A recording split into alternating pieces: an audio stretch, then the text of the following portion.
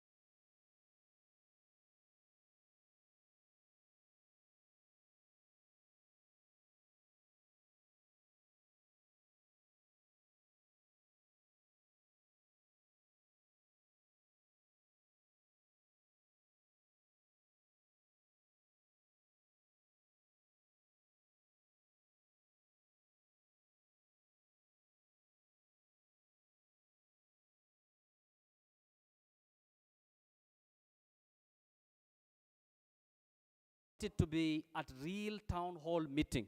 Isikuwe one-way communication. It has to be two-way, and we have to cross-cut. So, ladies and gentlemen, tuwapigie panelists wetu makofi once again. So, I think let me start with Mr. Jarso, who's the CEO PPG DLCI. And Mr. Jarso, we've heard a lot about community land. And sasa tunaona hashtag that says my land, my right. So for the sake of those of us who don't understand what community land is all about, can you just tell us in a very simple, easy language what community land is all about and what it means for the pastoralist region? Karibu. Good evening. Good evening. I know, I recognize that many of you came even before 2 or after 2. So I want to take this opportunity first to say thank you for coming.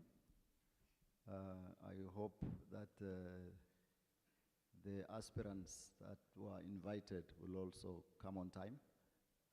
So just to answer the question from Yusuf, I'll just go straight to answering that question. Nitasema pia kwa Kiswahili. Kiswahili yangu sio mzuri sana, lakini nitajaribu. Let me start with English first. The issue about community land, tumeongea mara mingi sana. So community land is one of the classification of all lands in Kenya. Ukiangalia constitution ya Kenya, Kenyan constitution, ime-classify ardhi yote ya Kenya, mchanga yote ya Kenya, aina 3. Aina moja is ile inaitwa public land, na ingine ni ile ya private land, na ya 3 ni ile ya community land. Na community land, definition yake, kitu gani ina form community land, pia imepatiwa description katika constitution. Ukiangalia katika article 62, kutoka 60 paka 63 yote ni ya land. Ukiangalia hapo ndani, na mimi naomba muangalie hapo, hata constitution iko hata kwa Kiswahili, imepeana ile aina ya ardhi katika Kenya ambaye inaorodheshwa kama community land. Na bunge ya taifa ya Kenya ilipitisha sheria mwaka wa 2016. Hii sheria inaitwa community land, na hiyo sheria ndio hasa imepitishwa kwa sababu 4 ama 5 hivi.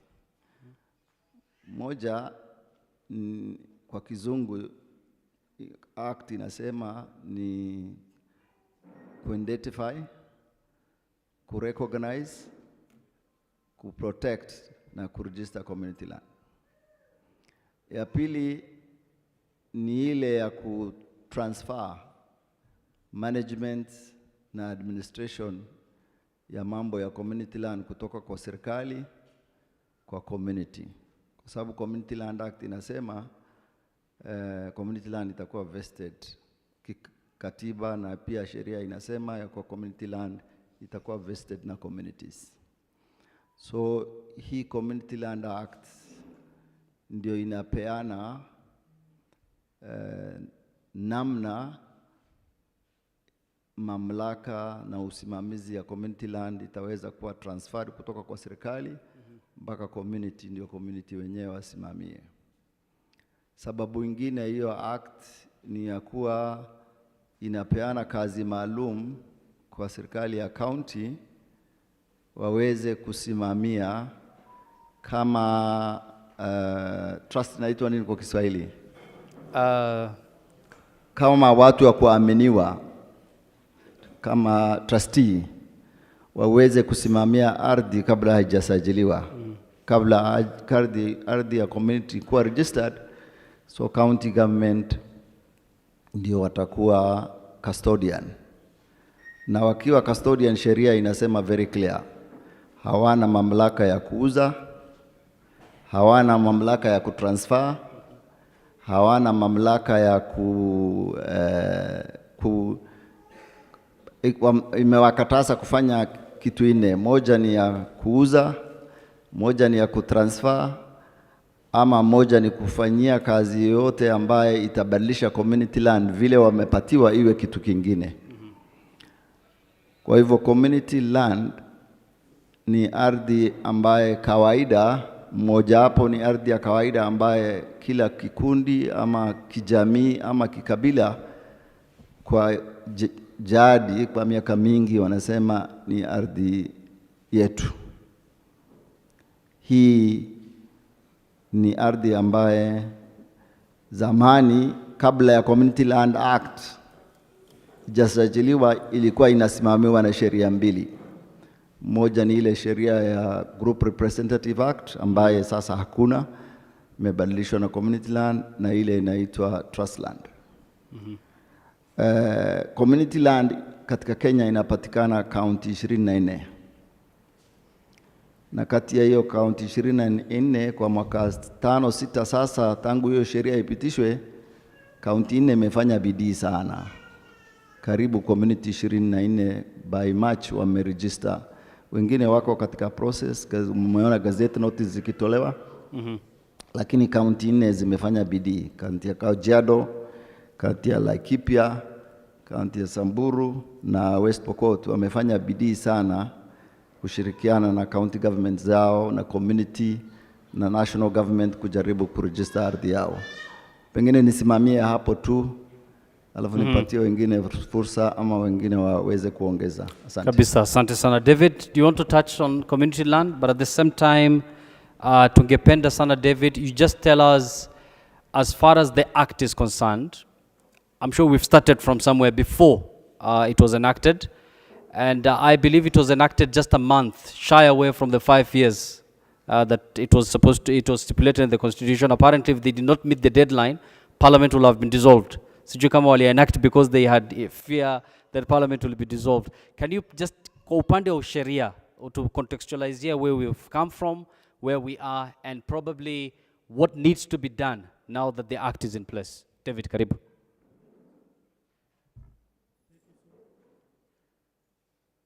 Maybe you can share Jarso's microphone. Thank you so much. Is it on?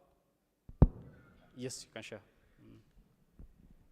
All right, thank you so much, moderator. I think that Jarso touched a bit on especially the law itself. But before I proceed, let me introduce myself. I'm David. I have worked with a number of communities to support them to use the Community Land Act to register and strengthen tenure. Jarso has hinted a bit on it. Kenya passed a very progressive constitution in 2010. The constitution, for the first time, recognized community land as a classification of land ownership, as a classification of tenure. The constitution also highlighted that Parliament needed to pass a law which would provide way by which communities all over Kenya can register their land. As you highlighted, moderator, Parliament seemed hesitant to pass that law. A number of the other laws, such as the Land Act of 2012 and the others, were passed in time, while the Community Land Act dragged until when it was about the last night before the deadline that they passed the community land. Interestingly, the community land that was passed is also significantly progressive. So it provides opportunity for communities across Kenya to register. It has some requirements that communities need to fulfill before they register. So that therefore means that the spirit of the law envisages that communities will have to take a huge responsibility. I'll quickly highlight these requirements that communities need to do by themselves. One, they need to draft their rules and guiding principles. I'll call them bylaws. So communities need to write down their rules, which will demonstrate how they will manage their land and natural resources. I think that is an opportunity for communities to lay down in writing all their past rules and what they aspire to achieve as a community. So to me, I would say that is a good or a tick for the Community Land Act. Two, that the community will need to elect an inclusive leadership committee to manage their land and natural resources. And this will follow the constitutional rule of not more than 2/3 of any committee has to comprise of one gender. So that means that the different social groups in the community have to be considered in the leadership, which is also a good or a positive aspect of the law. It also requires that communities have a register which includes all members without discrimination, be it male, female, minorities, and so on, which is also a positive aspect of the law. Another one is that for any substantial decision that affects people's access to the land, the community assembly, which comprises every member of the community, have to attend such a meeting and pass for such a decision to be legal. So that means that it recognizes the people. Like Bwana Jarso highlighted, this law devolves governance and management of land to the people themselves. Unfortunately, we've seen that in Kenya, where 60% of the land, about 60% of the land mass in Kenya is community land, only 24 communities have registered so far, out of the possibly thousands and thousands of communities. So that makes me believe that there's still a lot of work to do. I also know that community land has direct implication on food security, on peace, and the well-being of people. I'm glad for this occasion, and I hope that we'll have meaningful deliberation on matters community land. Thank you, David. When you say 60% of Kenya is community land, and kabisa, tutajaribu, yes, baba, tutajaribu to balance. Kuna watu pia wasikii Kiswahili. So tutajaribu, unaangalianga mpira? Kuna ile mchezaji ya katikati. Tutajaribu tufanye balance, sawa? So David, you've talked about the 60% land mass and only 24 communities have registered. So the 24 are possibly out of how many? 60% land mass of Kenya is huge. Yes. Only former group ranches have been adjudicated.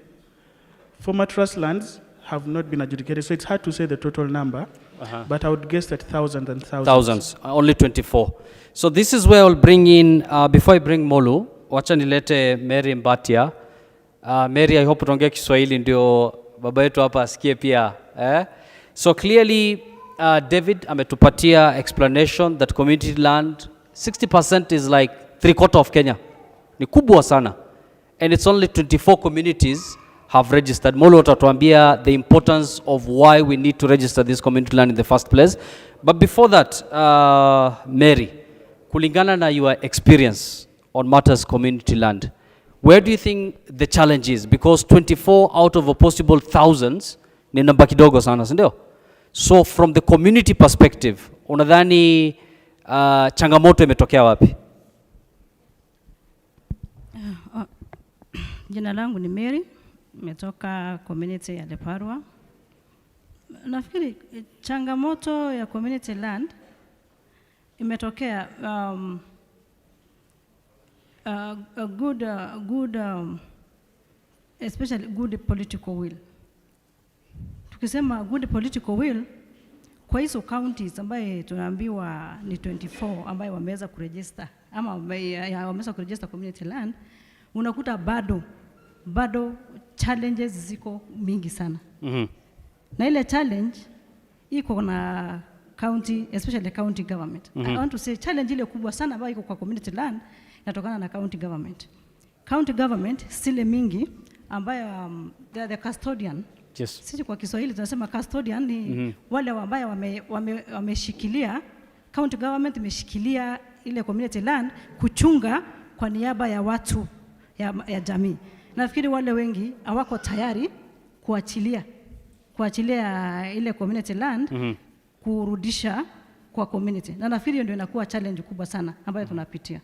Ambayo ile communities ambayo wanapitia. In fact tukiangalia kama hiyo inaitwa registration of community land, very few counties ambayo wameweka allocation ya kuweza kusaidia hiyo community land kuwe registered.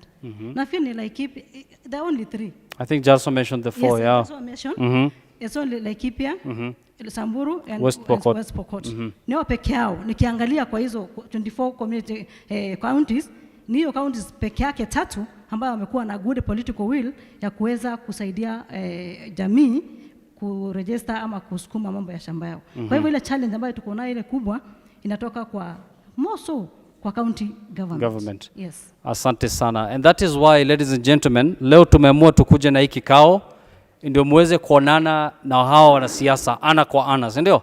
Hata mimi Kiswahili yangu si mzuri sana, tunakuanga tukiongea Kiingereza most of the time. But leo tumeamua tulete wanasiasa and I'm sure mtakuwa na hizo maswali, si ndio? Haya. Now over to Molu on the need or the importance to register this community land. Asante. Nasikika? Yes, tunakusikia. Yes, hamjambo. Nimeuliza kujibu swali kwa nini inahitajika kusajili ardhi. Hii ni kwa sababu ardhi ni rasilimali ya kwanza. Kwa sababu ukifanya biashara, ukifuga mifugo, ukilima shamba, ukitaka kujenga hoteli kama hii, lazima uwe na ardhi. Na huwezi kufanya investment, uwekezaji yote bila kuwa na ardhi. Na pia kuna constitution ya Kenya 2010 yale ambayo wenzangu walizungumzia, inasema ardhi isajiliwe. Ardhi lazima iwe 3, ile ya binafsi, ya umma na ya jamii.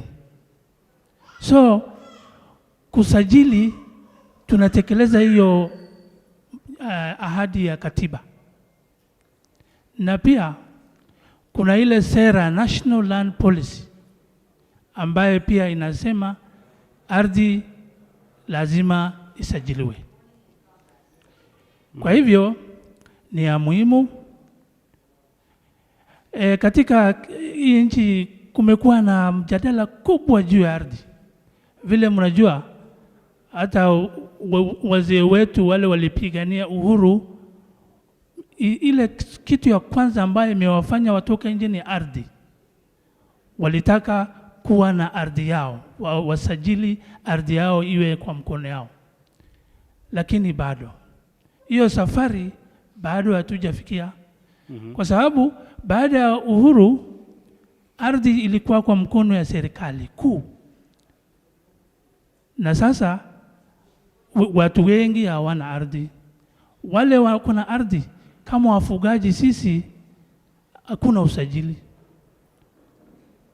Serikali inaweza kuchukua, inaweza kupeana kwa mwekezaji. So ni ya muhimu sana sisi kama jamii kusajili hiyo ardhi ili tuweze kuitumia na pia watoto wetu waweze kurithi kwetu, na pia tuweze kufanya investment katika ardhi yetu. Pia sisi kama wafugaji tunategemea hiyo ardhi kulisha mifugo yetu. Kama hatuna ardhi, kama ardhi sio yako, kama sio ya jamii, tutalisha mifugo wapi? Livelihood yetu itakuwa namna gani? Nafikiri ni haya na mengine ambayo ni ya muhimu kusajili ardhi, kwa sababu ni mambo ya katiba na pia ni haki yetu. Bila kusajili ardhi hatuwezi kusonga mbele, hatuna investment. Asante. Asante sana. I'd like Jarso, you want to touch on the same? And as Jarso prepares, nilikuwa pale inaitwa Arapal. Wangapi wanajua Arapal? Uko Samburu, njia Marsabit. On your way there, Merti of course, kuna hizi land kubwa kubwa mpaka hata uoni mwisho, na mtu akitoka Nairobi anajua hii land imekaa tu bure. So do you think this is some of the misconception about community land as you emphasize on what brother Molu talked about? Kasha. Hii mic angaliwe. Yeah. Angalia hiyo mic please. Nataka kuongeza tu some challenges ambaye Mary ameongea. Kitu cha kwanza, Isiolo imekuwa na challenge ambaye county nyingine hajawahi kuwa nayo. Ni muhimu kusema hii. Kuna vitu zimefanyika Isiolo ambaye haijafanyika county zingine, ambaye imekuwa challenge vile amesema ya kuregister community land, na pengine vile amesema mambo hiyo political will enda ikawa ninaletwa na hiyo challenges. Number one, issue ya legal notice number 150 ni Isiolo peke yake. Hiyo notice ya 150 ya 2019 ili declare Isiolo yote adjudication area under cap 284, under adjudication, sio under community land. And that was just 2 days before ile process ya adjudication ambaye imeanza kitambo, iwe ni ya mwaka 20, mwaka 10, mwaka 5, inatakiwa ikamilike, inatakiwa isimame. Isiolo kwanza ilikuwa na hiyo challenge moja, na hiyo kesi bado iko kotini. Wajumbe walienda kotini, wamezozana na national government, wamezozana na county government juu ya hiyo notice, kwa sababu hiyo notice imeitishwa na county government. Hiyo ni challenge moja Isiolo ilikuwa naye na county zingine haikuwa naye. Nasema hii kwa sababu tunaongea juu ya challenge ya Kenya na challenge ya Isiolo. Challenge ya pili ni ile kutosikizana juu ya registration unit. Isiolo ilikuwa na tatizo, na Kenya mzima pia ilikuwa na tatizo ya kukubaliana juu ya registration unit. Kulikuwa na pendekezo ambaye county government imeweka katika inventory ya sub county ndio itakuwa registration unit. National government wali raise issue wakasema hiyo unit ni kubwa sana, haiwezi kuwa registered for purpose of management na administration ya registered land. So county government inatakiwa reverse ama resubmit inventory. And that was in 2019.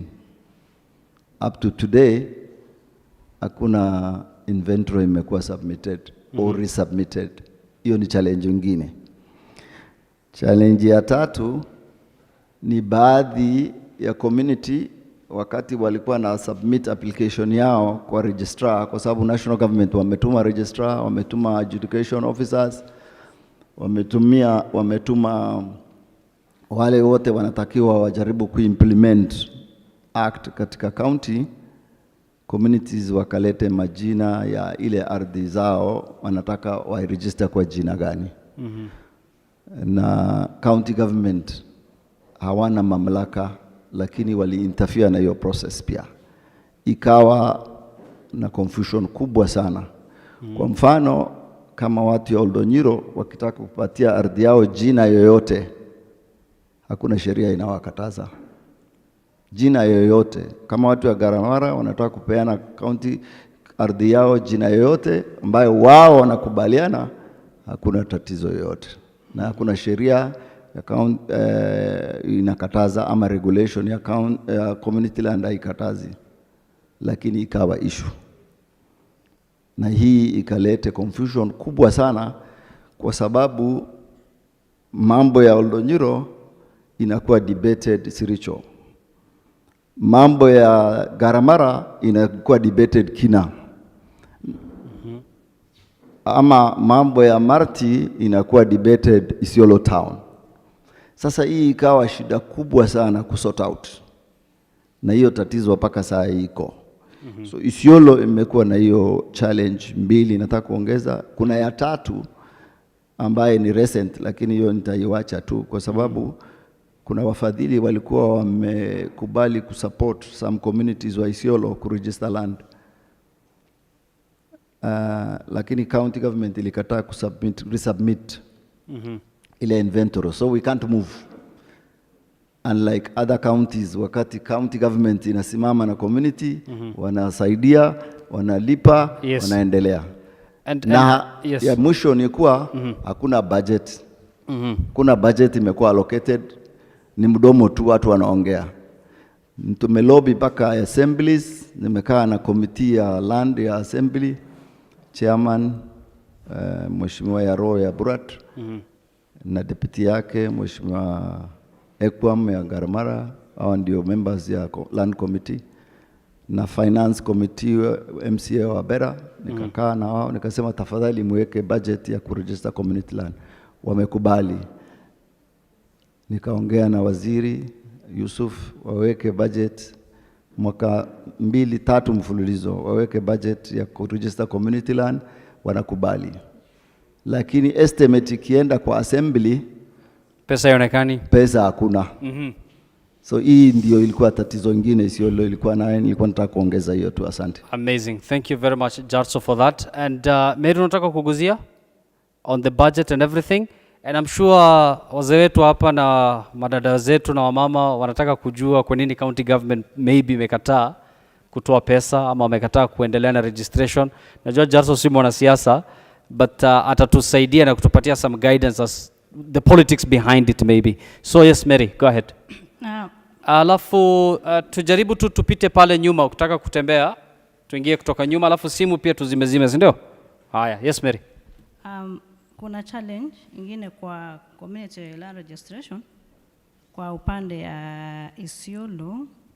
Kuna the officers who are supposed to register or to kuhandle hizo makaratasi ya community ya registration, community wakileta. Nafikiri tumekaa sana bila community land registrar in Isiolo, and up to now I don't think hata kama ameletwa mpaka sahi. Community land registrar? Yes. Ametumwa lakini yuko Isiolo. I think mumesikia hiyo, ndio? Kuna mtu ameandikwa kazi lakini ana float somewhere. Na anapata mshahara.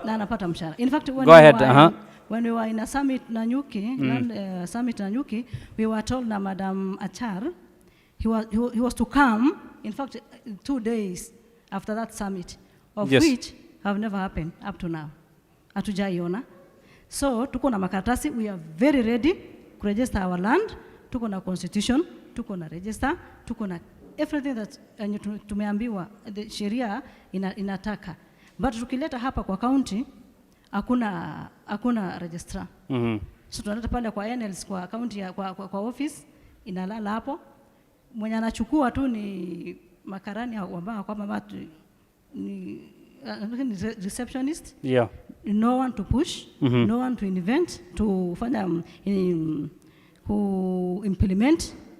So challenge hiyo tuko nayo ni huyo community land registrar. Hatujai muona. Ile challenge nyingine ambayo iko kwa communities ni mambo ya funds. Sasa tukiambiwa to register community land. In fact it needs a lot of money.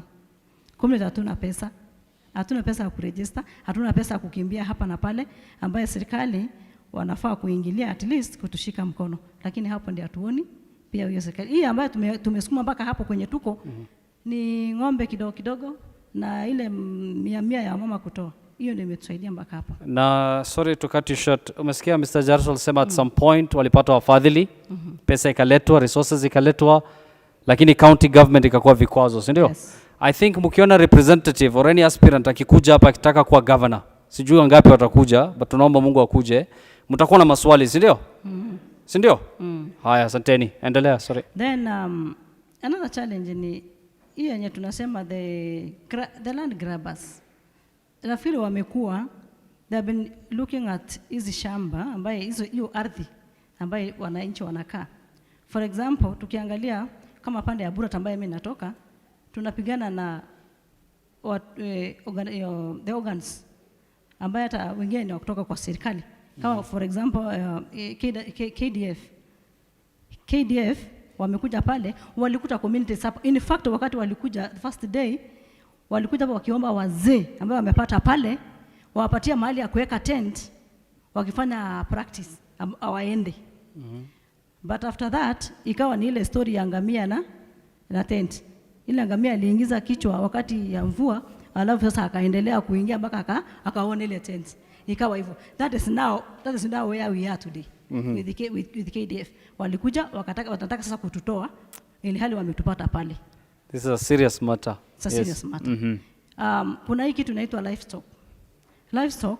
Nafikiri wakati walisema the first quarantine ilifanywa wakati hiyo miaka ambayo wanasema the ng'ombe ambaye imewekwa quarantine ni wazee wa pale kwetu. Na sasa wanatuambia pale sisi hatuonekani, wenye wanataka kuchukua pale ni hawa KDF na hawa mambo ya na livestock ambaye walikuja wakatupata pale. So hiyo ndio challenge ambayo tunang'ang'ana nayo watu wa Isiolo. Wale wengi juu hakuna mahali hakuna KDF. Alafu tena imekuwa Isiolo County imekuwa kama I don't know why they don't call it KDF County. Kwa sababu sasa we are yes, they're supposed to be named KDF County. Because tuko na tumezungukwa na KDF. Kila mahali kambi ya jeshi iko katikati ya communities. In fact tunaenda tunapata even the live bombs kwa maboma ya watu. Unakuta watoto wanachezea bomb ambayo imekuwa dropped na so umekosa ardhi na sasa unapigana na mabomu tena. Yes. So it's like I don't know, serikali maybe they come clear to tell us wako na nini na sisi basi. And I think this is where the political representation comes in. Lazima ukuwe na mbunge, lazima ukuwe na governor, lazima ukuwe na senator mwenye ataongea on your behalf, si ndio? Na tumekaribia ni siku ngapi imebaki? 26, 25, si ndio? So I'm sure you'll make a better decision then. So asante Mary for that. Nilikuwa na maswali yako lakini kwa sababu umeongea, let me go to David. So David, quickly, this is a town hall meeting. Mimi sifai kuuliza maswali, but nimesema tuache nianze then waachie maswali zingine, si ndio? So mniachie ya mwisho tu. Wacha niulize David, where is the space of women? Because most of the time tukiongea juu ya community land registration, wamama wanaachwa nje. Ama ni uongo? So mtuambie wamama wanafaa kujipanga kivipi ama wafanyiwe nini. Ndio tayari unajua sisi as Northern Kenya pastoralists tumekuwa marginalized, ndio? Wamama nao wamekuwa marginalized zaidi, wamewekwa kando, wametengwa kando zaidi. So how can we take care of that challenge? Asante moderator. Nitaanzia kusema kuhusu mambo ya sheria vile inasema. Sheria inasema kuanzia Constitution hata pia Community Land Act that all Kenyans are equal. Ukiwa man or woman, everyone is equal. Kila mtu anatumia ardhi. Kina mama, kina baba, kina moran, kila mtu anatumia ardhi. Sasa kwa hiyo, everyone must participate. Kuna vitu viwili which show that people are participating equally. Kwanza ni CLMC, ile leadership committee. Unajua zamani mambo ya ardhi ilikuanga tu ya kina baba. Every time walikuanga na mkutano, it was only men. Lakini hii sheria inasema mambo ya ardhi sasa si mambo ya kina baba pekee. Kina mama pia wafai wawe kwa hizo meetings. Kwa hiyo CLMC, there should be kina mama pia wakuwe huko ndani ya CLMC, ya committee. Pili, register. Kila community ifaiwe na register. Na kwa hiyo register, kina mama pia wafai wawe huko ndani. Those are the two areas. Nataka niwaambie community members, as you go back and continue to think about mambo kuhusu ardhi yenu, think about women pia, sababu wanatumia ardhi. Hizo livestock zinakuanga hapo karibu na nyumbani, kina mama ndio wanakuanga nazo. So you want to involve them, I encourage you to do so. Thank you. Thank you very much, David. Mary, maybe unaweza guzia hiyo, and as you prepare for that, Anthony, our technical guy, please look at the Zoom, because there are people who are saying they can't get the password. It's asking for please enter your name and the meeting passcode. So yeah, it's sorted. Thank you very much. Yes, go ahead. Kwa mambo ya kina mama na mambo ya community land registration ama community land ownership, bado wamama tuko na kazi, especially in Isiolo. Let me just say in Isiolo, although it is cut across the country. For example, our culture kwanza, hiyo ndio kitu moja ambaye it's holding back kina mama. Sababu tunaambiwa bado ukienda huko mashinani unasikia mama hafai kumiliki shamba. Na I'm glad kwa sababu hii the law, sheria ya sahi ya shamba ambayo imeletwa, at least inahusisha kina mama. Hata okay, that's gender at least gender equality ya committee CLMC, kina mama wako, they're supposed to be there. Yeah. But okay, even if wako pale unakuta hawana voice huko ndani. Unakuta ndio wamewekwa pale, lakini wako na voice. Ama wako hapo tu waonekane wako. Na sio tu kwa CLMC peke yake, nafikiri kwa mambo mengine mingi. Na pia ningependa sana kuambia kina mama wapiganie, waamke wapiganie, wajionyeshe, hata wao wanaweza sema, hata wao wanaweza fikiria. Sisi tumekaa tu hatuna akili, tuko na akili at least ya kusema kitu moja. Yeah. So culture yetu kwanza hasa Isiolo bado inaweka kina mama, inadunisha kina mama sana. Tuko nyuma sana kina mama kwa sababu ya culture. Na as long as we are still in a nation called a patriarchy nation, we still have a lot of work to do kama kina mama. Like for example, the two-third gender rule.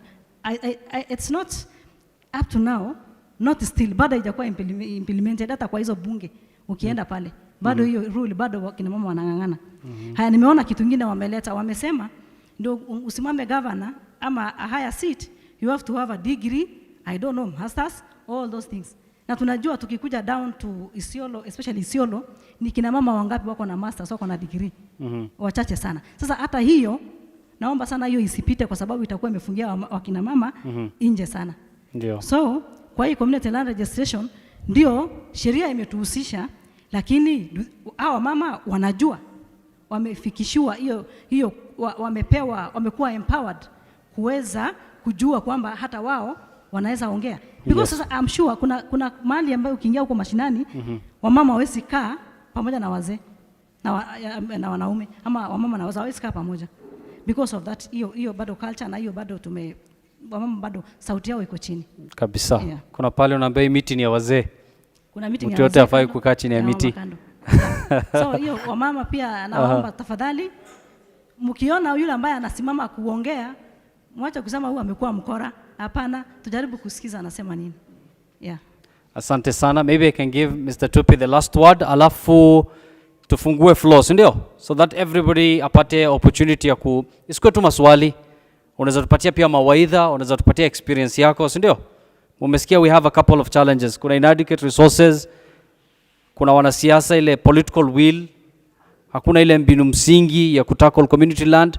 So from all those, mtatupatia your personal experiences na maswali, so tutafungua floor. So Tupi, and then in the meantime maybe you can get a microphone that will be going around the audience. Yes, you can just bring it forward. Go ahead. You wanted me to respond? Maybe you can just touch on the women issue na inclusion. Okay. Yeah. Mambo ya mama, katiba ya Kenya imepatiana wamama nafasi, na hata hiyo nafasi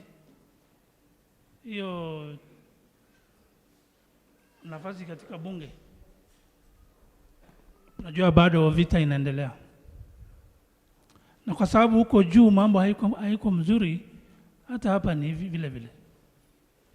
Kwa hivyo lazima tuanze juu, ama Isiolo ianze chini, ipatie wengine mfano mzuri.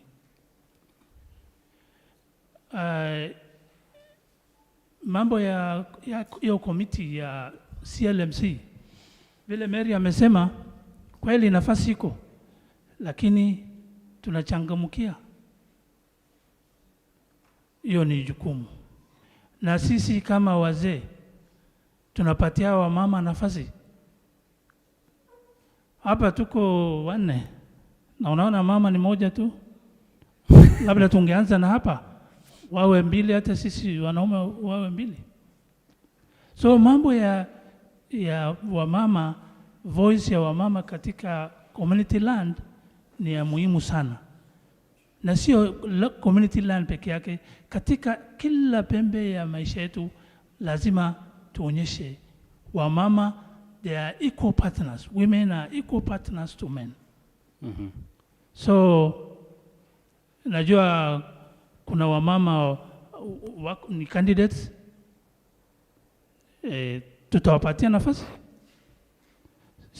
Siwa tu tunazungumza mambo ya ile theory, kuna mambo practical sasa inaendelea.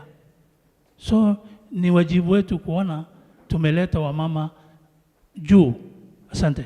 Asante sana. So microphone iko wapi? So kama kuna mtu yote akona maswali or you want to share your personal experience, and make sure utaje tu jina yako, organization maybe ama community ile una represent. Wacha tuanze na wamama. Unajua hapa tumekuwa na mama mmoja tumeambiwa. Tuanze na mama hapa.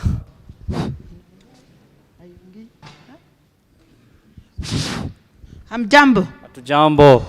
Asante. Ninaitwa Joyce Nairesia. Nimetoka hii county ya namba 11, ward ya Burat. Hawa wote panelists wamekaa, isipokuwa wa mwisho tu ndio simjui, lakini Jarrison ni my boss, Mwalimu ni my boss, Mary is my sister. I'm happy to see you there people. Na wa mwisho ni David. Na sikuwa nataka wao, sio wao nilikuwa nataka waketi hapo. Kuna watu tulikuwa tunatasamia wakae hapa, maana labda hata hatuwaoni, hatujui wako wapi, na katika possessions ambayo wamechukua hawaonekani. Kwa hivyo ninapoambiwa niulize Jarrison maswali, ninamuuliza nini? Na yeye amekuwa kipawa mbele akiweza kusukuma maneno ya ardhi kufanyika. Mwalimu the same akiwa pale MDP. Mary is my sister, tumechoka to and fro tikitembea. Sasa sijui tunaongea namna gani, sijui ni opposite, lakini ni sawa tu. Mimi ninataka kugusia maneno ya community land kwa njia moja ama nyingine. Hii ni jamii ya wafugaji.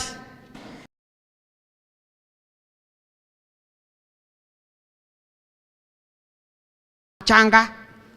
Na ninashukuru Mungu kwa sababu vile tunaendelea tumeweza kujua kwamba huwezi kufananisha mifugo ambayo tumekuwa tukifuata na mchanga. Mchanga iko na dhamana zaidi ya mfugo.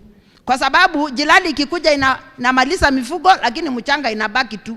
Ndio unakuta huko Central watu waliendelea zamani maana wako na magorofa, sisi tunafuata ng'ombe 500, ile mwaka ingine inafika 100, siku ingine unabaki na 3. Hiyo ndio level ya akili yetu. Lakini sasa kwa sababu kuna uerefu fulani umekuja, tumejua udhamana wa mchanga, na ninashukuru Mungu kwa sababu ya katiba ya 2010 ambayo imeweza kufungua kila mtu akili, hata sisi wafugaji tumejua udhamana wa mchanga. Na kwa sababu tuko na serikali yetu ya ugatuzi ama inaitwa devolution kwa ile lugha nyingine ya Kimombo, na serikali yetu inataka kuturudisha sisi tukae tu kama wafugaji. Haitaki sisi tusonge mbele na tujue na tukule ile matunda mzuri inakuliwa na wale watu wengine wa huko juu. Inataka sisi tubaki kama wafugaji na ile ujinga wetu wa kufuata ngamia na ng'ombe na mbuzi. Na nilikuwa nataka kuona wameketi hapo hawa wanaume na wanawake ambao wanatafuta viti fulani katika hii unyang'anyiro wa viti ambayo inakuja. Kwa sababu gani? Tumekuwa na utawala karibu mara 3. Tumekuwa na waziri wa mchanga katika kaunti hii, na kwanza ESMI MCA. Na mambo mingi ambayo Jarso ameongelea, nilikuwa nataka Mheshimiwa Yaro atujibu amefanya nini. Kwa sababu ile kidogo tumepata na ile mambo kidogo na werefu kidogo na ile kusukumwa, tumefika mahali tumefika. Nimetoka Burat. Mimi nimepata eviction ya kuambiwa ondoka kwa ile mchanga.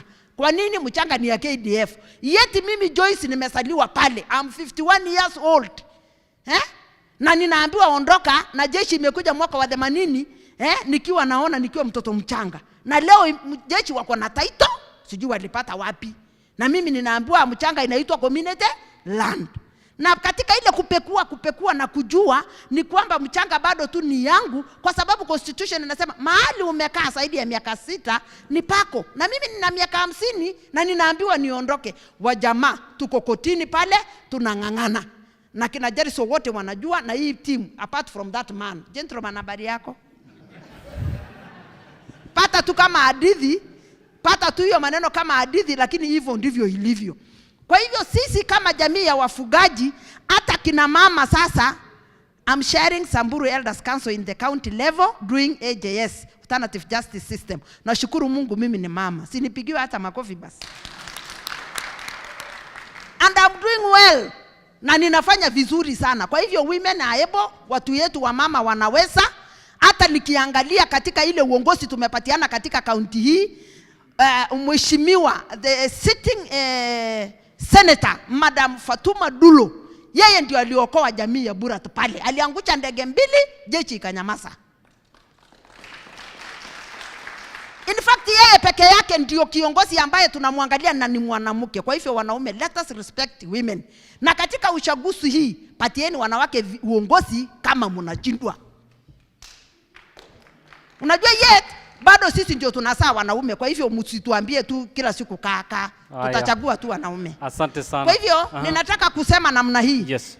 Hawa viongozi wetu wa kisiasa tunawaongojea waketi pale, watakuja saa ngapi? Mtu kama mimi nilikuwa hapa saa 2. Kwa sababu niliambiwa sijui mkutano iko namna gani. Na I have a lot of questions to ask them. Kama county government leaders, I want to see them fair. Ndio niulize maswali kuhusu ardhi, maana ndio custodian vile Mary amesema. Kwa hivyo watakuja saa ngapi jameni, tuwaulize basi hiyo maswali, maana hizo maswali hatutaki kurudi nazo nyumbani, tunataka kuwauliza. Asante. Asante. Nikumbusha jina Beatrice ndio? Ninaitwa Joyce Nairesia. Joyce, magavana wakikuja wewe ndio mtu kwanza kuongea. Asante. Haya, asante Joyce. I think just so you've heard that, maybe if you want to briefly respond to issues regarding eviction.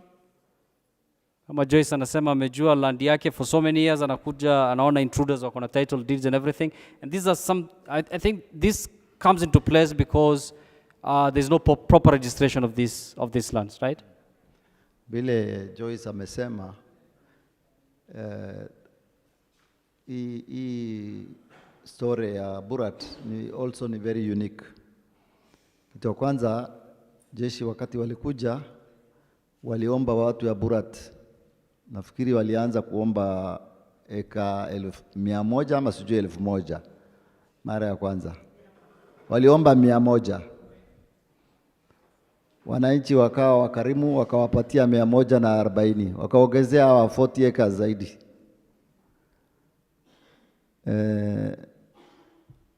20-30 years later,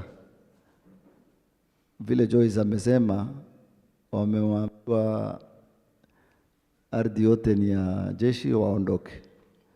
Namna gani imetokea? Wakati ya kwanza wanaomba, wanapatiwa, alafu baadaye inakuwa community haina ardhi hapo.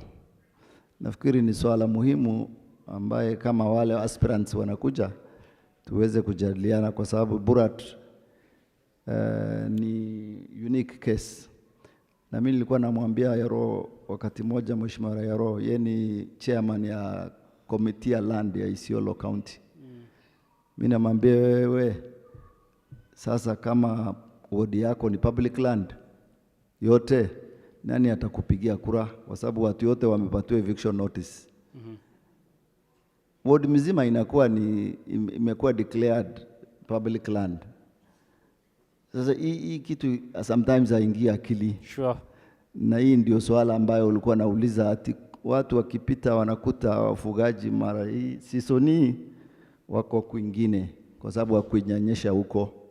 Mtu anaangalia anaona hii ardhi yote ni empty. Pengine watu wa Burat walienda Oldonyiro wakati jeshi walikuja ama nini, ndio wakasema hii ardhi haina wenyewe, wakachukua. Hii kesi Burat Land Committee nafikiri wameshirikiana, wameenda kotini, tunangoja koti iamue namna gani itatatuliwa. Lakini Burat pia ni kesi moja ambayo ina tatizo sana. Yeah. Lakini haiwezekani mtu amezaliwa na ako mwaka 51 na wengine zaidi yake aambie nyumba, hauna nyumba tena hapa. Sheria haikubali hiyo, haiwezekani. Mpaka kuwe na majadiliano.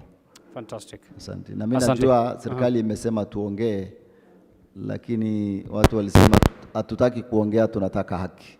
Kabisa. Serikali imesema tuongee juu ya hiyo kitu, na tumejadiliana wakati moja, nakumbuka katika ofisi ya PPG na MPs wakasema hatuongei, tunataka haki. Tunaongea nini na wananchi hawana haki? Yes. Asante. Yeah. Asante sana. Joyce, tumemkumark. So ukiona wanasiasa wakiingia, microphone unanichukulia na kupatia wewe, waulize maswali ngumu yote. In the meantime, speaking about politician, I'd like to recognize the presence of the current Deputy Governor, Dr. Isa Kwapa. Dr. Isa Ndoule. Dr. Isa anatafuta kiti ya Senate. Tutamleta after this session. Wakati tumemaliza yetu ya community, tutaleta senators, women reps na MPs hapa tuweze kuengage wao, alafu baada hiyo tulete magovernors ndani, si ndio? So usikuwa na wasiwasi. Sasa zingine kungoja pia iumiza matumbo, lakini kuna mazuri at the end of it all. So any other question, comments? Yes, tupatie kijana, then tukujie ndugu yetu hapa. Tuanzie huko nyuma. Assalamu alaikum warahmatullahi wabarakatuh. Wa alaikum salam. Shalom to our Christian brothers and sisters. I'm Abdikarim Mohammed, aspirant to Burat Ward. I have 6 questions to the panel. You have how many questions? 6. No, just go with one for now, tafadhali. Just choose the best. Moja. No, tumeanza late kidogo. So okay. Let's save time. One question, maybe a minute, and then we can go ahead. This is a question I don't think anyone can answer there, but some few weeks ago, we saw an aspirant, gubernatorial aspirant from another county, giving title in Oldonyiro. My question is, where did he get the paper, such crucial document, to give to our people? Yet we have governor, sitting MPs, women rep, and senator. Even he's not a chief, he doesn't own a land in this county, but he came up with one title. An aspirant issuing title deeds. Yes, an aspirant. Is he a serving government official? No. Hata si chief huku. Okay, sawa. He's just an aspirant. We need to know where did he get that. That's interesting. That's interesting. Thanks a lot. I don't think that's a question anybody can respond to, because how wanajua wametoka kwa, they're the ones who are facilitating this session. So I'm sure maybe in the near future we'll have maybe a government official, or maybe tonight the current governor, I don't know if he might make his way here, we don't know. Yes, Jaso. Let's try and work on this microphone. Mimi nafikiria hiyo swali deputy governor ameingia and is still serving deputy governor. Oh yes. Until when we elect either a senator or not, he is a serving deputy governor of Isiolo. In the absence of governor, I think he's the right guy to answer that question. Thank you. Deputy Governor, you want to come in now? I know he can talk very well, so wacha akuje ajibu maswali. Sorry, I think we've ambushed you in a way. Pole sana. These are my people. Ah, good one. You know, something I learned from the English people. Uh-huh.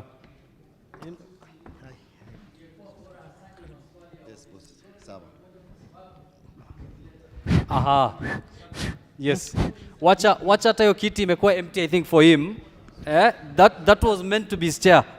Sawa? Mbona hiyo kiti ilikuwa empty kimungoja tu? Wacha kae hapo sasa. Amekuja kabisa. Habari yenu. Habari ya jioni. Unajua mimi niliambiwa nifike hapa saa 10:30. Nilikuwa hapa saa 10. Imagine. Something I learned from, nimejua kutoka Uingereza, it's better to come 1 hour early than 1 minute late. Vile aspirant ameuliza ya kwamba how comes, inaweza kuwaje mtu ni aspirant anapeana title deed. Unajua katika county yetu ya Isiolo kuna ukiukaji wa sheria na katiba ya Kenya. At the moment mimi ni sitting deputy governor, lakini I am also acting governor because the governor is indisposed. Lakini inakuwa hakuna communication ambayo inakuja kwangu. Ofisi yangu imekaa hivyo bila kuhusishwa mambo yote ambayo inakuja county. Kwa hivyo mimi hutokea nikisikia kuna meeting ndio nakimbia pale. Sheria inasema ya kwamba ile kutoa title deed inatolewa na governor, county governor ambayo is sitting. Baya governor wetu ni mgonjwa, na hivyo mimi ndio mwakilishi, lakini mimi sijaelezwa wala nimeona kwa mtandao vile watu wanaangalia vile Mheshimiwa Abdulkadir amesema ya kwamba how comes. Hiyo ni kitu ambayo haifai kutendeka katika Kenya yetu ambayo ni uhuru, Kenya yetu ambayo ni katiba. Lazima tuzingatie katiba ili kazi iweze kuendelea. Lakini tukianza kuweka kazi feelings ya kwamba tunapendelea watu wengine ambao wako aspirant, hiyo inaharibu program yote ambayo ya udemokrasia. Kwa hivyo mimi nimeona kwa mtandao vile umeona, nimejaribu kufuatilia, nikauliza hata county commissioner mwenyewe ananiambia hana habari, hajasikia hiyo. So hii ni kitu ilifanywa chini ya meza ambayo ilikuwa ni illegal, ambayo ni kuconfuse watu ya kwamba, so hiyo ilikuwa kwa hizo titles sijui kama ni za kweli ama ni za urongo, siwezi kujua because hata county commissioner haja confirm. Juzi Ngaramara waziri Atani alikuja na alipeana title deed. Waziri Atani alikuwa anamuwakilisha Mheshimiwa Rais wetu Uhuru Kenyatta. Kwa hivyo hiyo zilikuwa title ambazo ni za haki ambazo aliweza kupatiana. Asante sana. Now Mheshimiwa, as much as hata uliona kwa mtandao kama sisi ama kama mheshimiwa yule mwingine, I think the locals here in the community they'll feel like kuna mtu mwingine next atakuja fanya hivyo, si ndio?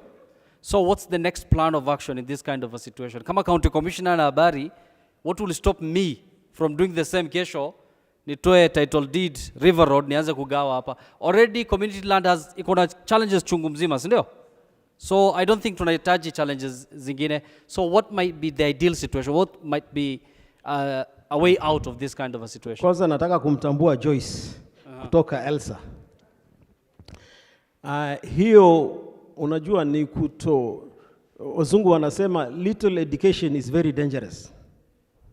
Kwa hivyo hiyo ni kutokuwa na elimu ya kufuatilia mambo ya katiba katika Kenya. Kenya ni nchi ambayo ni demokrasia ambayo ina katiba. Haifai ya kwamba tunaangalia mtu anaweza kuja kupatiana title deed ama mtu mwingine anaweza kuingia ofisi. Kama mimi mwenyewe ofisi yangu yenyewe saa zingine watu wengine ndio wanaenda kushikilia ambayo hawajui ya kwamba kuna sheria ya kufuata. Ile kiti mimi nilichaguliwa na watu wa Isiolo. Ninashika kwa dhamani yao. Kesho mimi nitaondoka, baada ya siku 23 mimi nitaondoka. Kuna deputy mwingine atakalia. Sasa mkianza kufanya hivyo kwa deputy mwingine, county haiwezi kuendelea. County haitakuwa na yani ile inaitwa munasikilizana vile mtaendesha kazi. Kama governor hayuko, deputy governor. Kama deputy governor hayuko, governor atakuwa. Yes. Kwa hivyo hiyo ni kutojua sheria ambayo imewekwa na katiba ya Kenya na ambayo lazima ilaaniwe na wananchi. Lazima watu kama hao wachunguzwe. Yani wasikuje kuvunja sheria na kwenda. Unaona wengi leo katika Kenya yetu wanavunja sheria. Unaona mtu ambayo ameshikwa na ufisadi, kesho anasimama bunge. Mtu ameshikwa na ufisadi, kesho anasimama anakuwa governor. Kwa hivyo hizo vitu lazima ile sheria ambayo inawekwa yani ya ile ya integrity na chapter 6 ya constitution lazima ifuatwe. Tukifuata hiyo hatutakuwa na hii shida Yusuf. Kwa hivyo shida ni watu kutojua ya kwamba kuna sheria ambayo wananchi wanaweza kuchukua na wakati huu wako na kurao kwa mfuko. Unaona, usichague mtu kwa ajili ati umependelea yeye ama amekupatia pesa ama yeye ni kabila hii ama nini. Vile Joyce alikuwa anasema ukitaka kujua, mimi ndio nilikuwa Jarso, nilikuwa mtu ya kwanza kupigania na mambo ya ardhi katika Isiolo. Mimi nilikwenda nikakaa na Swazuri. Tukakaa na yeye, tulikuwa na wazee, Jarso alikuwa kwa watu wengi walikuwa pale. Tukasikilizana, nikakuja na helikopta na Swazuri pamoja na jeshi. Tukazunguka, nikaoneshe mraba yote ya Isiolo ya kwamba imezungukwa na KDF. Vile alisema KDF sasa wamekalia kama huko Elsa, pahali ambao watu wangelilima, kuna maji wangelitoa mazao. Upande hii 78, upande hii School of Artillery tumezungukwa. Sisi watu wanazaliwa, wanataka kupanua, wanataka maskuli wa nini. Lakini juzi saa ile Rais Uhuru Kenyatta alipokuja hapa kwa KDF, alisema na akapromise ya kwamba wataondolewa wapelekwe pande nyingine. Sio watu wanahamishwa. Hizo court cases ambayo zinaendelea. Mimi mwenyewe nilikuwa kwa mbele katika hiyo kupinga hiyo 150 ya kutoa watu yetu kutoka Burat, kutoka area hizo. Kwa hivyo rais amesema ni kutekelezwa tu ya kwamba, nadhani hata hiyo unajua saa zingine hizi makoti inafanyaga ujanja. Watu wanapati, unaweza patia mtu eviction namna gani pahali ameishi, pahali kitovu yake imezikwa. Huwezi kuhamisha huyo mtu, na hata tuvunje hata hiyo sheria ya kwamba hakuna mtu atakutolewa pale. Hao jeshi ni watu wetu, wanachunga nchi yetu. Kwa hivyo hawa wanajeshi lazima waondolewe, wapelekwe pande nyingine. Ukienda Samburu walikuwa kwa hivyo, wakapewa ardhi nyingine wakaondoka. Alternative land. Thank you. Vile walifanya. Sasa kwa nini Isiolo tuzungukwe? Hatuwezi kupanuka. Kuna watu wetu wanataka ardhi, kuna watu wameishi huko. Lazima hawa watu wapewe title deed, wakae pale wamezaliwa, ambao wamezaa watoto. Vile Joyce amesema miaka 51 amezaliwa pale. Sasa unaweza kumuondoa, ana haki kuliko wale walikuja kama wale ngamia ambaye alikuwa anauliza niweke kichwa. Hiyo kichwa lazima iondolewe na nchi waweze kuishi. Asante sana bwana Deputy Governor who is now eyeing the Senate. So tuliplan tutasimamisha mkutano 6:30 because Waislamu lazima waswali maghrib, si ndio? Bado msiko na wasiwasi, leo tutoki hapa mpaka msemo mmechoka. Hatuwezi toka hapa. Sawa? So the next session itakuwa ya ma MPs, senators, women representatives, si ndio? Hapo ndo tuna expect, mimi hata nitanyamaza, nataka nyinyi muwaulize maswali, hawa pia wapate opportunity ya kuwapatia agenda yao, si ndio? So tuko hapa na tutakuwa live kwa station 3, tuko na Ipse. Kuna mtu wa Ipse hapa? Ipse Radio. So kama uko na familia ama watu uko nyumbani wenye wameshindwa kufika, waambie tu wa tune into Ipse FM. Alafu tuko na Angaf Ibrahim Kurunzi yuko pale, na tuko na Radio Shahidi. Si ndizi radio mnajua? So tutakuwa live kwa hizo radio zote, vijana tuko kwa social media yote, Facebook, YouTube and the rest. So tafadhalini, si to break to for how many minutes? Turudi saa ngapi? Turudi saa? Nataka ikuwe very democratic. Saa moja. So saa moja sisi wote tutakaa hivi. Haya, tupigie makofi Deputy Governor wetu. Before that, wacha tusikie Mr. Jarso for a few minutes.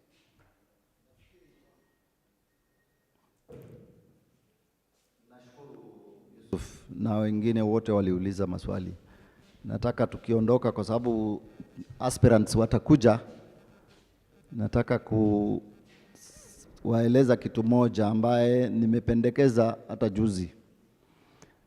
Nataka kuwaeleza ya kuwa wale watu wanasimama kura, kama rafiki yangu, ndugu yangu Deputy Governor His Excellency Isa, ni watu wanatafuta kazi kwetu. Njia moja ya kuwapatia kazi ni kuwapigia kura. Nataka muelewe ya kuwa ni kama vile mtu anaandika application kwa ofisi yangu, ofisi yake, ofisi yake, ofisi yake, na kwa ofisi nyingine yoyote kuomba kazi. Kitu kwanza nataka muelewe ya kuwa hii ni wakati ya wale wanataka kazi ya siasa, wanaomba kazi. Hiyo ni kitu moja nataka kusema, kwa sababu watakuja kabisa. Ya pili, nataka kuomba wale viongozi, kama we ni kiongozi, kama we ni, tafadhali usiombe kazi kwa wananchi, kwa sababu viongozi hawachaguliwi. Hawafanye nini? Hawachaguliwi. Viongozi wanajitokeza, wanaongoza watu wakati shida fulani inatokea, ama wengine wanazaliwa tu. So ukiona mtu anatafuta kazi, ujue ni nini? Sio kiongozi, ni nini? Ni mfanyi kazi. Nataka muelewe hiyo tu. Sijui kama mmenielewa. Unaona tofauti ya kitu nasema na ile mnaelewa? Imefahamika? Kwa hivyo nataka muelewe ya kuwa rafiki yangu His Excellency Dr. Isa,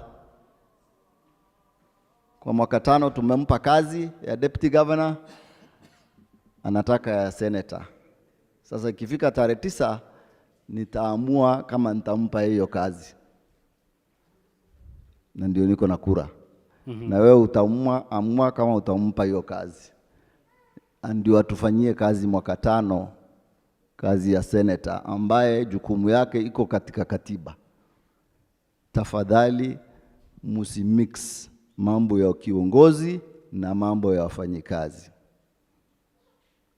Kwa hivyo nataka kuwaeleza kitu moja ile mimi naelewa, na mimi nataka muelewe, viongozi hawachaguliwi. Viongozi wafanye nini? Hawachaguliwi. Either wanazaliwa ama wanajitokeza. Kabisa. Na hakuna kiongozi anauliza kazi watu ile anaongoza. Hakuna katika dunia. Joyce ni kiongozi ya kikundi fulani ya kushughulika na mambo ya ardhi. Uko mshahara unauliza hiyo watu? Unajitokeza unafanya hiyo kazi. Hii watu tukiwapa kazi tunawalipa. Yule hatumlipi, anatuongoza na tunamwamini, tunamsikia, tunamfuata. Mimi nataka muelewe hiyo swali. Asante. Asante sana. Tupigie Bwana Jarso makofi. Mr. Molu Tepe from Midp, tumpigie makofi pia. Simempenda mawaidha yake. Our DG, asante sana. Although tumemhijack, lakini session yake itakuwa next, tumpigie makofi. David ni kutoka Namati, he's a programs manager. Joy sasa I think next tukimwona hawezi kuwa strangers, ndio? Tumpigie makofi. Hey, na mama wetu Mary Mbatia. She is also a community member. Asante sana for that. So mmesikia watu wanakuja next ni wafanyakazi, si ndio? Mnaogopa kuuliza maswali ya wafanyakazi wenu? Tupatane saa moja, si ndio? Asanteni.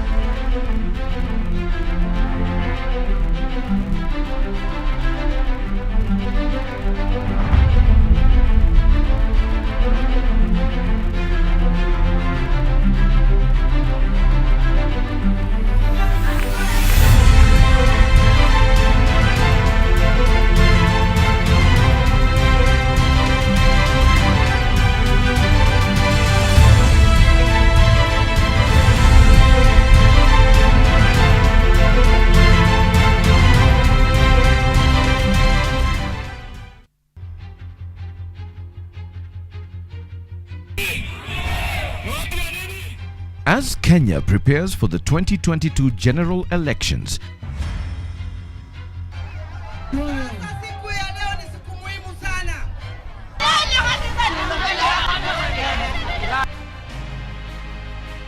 the need to address community land rights is critical.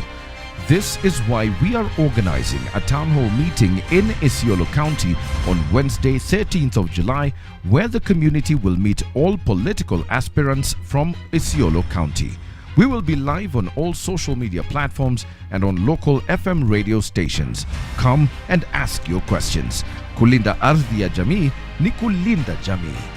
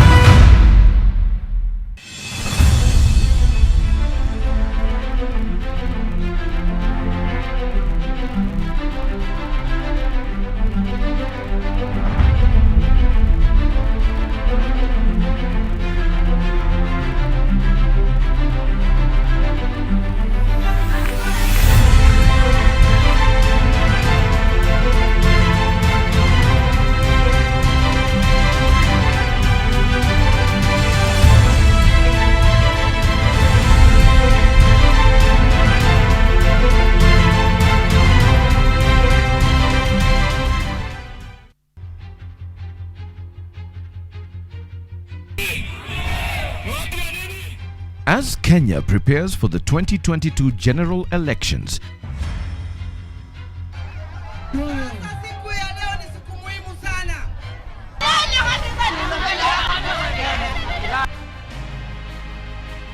the need to address community land rights is critical. This is why we are organizing a town hall meeting in Isiolo County on Wednesday, 13th of July, where the community will meet all political aspirants from Isiolo County. We will be live on all social media platforms and on local FM radio stations. Come and ask your questions. Kulinda ardhi ya Jamii ni Kulinda Jamii.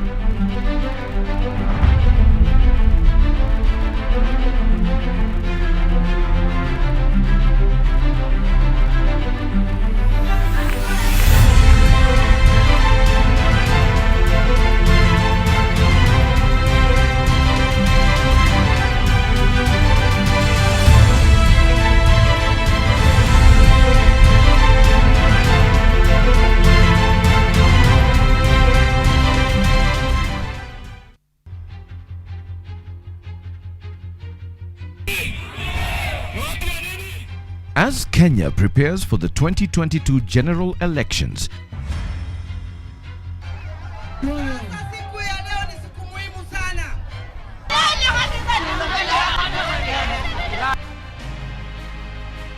the need to address community land rights is critical. This is why we are organizing a town hall meeting in Isiolo County on Wednesday, 13th of July, where the community will meet all political aspirants from Isiolo County. We will be live on all social media platforms and on local FM radio stations. Come and ask your questions. Kulinda ardhi ya Jamii ni Kulinda Jamii.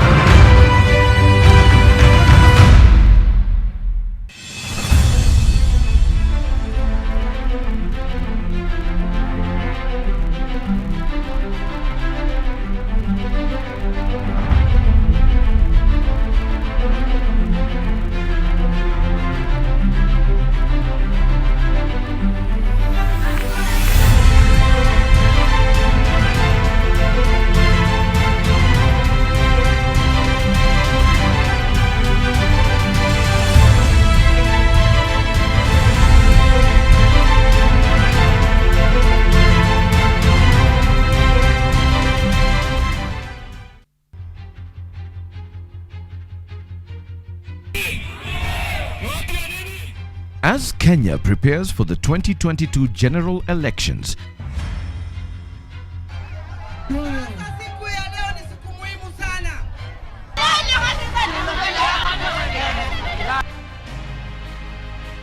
the need to address community land rights is critical. This is why we are organizing a town hall meeting in Isiolo County on Wednesday, 13th of July, where the community will meet all political aspirants from Isiolo County. We will be live on all social media platforms and on local FM radio stations. Come and ask your questions. Kulinda ardhi ya Jamii ni Kulinda Jamii.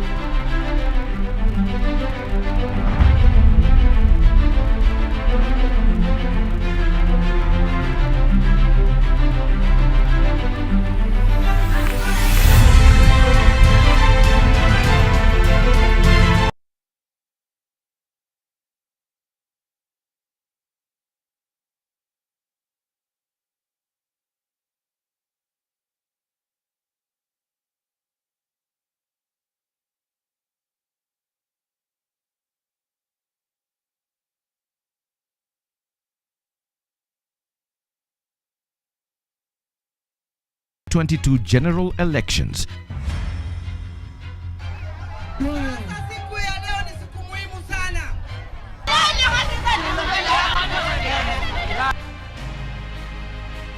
The need to address community land rights is critical.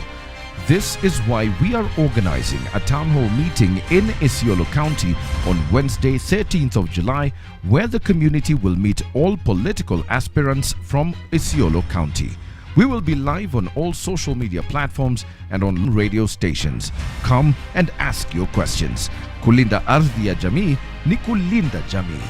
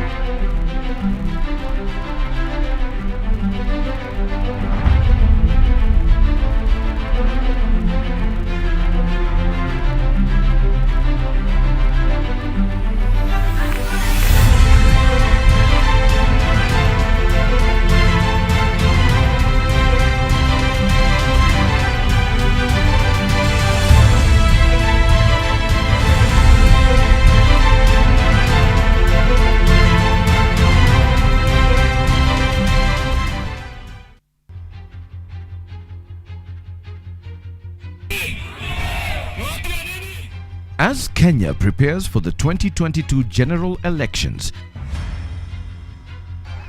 Siku ya leo ni siku muhimu sana.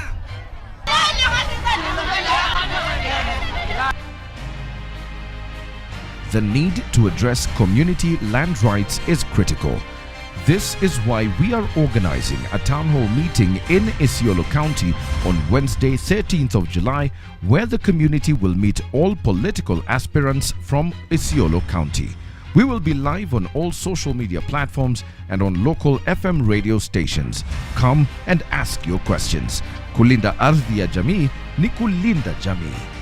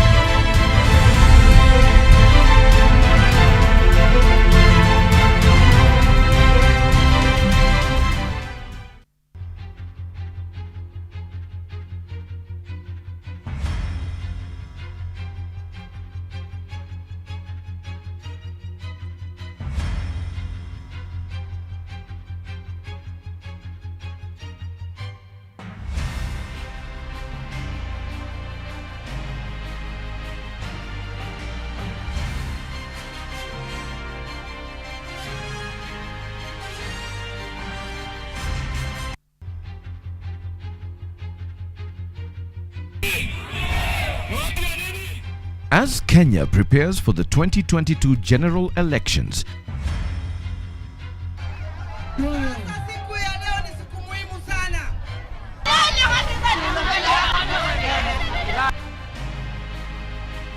the need to address community land rights is critical. This is why we are organizing a town hall meeting in Isiolo County on Wednesday, 13th of July, where the community will meet all political aspirants from Isiolo County. We will be live on all social media platforms and on local FM radio stations. Come and ask your questions. Kulinda ardhi ya Jamii ni Kulinda Jamii.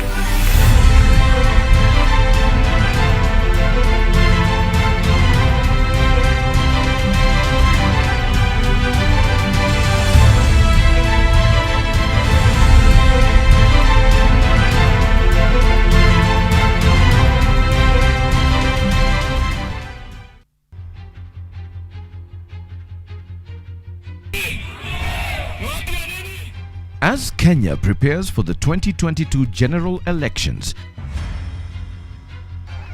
Siku ya leo ni siku muhimu sana.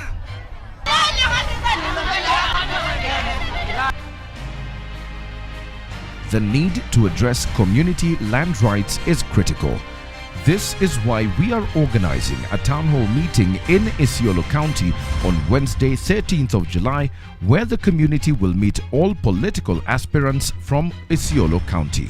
We will be live on all social media platforms and on local FM radio stations. Come and ask your questions. Kulinda ardhi ya Jamii ni Kulinda Jamii.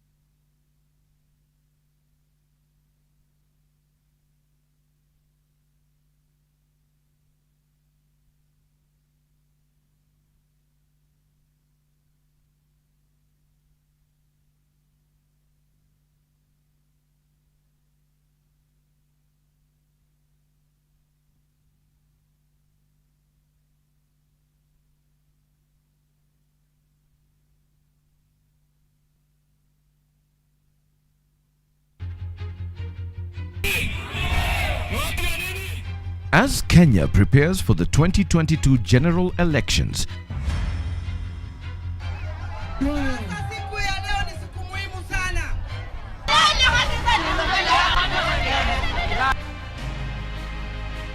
the need to address community land rights is critical.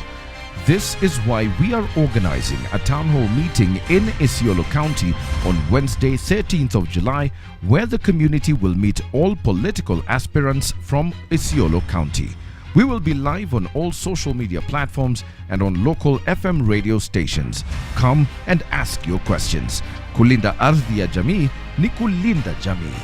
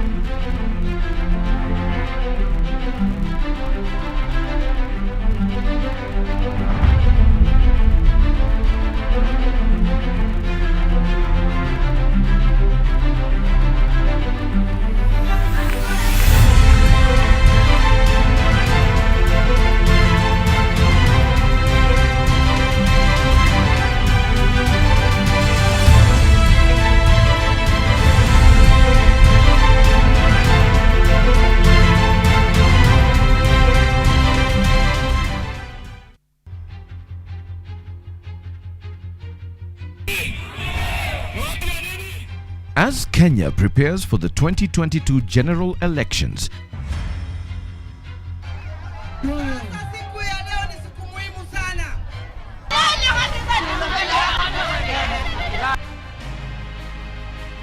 the need to address community land rights is critical.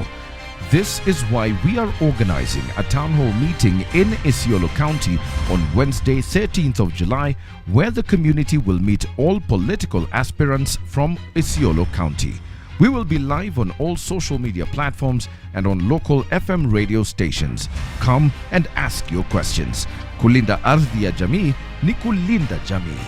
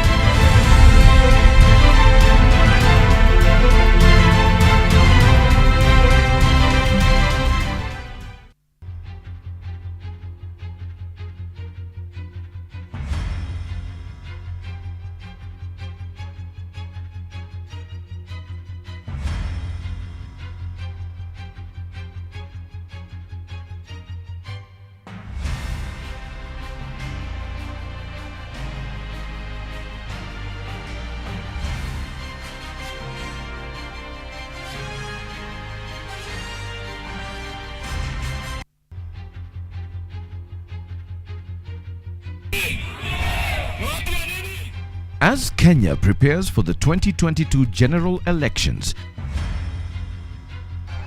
Siku ya leo ni siku muhimu sana.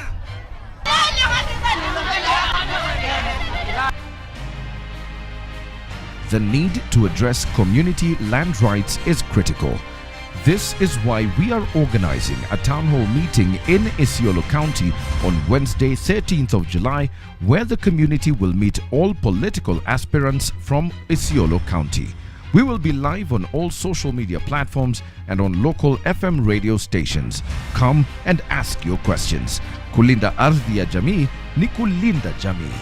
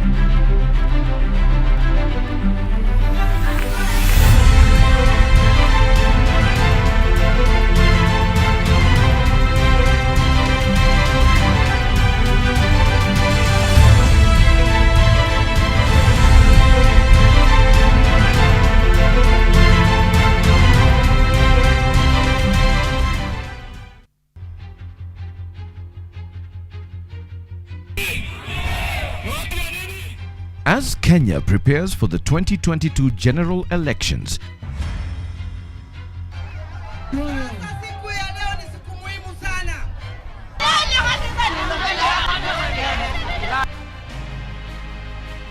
the need to address community land rights is critical. This is why we are organizing a town hall meeting in Isiolo County on Wednesday, 13th of July, where the community will meet all political aspirants from Isiolo County. We will be live on media platforms and on local FM radio stations. Come and ask your questions. Kulinda ardhi ya Jamii ni Kulinda Jamii.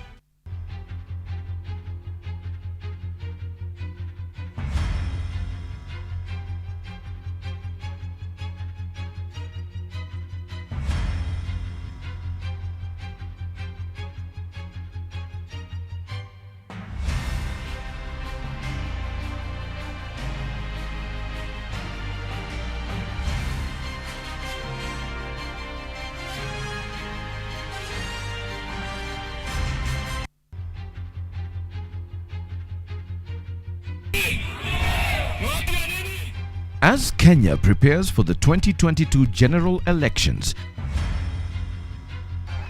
Siku ya leo ni siku muhimu sana.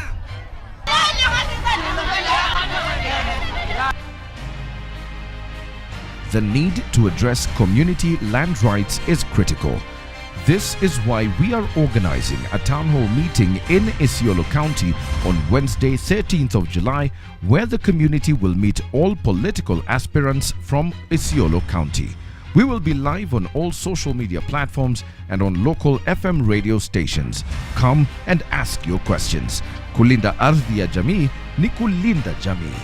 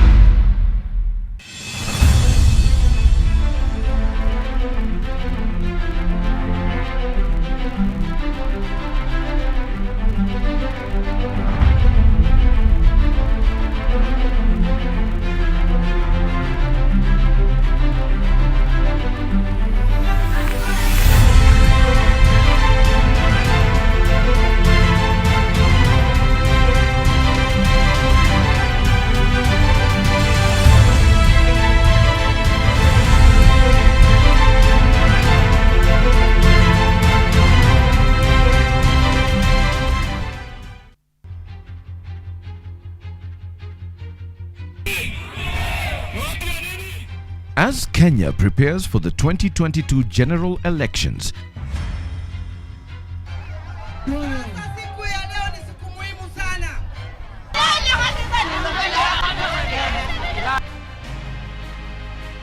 the need to address community land rights is critical. This is why we are organizing a town hall meeting in Isiolo County on Wednesday, 13th of July, where the community will meet all political aspirants from Isiolo County. We will be live on all social media platforms and on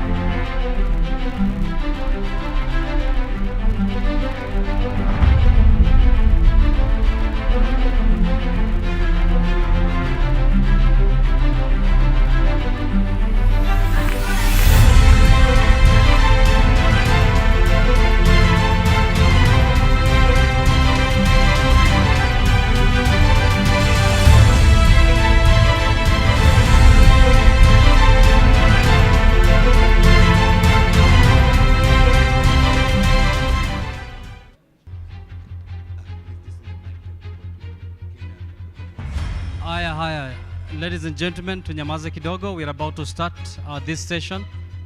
Na tuko live on Zoom, Facebook, so kidogo tupunguze sauti, si ndio? Aya, asanteni. Thanks a lot.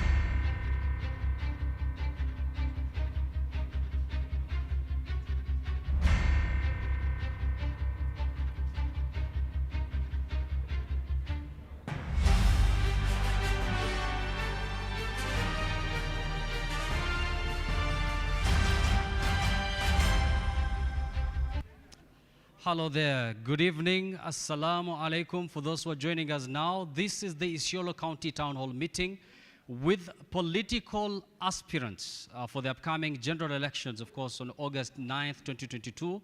It is our opportunity to create an ongoing system of learning, build relationships and networks across political parties and aspirants, and share our collective knowledge, evidence, and experience to better support good governance and sustainable development as a critical part of a county's journey to realizing the devolution dividend. Now, ladies and gentlemen, this event is sponsored by a group of civil society organizations. I'm going to name them by name shortly. They all work in Isiolo County, and they are all committed to being innovative and evidence-based in how we structure and support inclusive debate on the governance of public resources.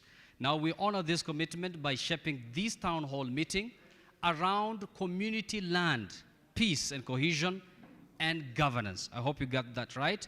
Now, priority technical areas that are in direct response to Isiolo County development needs.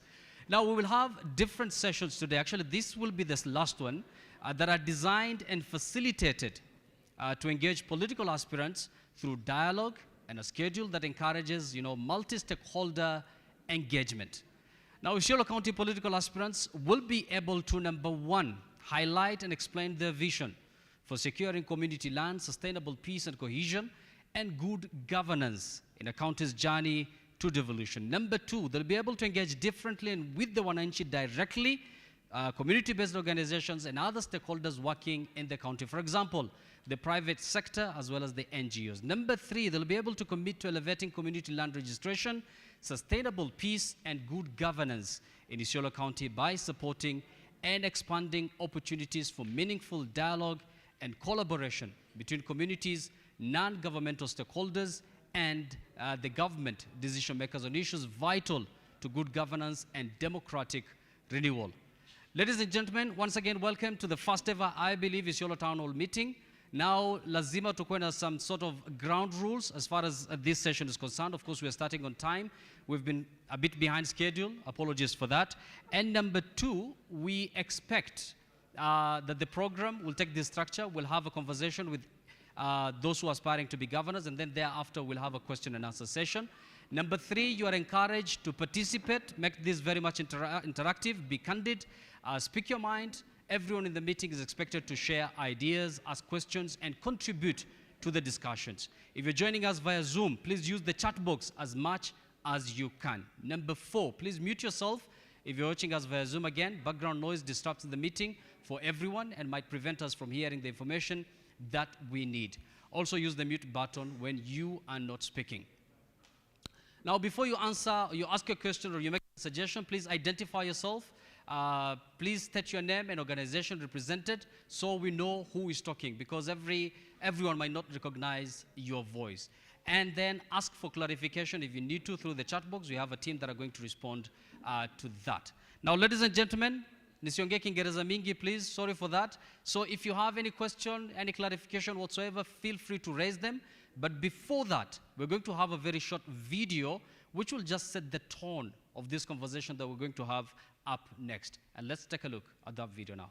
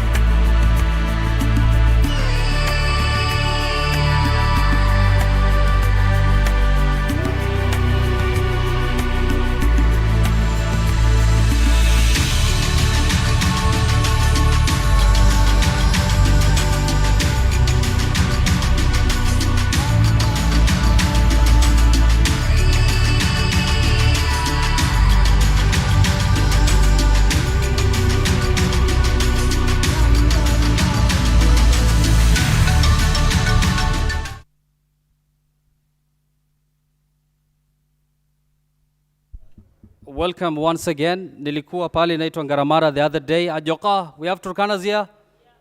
Ajoka? Karibuni sana bana, watu Ngaramara and the rest. The other day I was in Arapal, Samburu uko, Serian? Karibuni sana, my brothers and sisters from the Borana Babaro. Akami sana bo? Safi sindio? My Somali brothers and sisters, mafiantin. Najua kuna DJ hapa anatuangalia. What did I forget? Oh, my Meru people. Mnasema Muga. Mugeni. Sasa karibuni sana. Sorry we had a bit of English there, but it doesn't mean that this conversation should always happen in English. Ndio? Mnaizongea lugha yenu vizuri sana. And we have representatives from the local FM stations. Tuko na Ipsa FM. Nani anajua Basimpire? Basimpire ako hapa? Ako wapi? Aya, mtapatia Basimpire mic so that he sets this conversation as well, because we are live on Ipsa FM. Angaf, do you have Ibrahim Kuruzi from Angaf? Angaf Radio? Yes, we are live on Angaf as well as Shahidi FM. These are all local FM stations. In media, we're saying this is the new local squeezes. So we've decided to give priority to the local FM stations, not forgetting those who are on social media, because looking at the numbers, there's a big number of Isiolo people who are on social media. So we are live on Zoom, Facebook, Twitter, and the rest. So Abasimpere kama amepatiwa microphone, Justin Kiborana, very quickly and very briefly, just tell people why we are here, that this is not a debate, this is a town hall meeting. And before Basimpire comes in, we have to make very clear that this is a conversation between the aspirants and the people. Unfortunately, we couldn't get all of them here. Most of them did not hit the call. Some of them simu ilikuwa mteja. Kuna wengi simu yao ni mteja ama mulijaribu? Simu yao inakuanga mteja kawaida ama? Haya, mtaki kujibu? Simu za aspirants inakuanga mteja? Inaingianga? Sasa wako wapi basi? Ni mteja? Haya, wale wako hapa sio wateja basi. He's an aspirant. For which seat? MP. Yes, we'll engage him shortly. Karibu mheshimiwa. So, before we start our conversation, let me allow Abasimpire just a minute and then we go straight to our conversation. Tonight, we are talking about community land rights. That is our major discussion. But we are also going to spill over to matters peace and cohesion as well as issues to do with governance. And then we introduce our aspirants here. Karibu Abasimpire. Asante kaka. Kabla sija endelea ningependa kuuliza swali na swali langu ningeelekeza kwa Deputy Governor. Yes, before swali Abasimpire kwa Kiborana tu. Unajua you have your fans, I'm sure listening to IPSA FM. Kweli wanasikiza. Just tell them kwa lugha mama why we are here. Ma farm gaduf tuambie. Galatoma sanjeda gumite warra chakaftu IPSA radio. Galgal kana kopetana makamna. Kuja. Actually use this one.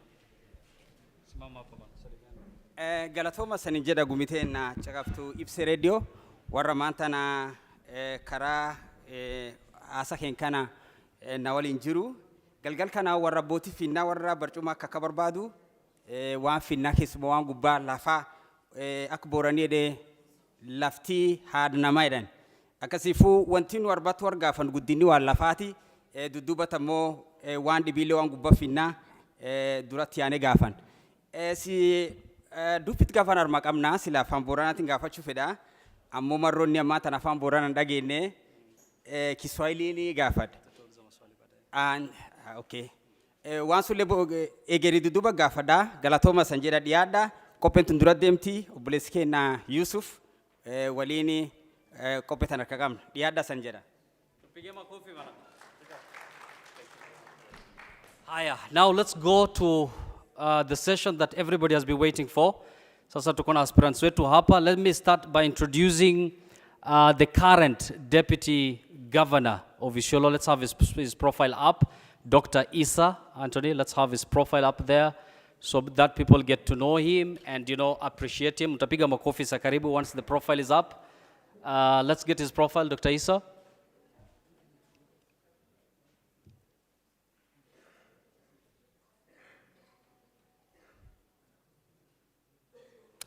So Dr. Isa is a medical doctor. I think you all know that.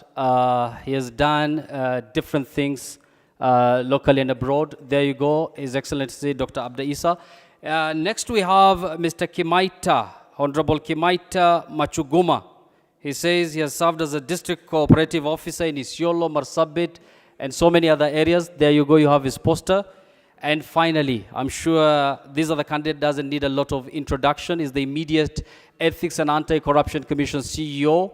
He's none other than, I'm told he's called HD Plus here. There is his profile. So his CV is there for everybody to see, especially those who are joining us via different social media handles. Now, let's put a round of applause for them because they've heeded our call and they've honored this invitation unlike so many others. Tupige makofi tafadhalini. Now, let me start with Honorable DG because you are here with us earlier. Our conversation mainly is about community land. Na nitajaribu ni mix Kiingereza na Kiswahili, sindio? So that was yetu pia spotee.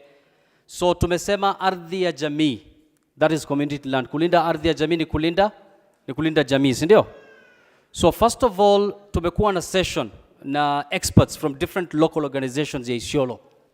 Now, what came out clearly is that among all the counties that are supposed to take care of this community land registration, it's only 4. Ni county inne peke yake ndio imeweza ku take care of the community land registration.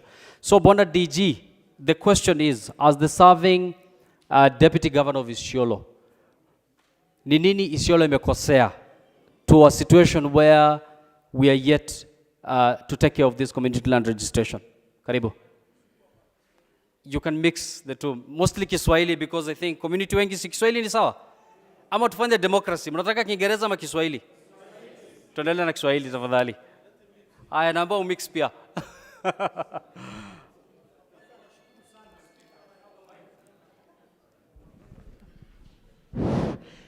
Kwanza nashukuru na Yusuf na grupu yako kwa kutualika katika hii ukumbi ya Isiolo Townhall meeting.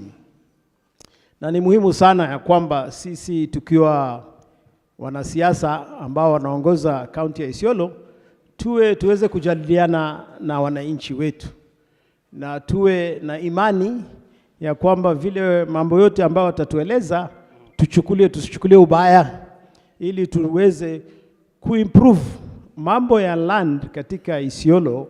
Unajua Isiolo ina mraba 25,700 kilomita, ambapo saa zingine inakuwa siku 3 ukitaka kufika Alango, ama ukitaka kufika huko kwetu Godrupa inachukua siku 3 mvua ikinyesha.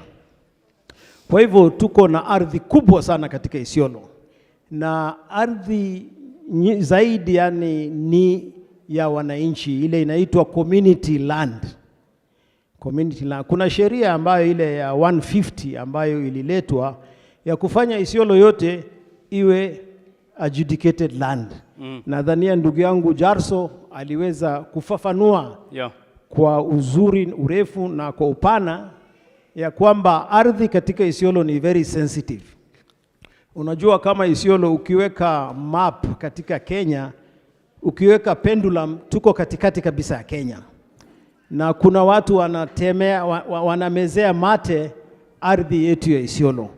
Kwa hivyo mimi nilikuwa group ambayo ilisema ya kwamba kwanza tupate land community, ile act ikuwe implemented, ya kwamba kwanza tufanye mambo za community. Yes. Tukisha secure hiyo, alafu zile zingine zitaweza kuja, lakini watu walitaka kufanya upande ile ingine ambayo tulikataa.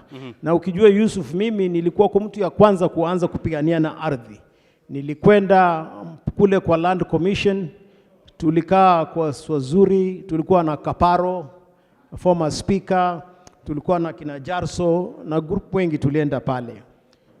Nikaweza kupatana na military, tukaweza kuja na ndege, helicopter, tukazunguka Isiolo yote, nikaonesha kama mzaliwa Isiolo, yani ardhi yetu upana yake na vile tumezungukwa.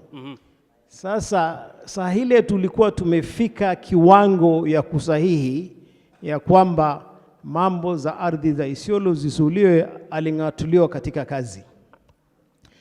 Na niliweza kuendelea, alafu juzi tulikuwa hapa 78 na Mheshimiwa His Excellency President Uhuru Kenyatta, ambayo baada ya ile meeting aliniita kando, akaniambia nifanye kazi na Mheshimiwa Governor wa Meru Kiraitu Murungi, na akakubali ya kwamba rais vile walifanya kule Maralal, pale wanajeshi walitolewa wakapewa ardhi nyingine. Kwa hivyo hata hapa Isiolo itafanyika hivyo, na tunaomba kwamba kabla Rais Uhuru Kenyatta kuondoka hii siku 23, nadhani atasikia tu habari ambazo sisi tunampelekea kwamba ile ahadi alitoa kwa watu ya Isiolo ya kuwapa wanajeshi ardhi ingine ambao sisi tuko na ardhi vile nimekuambia 25,700 mraba square kilometers, tunaweza kuwapa pande zingine, manake population ya Isiolo inapanuka. Wanazitaka malisho, wanataka pahali ya kujenga skuli, pahali amenities ambayo itasaidia wananchi ya Isiolo. Kwa hivyo tunaomba sana hiyo iharakishwe, na hizi court ambazo unajua askari wanajeshi ni vijana wetu, mandugu zetu, wengine ni mama zetu, wengine ni madada zetu, wanachunga ardhi, wanachunga nchi yetu. Lakini sio kuhamisha wananchi ambao wameishi huko miaka nenda miaka rudi, kama Joyce vile alikuwa amesema alizaliwa pale na hata anapewa court order ya kuondoka pahali amezaliwa. Kwa hivyo hiyo ni kupindua haki za kibinadamu. Kwa hivyo sisi tunaona mambo ya ardhi katika Isiolo pande zingine zimekuwa zimesulishwa, lakini Isiolo haijasulishwa kwa ajili kuna watu wengi ambao wako nje wanamezea mate ardhi yetu. Na kwa hivyo sisi tutapinga hiyo na tutasaidiana na wananchi wetu na tutachunga ardhi yetu, ili kwanza community land ikuwe registered kabla ya vitu vingine kuendelea. Asante. Let me bring Honorable Halake kwa hii conversation. Honorable Halake, I know you've served in different portfolios. You're the immediate EACC CEO, so we're going to talk about corruption and governance shortly. But tungependa tu kujua from your own perspective when it comes to matters community land. First of all, unadhani kuna umuhimu? Do you think it's something tunafaa kuwa na mjadala, tunafaa kuongea about it? And number two, from where you sit, before you even get your commitment, once you become the governor of Isiolo, that is August 10th moving forward, how best do you think Isiolo County inaweza protect land ya community in this county? Karibu.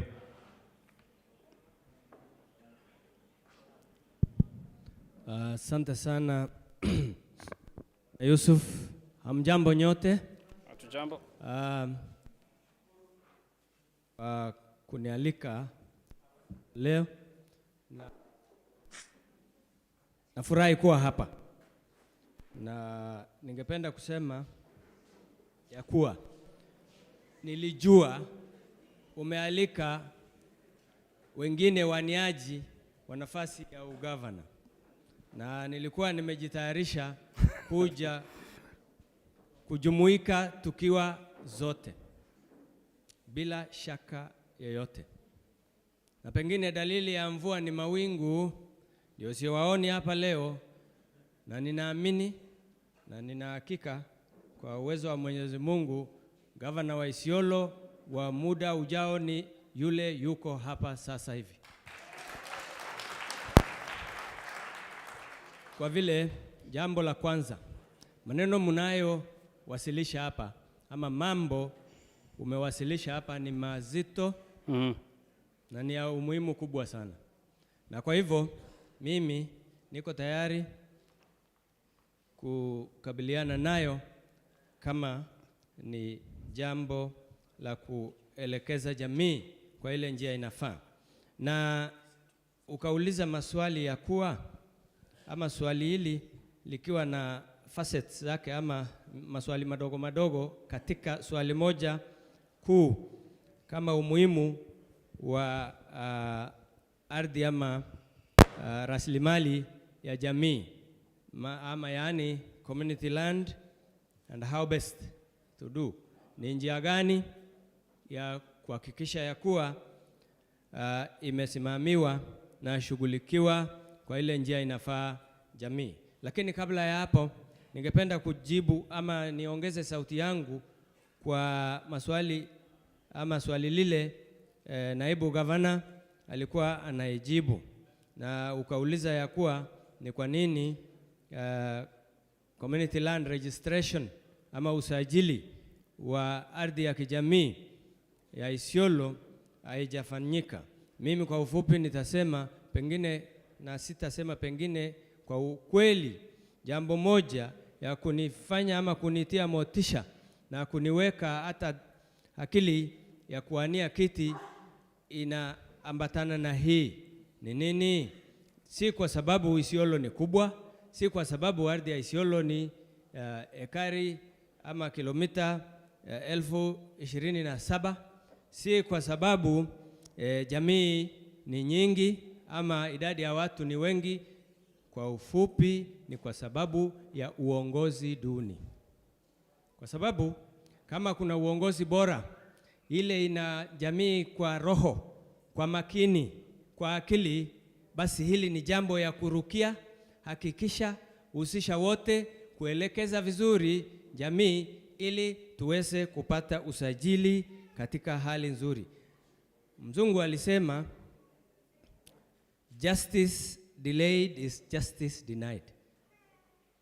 Ukiweka Mswahili naye alisema chelewa ukute mwana si wako. Kwa kweli ukikawia sana ndio hata utavutia mate ya wengine wakuje washughulike, wakae mahali, wajichoree ramani, alafu walete tu title deeds zao, hata kinyume na sheria. Sasa kwa kweli, kama sisi ni watu watiifu wa sheria ile tumewekewa, watia wale watu wako na akili ya jamii, ya kusaidia jamii, ya kusimamia rasilimali ya jamii na raia ya Isiolo, basi sasa tungekuwa hatua zile zinafaa sisi watu wa Isiolo. Asante, niseme hiyo, nimeona ni muhimu, lakini ile umeniuliza. Umuhimu wa land registration ni hivi. Ni kweli katiba imesema kifungo cha 5 ama chapter 5, lakini kifungo cha 63, article 63 of the constitution is very clear about community land, and it's about operationalizing that constitutional article through the Community Land Act of 2016. Ni kweli katiba kivyake kinajilinda, lakini hakitembezi ama hakikishi ama operationalize kwa kimombo mambo yale yametajwa. Lakini sheria hizi kama hii ya Community Land Act of 2016 clearly spells, inaonyesha hata taratibu za usajili. Kwa hivyo umuhimu ni kubwa, itachunga rasilimali yetu. Ninajua Kenya inazidi kuwa ndogo sana. Idadi ya Wakenya inamea sana katika sehemu zingine. Wakenya wengine ni milioni mingi. Wafugaji ni milioni chache sana, hata kama watafikisha milioni. Isiolo ni idadi ya watu wachache. Sasa ukiona kama kuna watu wengi, idadi inamea sana katika county jirani, basi wataona tu na wananusia, wanamezea mate, kuna space hapa ya bure. Kumbe si bure kwangu na kwako, kwa sababu mfugo wangu ama yako, mifugo yetu haijazoea kufungwa na kamba katika chini ya kivuli kimoja. Tunajua kama iko Oldonyiro division na watu wachache, tunajua watu hao si wachache, mifugo yao ni wengi, space yao wanahitaji. Sawa. Marti, kama ukiona ni watu wachache, ama wilaya ya Garbatula ni watu wachache, lakini si kuna mamilioni ya mifugo. Kwa hivyo kuna wengi wananyemelea. Umuhimu ni hivyo, ni njia ya kujifungia, ni njia ya kuhakikisha ya kuwa umeweka ukuta ili usipate wanyang'anyaji wale watakuja kukuondolea. Jambo moja tu Bwana Yusuf, wakati 1971 ama mwaka wa 1971 Masai Land kutoka 68 walikubali kugawanya. Hata wazee wetu wa sehemu hii walipelekwa mpaka Arusha yote kufanyiwa experience sharing. Lakini mnajua Masai Land kumetendekea nini? Ni kwa sababu watu wote wa Nairobi wanafikiri iko ardhi bure hapa. Ile group ranches ilikatwa, wakuu wanahongwa na watu wa Nairobi wakanyang'anywa kila kitu. Nafasi ni sahi, umuhimu iko, ni lazima tusajili ardhi yetu sasa hivi, sio kesho. Thank you very much, Honorable Halake. I just want to point out, hii maswali nauliza ni moja tu ya community land. But town hall meeting is about you, the people. Sio mimi ama wao, sindio? It's about you. So we'll have a microphone that will go around, but before that, wacha tupatie Honorable Kimaita Mashuguma. Is that okay? Atuambie tu a few words about community land, and maybe with Kimaita in office, what will you do in the first 100 days as far as protecting community land rights is concerned? Thank you very much. Jambuni, muko salama? Babara yu? Wafian walalu? Ejoko motani? Abaya soba? Asante sana. Mimi naongea lugha zote za Isiolo kwa sababu nimekaa hapa sana. Na wale wananijua, wanajua ukiongea maneno ya community land, mimi niko ndani. Na mbele ya kuja kwa mfano area Mburat, ningetaka nipeleke hawa watu wetu ambao wako hapa ili wapate maswali ya kuuliza kwa programs ambazo zilikuwa zinaendelea Isiolo 1980 mpaka 1984. Na zingefuatwa leo hatungekuwa na shinda ile tuko na Isiolo. Kitu ya kwanza kulikuwa na kitu inaitwa Kenya Canada program ambayo ilikuwa ni ya kuweka maji in grazing blocks. Na kulikuwa na cartography wake imefanyika, kulikuwa na blocks imefanywa za watu wa Chali. Kama Chali pale unakuta wa Ngabura walikuwa wamepewa sehemu yao, unakuta wa Borona wamepewa sehemu yao, unakuta wale wengine wamepewa pali yao. Ya pili, kulikuwa na watering points ambazo zilikuwa wakati huo ni zimewekwa na watu wetu wanapata. Then mimi mwenyewe nikaanzisha irrigation schemes. Nilianzisha irrigation schemes kwa nini? Kwa sababu vile Mheshimiwa Harake amesema, watu wanaangalia na wanajua area hii ni yetu. Kuna watu wakubwa wako na machamba Isiolo. Mnajua hivyo? Kama mjui mtapata. Kwa sababu barua zinapeanwa Nairobi, ikija hakuna. Mimi nilianzisha Gafasa irrigation scheme. Mnaijua? Nikaanzisha Lapso irrigation scheme. Nikaanzisha Marukadaka irrigation scheme. Nikaanzisha hapa Isiolo Central nyumba ambayo nakuta inajengwa ukuta kubwa.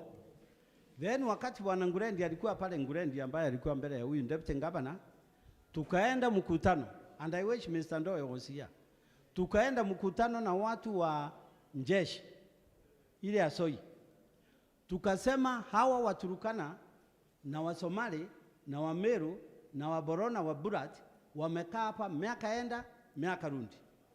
Kwa hivyo huwezi kuja wewe umetoka Samburu umekuja ukaomba Bwana Mukongi ambaye alikuwa KWS ndiye mkubwa, umuombe pali ya tent na hii tent itoke kambi na iwe hiyo kambi imefukuza wenyeji wa huko. Hii ni kudharau wasaliwa wapo. Si kweli watu wetu? Ya pili, unakuta kulingana na vile inchi imekuwa, vile machamba imechukuliwa, kumeng'ang'anwa mpaka ofisi imejengwa hapa, Lands Office. Si mnaijua? Hii ofisi iko na mtu anaitwa Land Adjudication Officer. Kazi yake ni kuangalia inawekwa the way the communities are, hiyo ni yao. Ile ingine urban iko tofauti, inapewa lease. Lease ya town ya 99 years. Ile ingine inapewa title ya community land. Kwa hivyo ukiangalia Isiolo, wandosi ndio wanakula, hawa hustlers hawana popote. Kabisa, utatuambia how uta-protect hustlers. Now once again, this is about you. Sio sisi, ndio? So we'll have a microphone going around in Doile. So I'll just request the first 10 minutes we zero in on community land. Then after that, tuende kwa mambo ya governance, mambo ya corruption, you'll feel free to address everything you want. Sawa? Haya, microphone ikuje kwa this gentleman here, tuanze na yeye. So tukue interactive as much as possible. Sawa? Oh my goodness. Before we gentlemen, there's a promise I made earlier, Weshmiwa. There's a lady here. She had some very tangible, very, very powerful points that she wanted to make. Na akauliza hawa wanasiasa wako wapi? I think tumepata watatu. Asante. Wale wengine hata Miss Jupali wako. Haya, endelea. Haya, asante sana. Karibuni sana wageni wetu mashuhuri, hasa His Excellency Mr. Harake. Ninakupenda sana. Although umelete manifesto usiku, nitaangalia kesho asubuhi hapa haya. Nataka kukukumbusha namna hii. 205 County Council ya Isiolo, County Council. Niko na minute ambayo waliandika kwa wanajeshi wa Soi ambao wako Burat, kwa hiyo land ya Burat. Hiyo ni 205 na wakawapatia ekari 100 mahali ambapo kambi iko. Abaya, wewe umejiita umetoka katika kitengo ya serikali ya corruption. Angalia hiyo vizuri, maana leo wanajeshi wako na title. Na ni County Council ya Isiolo iliwapatia ekari 100 wakae mahali pale. Mimi sijui wametoa title wapi. Kuja sasa angalia na ile mkono yako ingine ya corruption. Na swali langu pia inakukujia namna hii. wewe umesema katika siku zako 100, ninakuuliza utafanya nini katika hii land ya Isiolo ambayo imezungukwa na jeshi?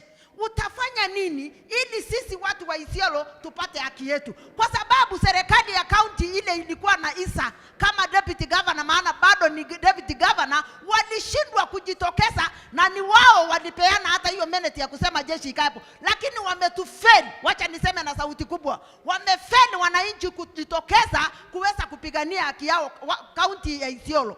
Na ninakuuliza wewe Mr. Halake, umetuletea manifesto hapa ya usiku, tutasoma kesho asubuhi, imebaki siku sijui 20 na ngapi. Sasa tuta define maneno yako namna gani? Ninakutakia kila laheri, lakini vile umeandika kwa manifesto, maana nimepitia, huyu kijana wangu amenipitisha kidogo, yeye ndio ana macho mzuri ya kuona. Ninataka kabisa vile umeandika uifanye hivyo, lakini land ya Isiolo iko katika county ya Isiolo government. Isiolo County government ndio custodian wa land ya Isiolo, lakini wametufeli kwa sababu hawajitokezi kusema jeshi no, area ni ya wananchi wa Isiolo. Asante sana. So I think Honorable Halake, clearly your intro is full there, and we'll also allow DG, because tunaambiwa serikali yenu imefail. Utatuambia ni wapi ili fail, because DG pia ana eye kwa Senate, ndio? Tuanze na Honorable Halake. Halake, karibu. Asante sana madam, na ninaona ya kuwa ni jambo la kero kubwa, hasa ukiangalia ukisema ya kuwa County Council ya Isiolo ilipeana ekari 100 mwaka wa 2005, lakini kile kiko saa hii ni tofauti. Na ukaniuliza katika siku ya 100 ya kwanza afisini nitatenda nini kuleta badiliko. Nitakwambia hivi, jambo la kwanza, Kenya sheria imesema na katiba pia imeweka classification ya ardhi. Ya kwanza iko public land. Public land under article 62.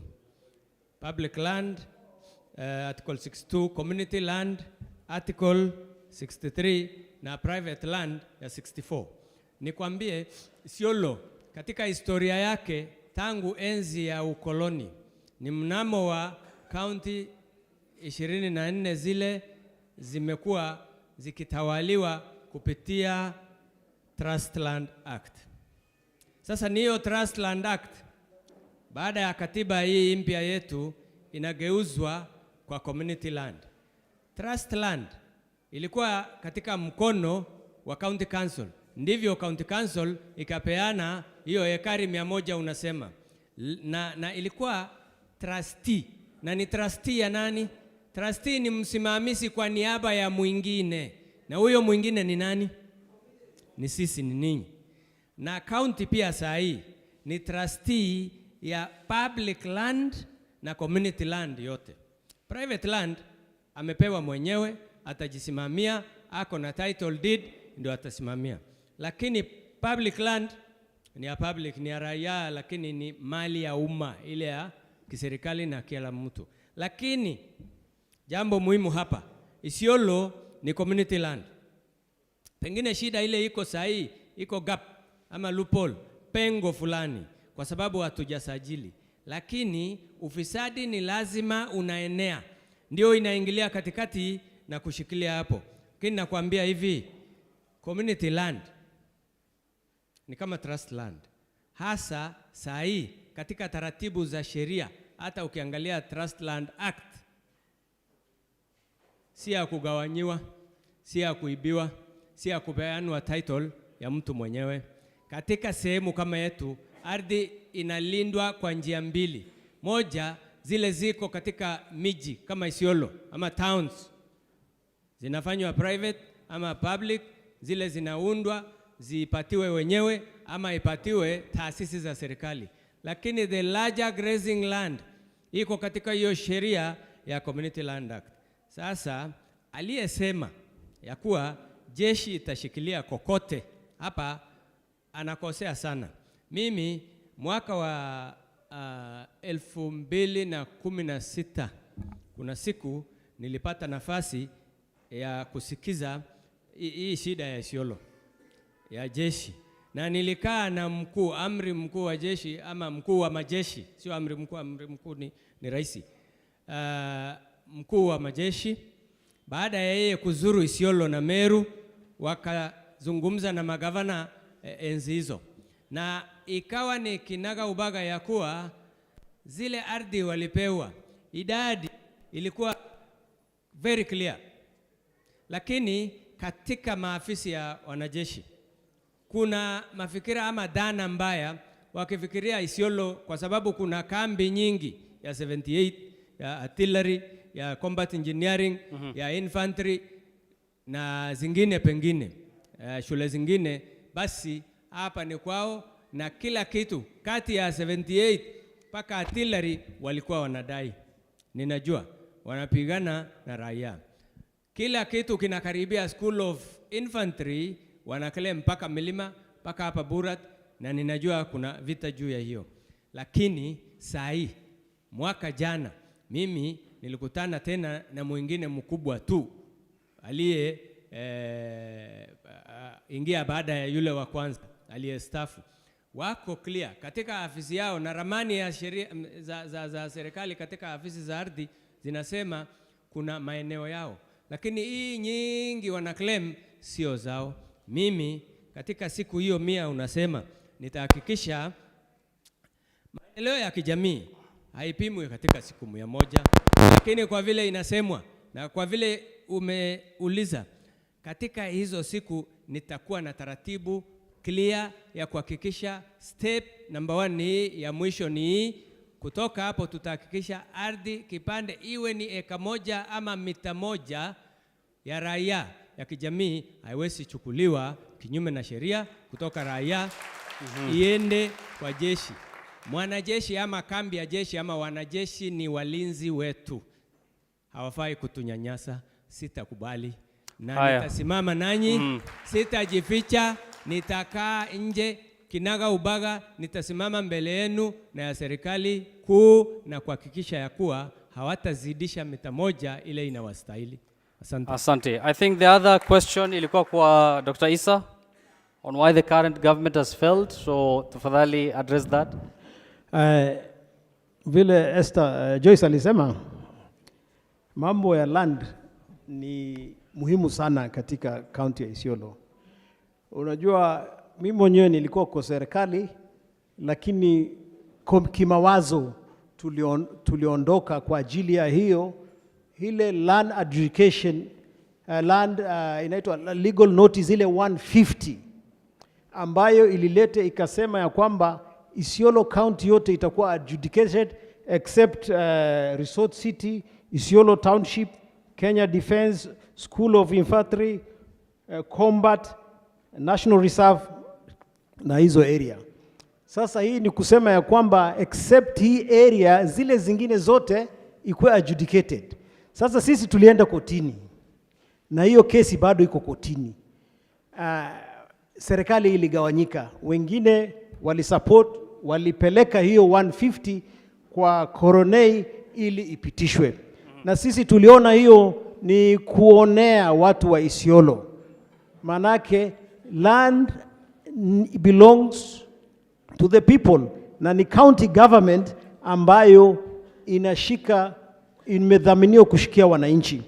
Kwa hivyo vile anasema Joyce ya kwamba serikali iligawanyika, mimi nilijiondoa nikakuwa katika wale watu ambao wanapinga hiyo legal notice 150 ambayo inanyang'anya haki ya watu kama Joyce na wale wengine ambao ardhi yao inachukuliwa kwa nguvu. Fantastic. I think Joyce uko sawa sasa. Haya, naambiwa governor, the first governor Doyo is around, so his handlers please feel free to bring him on stage anytime that you are ready. Governor Doyo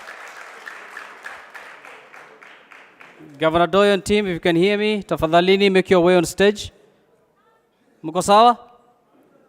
Haya, tutangoja wakati once is here, lakini tutulie, mjadala lazima iendelee, si ndio? Haya, na tulikuwa kwa session ya collect questions from you people, so I think we'll take 2-3 more questions. Haya, acha tumkaribishe.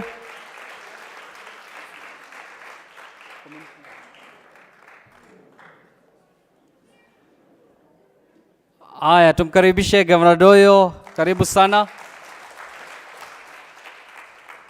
Karibu sana. Yeah, Governor Doyo alikuwa safari, so akasema lazima attend this session. Asante sana for finding time.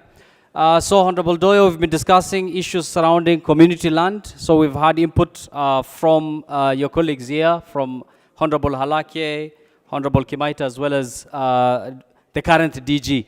There is a reason we have him here, because we don't have like quorum, so we said let's allow the DG also to make some input, because community land is something that touches and affects everyone here. But the DG is also eyeing the Senate seat. Yes.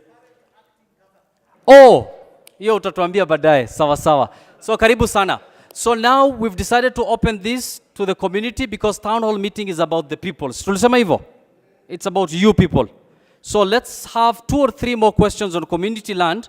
Tuanze na huyu ndugu hapa, alafu tukuje kwako.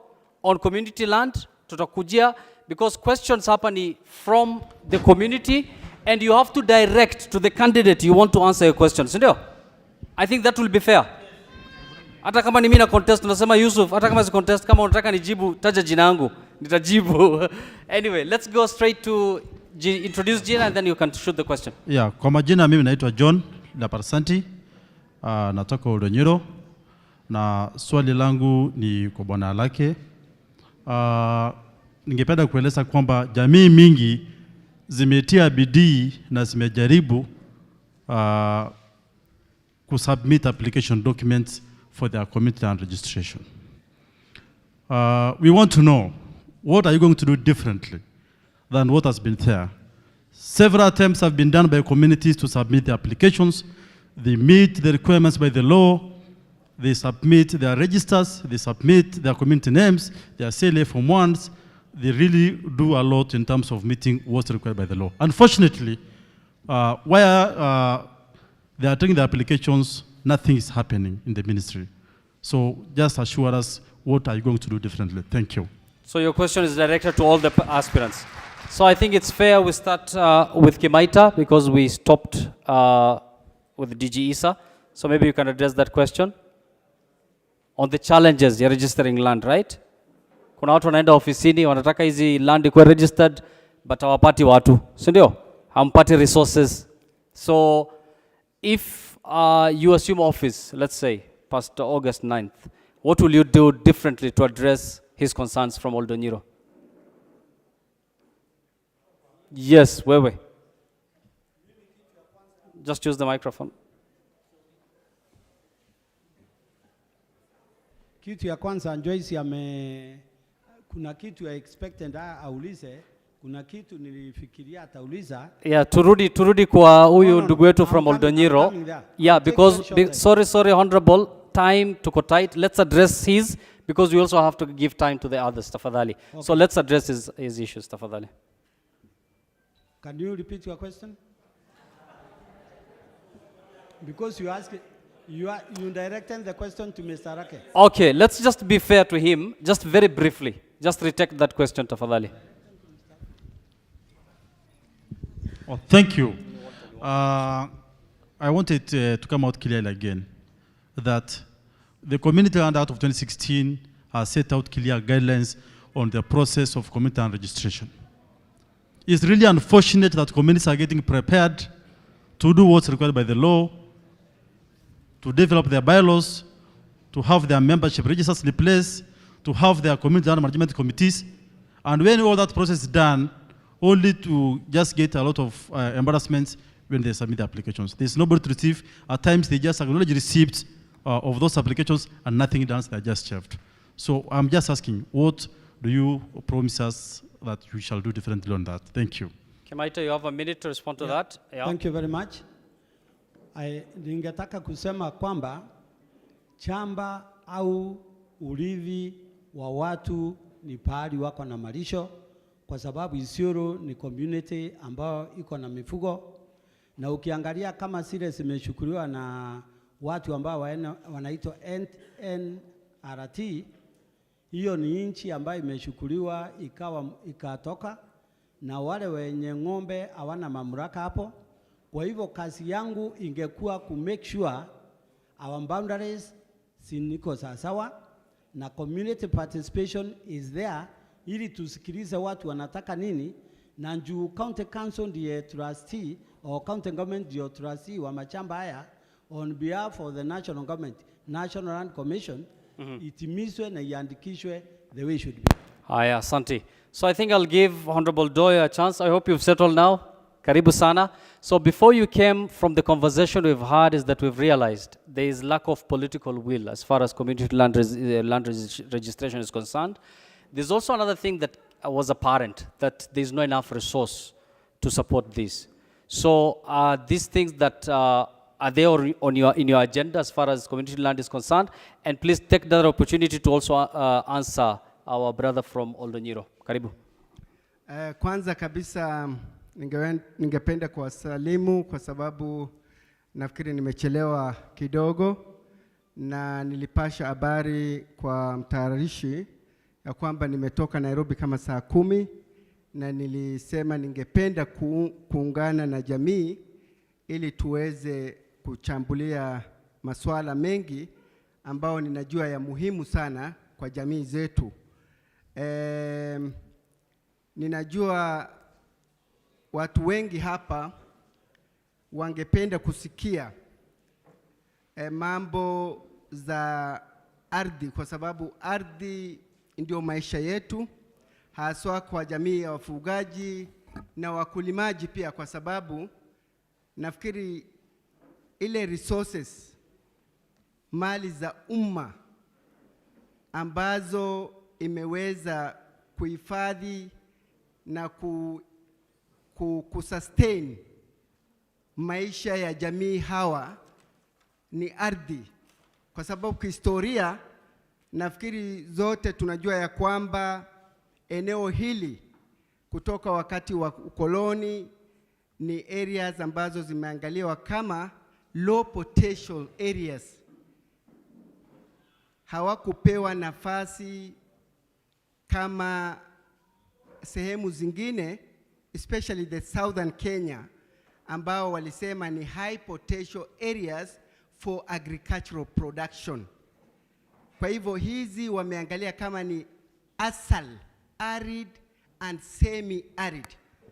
Isipokuwa tunajua ya kwamba kusema kweli, kwa sababu definition ya arid and semi-arid, if you compare even with some of the worst drought prone ama mahali ambazo hazipati mvua katika sehemu zingine za dunia, they don't define them as arid and semi-arid.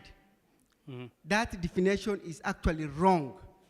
Ukienda nchi za kama za America, sehemu za California, those ones are desert, but they never call them even arid or semi-arid. Nafikiri ni mpango ya kihistoria ambao imeacha sehemu hizi zetu bila maendeleo. Kwa hivyo nafikiri za muhimu, kwa sababu hatujaweza kupata zile nafasi ambao Wakenya wengine walipata. Mambo za ardhi ni mambo ambazo tunagangania, na Community Land Act nafikiri kihistoria imechelewa sana. Ni mambo ambazo tungepata hata wakati wa ukoloni, but because they did not have, I think, you know, the sustainability, the principles that must protect the interests of pastoral communities, waliweza kuacha sehemu hizo bila shughuli za maendeleo yoyote.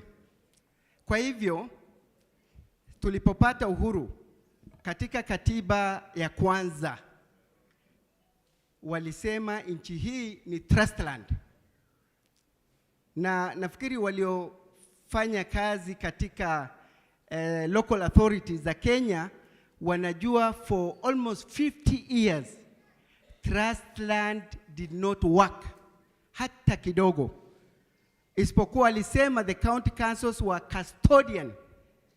Hawa ndio walikuwa wanachunga haki za wachungaji na wakulimaji katika sehemu hizo, lakini haikuwezekana kwa sababu trust land was dormant and enforceable and untenable. Haijawahi kufanyika, kazi haikuweza kufanyika. Nasema hivi kwa sababu niko na experience. Nilikuwa nafikiri kwa waliofanya katika local council wa hapa Isiolo, na ninaona wazee wengine hapa ambao tulifanya kazi nao. Ni mambo ambao tulifuatilia kwa miaka nyingi. Ndipo tulikuta hata some of the practice kama ile inaitwa adjudication of land. Adjudication of land haswa kwa jamii wa Masai ambao wanaelewa. They lost their land resources because of legislation like adjudication of land. Mahali ambapo ardhi ilikuwa zinagawanywa. Na kuna an author mwenye aliandika kitabu ambao alisema Masai waliuza utajiri na wakanunua umaskini. It explained the process, the historical process that had actually led to misappropriation, dislocation, suppression of a community that lost all its resources. Because land was the singular resources that some of these communities had depended on for centuries. Kwa hivyo mambo ya community land, kidogo tu dakika moja. Community land for us, kwa watu ambao wanaishi kwa sehemu hii ambao unaitwa arid and semi-arid, ni kitu ama sheria ya kipekee. And it has been delayed. It's been delayed for years. Even after the enactment, wakati sheria hiyo ilitengenezwa, nimesikia wenzangu wakisema operationalization. Up to this time, as we speak, although most of these laws were enacted in 2012, the one for, because I know the rest of the laws regarding lands, by 2012, they were all enacted. But it took almost 6 years for the members of parliament to agree that it was time for Community Land Act to be enacted, to come on board, like the rest of the laws. Yes, we're going to talk more about community land. Clearly, it's quite a mouthful. I hope I may address some of your issues that you raised. Hauko sawa kabisa. So he directed the question actually to Honorable Halakie, and he's an individual from Oldonyiro. Anasema he really wants to register. He really wants his community to register, but sometimes he feels like he doesn't get enough support from the relevant authorities, right? So tafadhali, once you assume office, maybe you can tell us, in case after August 9th, what will be your topmost agenda as far as registering community land is concerned? Maybe you can use the other microphone. Asante sana. Nafikiri kama nimesikiza vizuri hajajibiwa na nitamjibu. Kwa sababu swali ile aliuliza ni ya kuwa jamii nyingi imepeleka applications na hazifiki, haziendi mahali, hawapati usajili, na akaniuliza baadaye ikageuzwa kidogo, nitafanya nini tofauti kuhakikisha ya kuwa registration inafanyika. Mimi ninafahamu hivi, registration iko sheria ya Community Land Act, na mimi tofauti yangu ni ndugu Leparasanti. Ukiangalia manifesto yangu inaanza number 1 ni jambo la ardhi, land security na cohesion. Sijaambiwa na Yusuf kwa sababu theme yake ya leo ni land security na resource management. Ni mimi nikajifikiria, nikaangalia hapa na pale, kajua. Na registration neno la kwanza, na nimeandika, ninajua ni kwa nini. Kwa sababu inanikera hata mimi, sio wewe peke yako. Kwa hivyo Kile nitafanya tofauti ni hivi. Mpaka saa hii mumeshindwa kupata usajili ama tumeshinda kupata usajili, si kwa sababu hakuna ofisi ama afisi ya serikali ingefaa kufanya, si kwa sababu sheria haikulindi ama haikuelekezi, si kwa sababu katiba haikupi njia ya kuitekeleza. Ni kwa sababu ya uongozi duni. Nitarudia hii mara 100. It's all about vested interest. Kwa kimombo. It's all about bad governance. It's all about poor leadership. Kwa ufupi, uongozi duni. Nafasi ni saa hii, na saa hii tukichukua nafasi yetu ni hivi.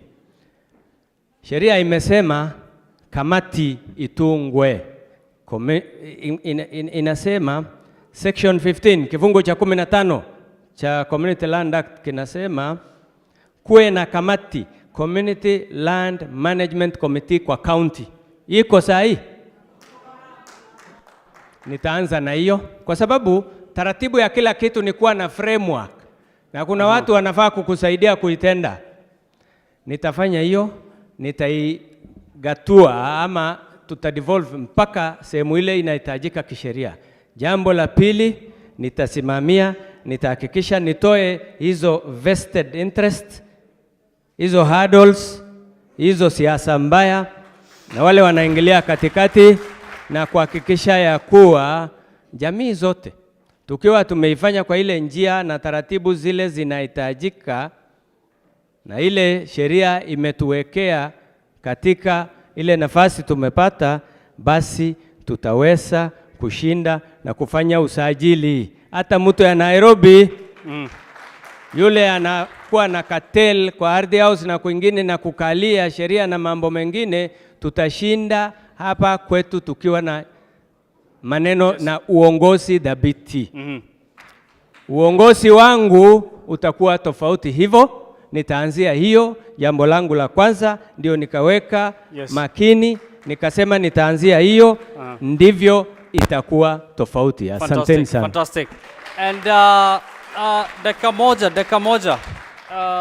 Watu wangu wa Isiolo, mnajua tulikuwa na hii meeting from leo mchana, si ndio? And this is a town hall meeting. Tuli agree this is not a rally, si ndio? So let's listen in to what the candidates are saying. Let's not cheer too much. Let's not jeer, sawa? Hiyo makofi mtampigia tu akikuja town, si ndio? So for now, let's give every candidate an opportunity fairly. Sawa? Because at the end of the day, tunataka tuende nyumbani na sisi pia tufikirie, tuseme, Honorable Doe amesema kitu maana, ndio. Honorable Alaki amesema, makofi kidogo inatuconfuse, si ndio? Kuna watu pia wamesafiri from far away, tuwafanye comfortable. Haya, we are about to exhaust the matter on community land, and the reason as to why I'm giving the candidates enough space is that this is a very emotive issue. So we need them to talk about this exhaustively ndio tuende kwa matters governance, because we have to talk about the youth and employment issue. Si youth hawana kazi hapa? Looking at the numbers, close to 50% of the economic active people in Isiolo County hawana kazi. That's an issue you want them addressed, right? Haya, let's finish on community land. I'll just take 2 more questions from our brother here and the lady at the far corner. So let's make it brief, straight to the point, and mention the candidate that you want to answer your question. Let's change the microphone, please. Tubadilisha microphone. Kindly change. Okay. It's working. Let's go. Sasa, let us be sincere with each other first. I am Abdinasir. Mimi naitwa Abdinasir. Mimi mkazi wa Isiolo. Ya kwanza, the problem that we have sisi kama watu wa Isiolo, Mr. Halake, sisi tuko na shida. Ile problem sisi tuko nayo ya kwanza ni lack of proper civic education about the land. And I'm glad the first governor is here. At least he has given us a brief, at least ametufunza kidogo about the community land. Thank you. Ya kwanza ni lack of proper civic education. Sisi tunakaa hapa wote, most of them we are not hawajaenda shule. Wazazi wetu wengine hawajaenda shule. Wengine hata hawajui the sheria. Most of us we are not conversant with the constitution. Civic education. Civic that education. Is clear. Ya pili. Ya pili na mwisho tafadhali. Sasa role of county government in respect to the community land. Ya kwanza, Mr. Halaki, you told us and you are right, ulitueleza kuhusu role of the county government. Ya kwanza ni selling, leasing disposing or transferring or ama converting the land into private what purposes, which is, for example, wazee wetu hapa wanalia kuhusu jeshi na sisi wale tuko tayari tunalia kuhusu NRT. Ningefurahi sana kama Mr. Jarso angekuwa hapa hivi atueleze umuhimu wa NRT in Jari and Terab or umuhimu wa NRT in Isiolo, kwa sababu tumepatiwa perspective ingine ya kwamba NRT is a monster in Isiolo. Okay. Ya tatu tunalia juu government. Namalizia please. It is will come. Let's be fair to everybody. So I think the first question has to do with the civic education about land. So candidates, you can tell us if this is your topmost agenda once you assume office as far as community land is concerned. And the second is on the role of county government with regards to community land. I think you've mentioned names here. It's only fair that we deal with the aspirants who are on stage, because it will be unfair for us to mention names of people who might not be here. So let me start with Governor Doyo on civic education about land. Is it something that will be on the top of your agenda? Nafikiri nimepeana background kwa sababu mimi ni mwalimu. Miaka nyingi nafikiri mambo ya ardhi kwa useefu sana nimeweza kufundisha watu wa Isiolo kwa miaka nyingi, for a long time. And I'm not pretending about it, because I do understand the challenges ama changamoto ambao wana Isiolo wamepata kwa ajili ya mambo ya ardhi. Na civic education is now improved version of what we called participation by the public kwa mambo ya ardhi ambao ni ya muhimu sana kwa watu wa Isiolo. Na hii ni kifungo ambacho zinapatikana katika katiba ya Kenya, ya kwamba wananchi lazima kwanza waelewe. Ndipo hata nimeanza na historia ya ardhi, kwa sababu ningependa wana Isiolo wafahamu tulipotoka. That is the beginning. Nafikiri Community Land Act iko na changamoto kubwa kwa sababu kuna conflict ya administration of land in this country. Saizi soma sheria ambao inaitwa Community Land Act. Kuna kifungu ambacho imepea waziri wa ardhi mamlaka kubwa sana, waziri wa ardhi. Na hapa tunazungumza mambo ambao ingetekelezwa na county government, serikali ya ugatuzi. Na ndipo tunapata sasa kuna kesi katika kotini kwa sababu waziri wa ardhi ameweka notice, I think legal notice 150, ambao imefanya sehemu ya Isiolo ikuwe adjudicated land. Na ukiona sheria Adjudication Act was repealed in 2012. Hiyo sheria ya adjudication ambao kwa kisheria bunge imetoa inatumiwa paka siku wa leo.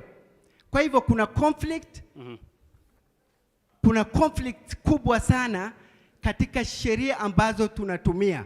Kwa hivyo ni muhimu kwa civic education ama public participation katika mambo za Community Land Act. That will be a priority area. Ni muhimu sana. I think we'll direct maswali kwa Honorable Alake pia.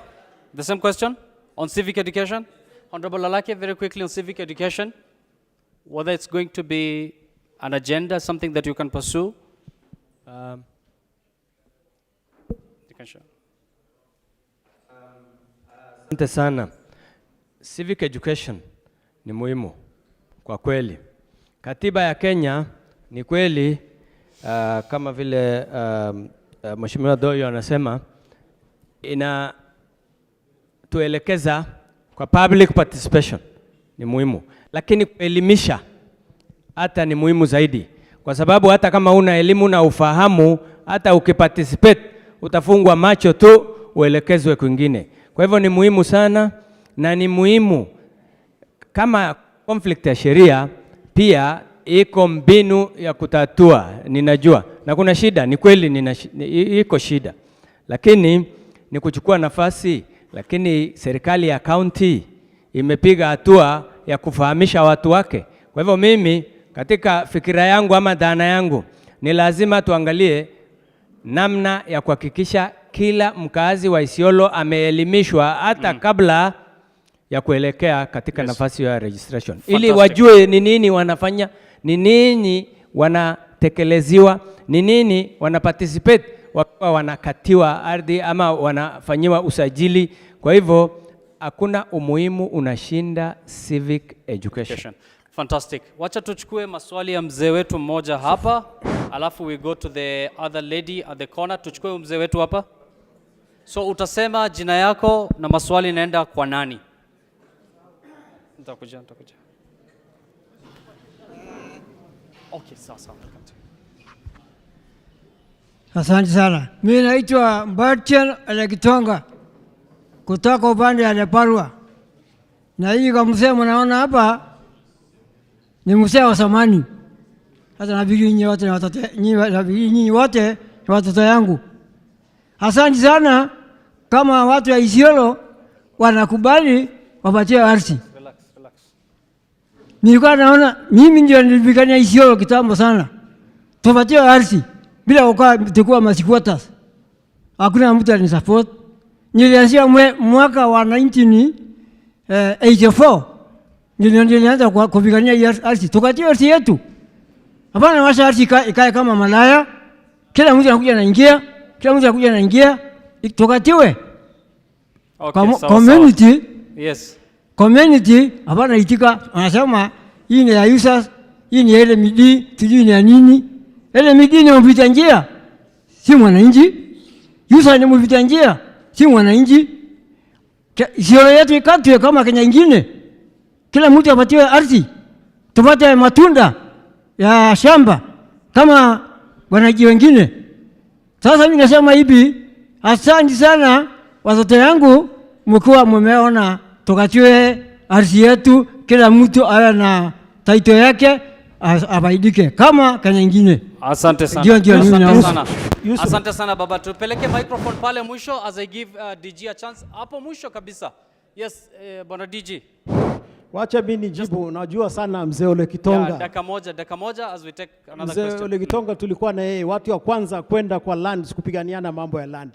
Hii mambo ya legal notice 150 sangine tunapiga vita CS, lakini ujue ilianza kutoka county ndio ilipeleka kwa CS ndio aweke hiyo legal 150, na hiyo legal 150 ni inasema ya kwamba Isiolo land ikuwe adjudicated.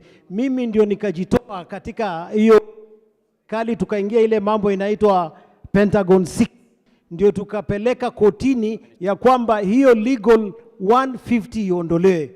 Kabla haijaondolewa hiyo 150 ndio ni illegal, ni unconstitutional, lazima iondolewe ya kwamba kwanza tufanye tufanye community land registration ndio tuingie adjudication. Na kama hatujatoa hiyo na koti jamaliza, hakuna kitu itaendelea Isiolo. Na ile nyingine anaulizana amesema ya kwamba kwa nini wanakosa mambo yao kuregistered.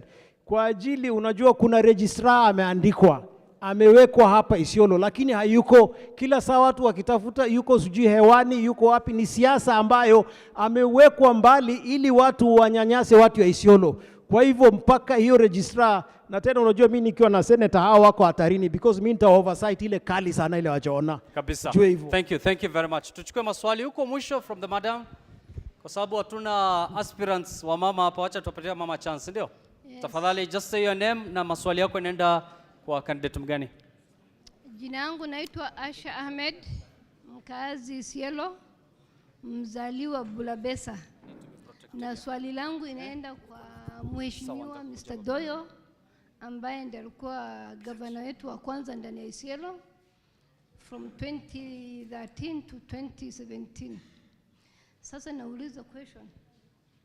Mr. Doyo, Bulabesa ni Islam kubwa sana.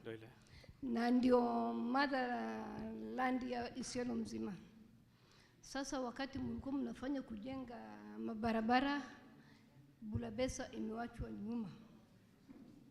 Hakuna hata barabara moja ambayo imeingia ndani ya Bulabesa, iwe ni lami, iwe ni cabros.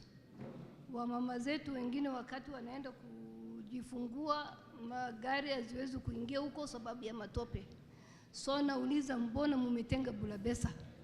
Haya, asante sana. Mbona Bulabesa imetengwa? I think maswali moja, pole mama, tutakukujia. Watu ni wengi, wacha tuchukue maswali ya Bulabesa hapo. And you're directing it to Governor Doyo? Honorable Doyo? Yes. Haya, Honorable Doyo, Bulabesa unaambiwa mbona imetengwa when it comes to registration? Asante sana dadangu Asha.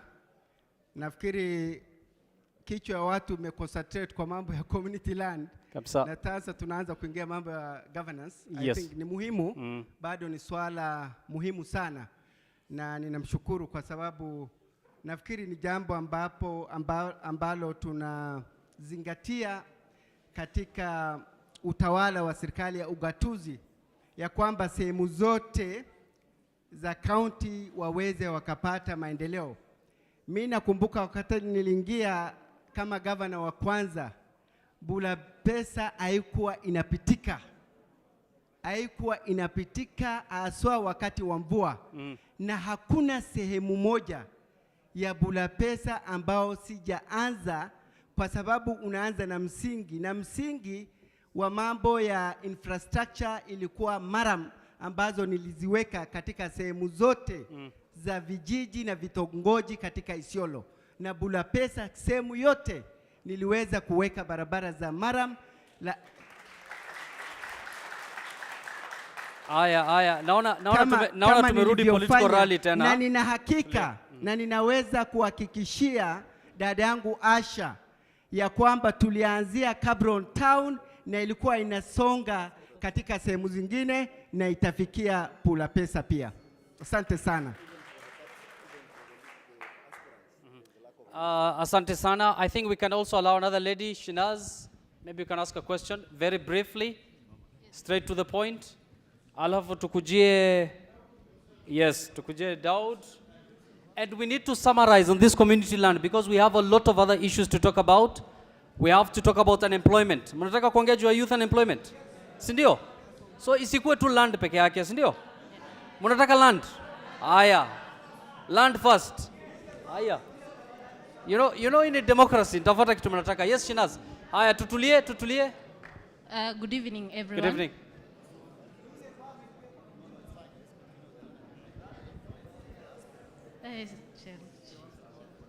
Good evening. My question is, Isiolo County is surrounded by other counties which are expanding their territories. My name is Shinaz, by the way. So, easy counties, zimekuwa come into our county and taking our lands. Like they're expanding their boundaries. So my question is, ni vipi nyinyi kama candidate, for example, any of you mwenye atakuwa atapata hiyo kiti, ni vipi nyinyi mtaweza reclaim our land na pia kuiprotect ndo isiweze kuchukuliwa na watu wetu wasikuwe wanapigwa vita every now and then. Thank you. Asante Shinaz. Your question was directed to Shinaz? Any? Okay, kuna governor mpya candidate ameingia. Maybe you can just introduce yourself very quickly, and I think you've heard the question. So he's Kenneth Turibu Maorwe, right? He came in a bit late. So just respond quickly to that question as you introduce yourself. Samboni.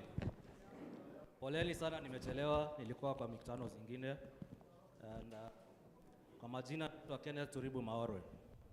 Kuna wale wanasema nili step down, lakini nataka kuhakikishia sisi tuko mpaka mwisho. Najua kuna wale ambao wako na uoga sana kwa sababu ya, lakini ni pole kwao kwa sababu najua tarehe 9 tutakutana kwa debe na niko na hakika ya kwamba tarehe 9 mimi ndo nitafaulu. Aya, twende kwa maswali tafadhali. Let's go to the question please. Yes, let's go to the question you raised. Kwa swali aliyouliza, nataka kumhakikishia ya kwamba kuna boundaries ambazo zimesetiwa for each county which you cannot move. Hauwezi kuwa you cannot expand into somebody else's territory. Kuna maps ambazo zimewekwa za kutoka zamani sana. Pia the last time we were in government, there was that issue and we were able to solve it properly, so I don't think there's any issue of people going into other people's territories. Hiyo ni kitu ambayo inajulikana na serikali na kuna maps ambazo zinaonyesha na ni kitu ambayo haiwezekani kabisa.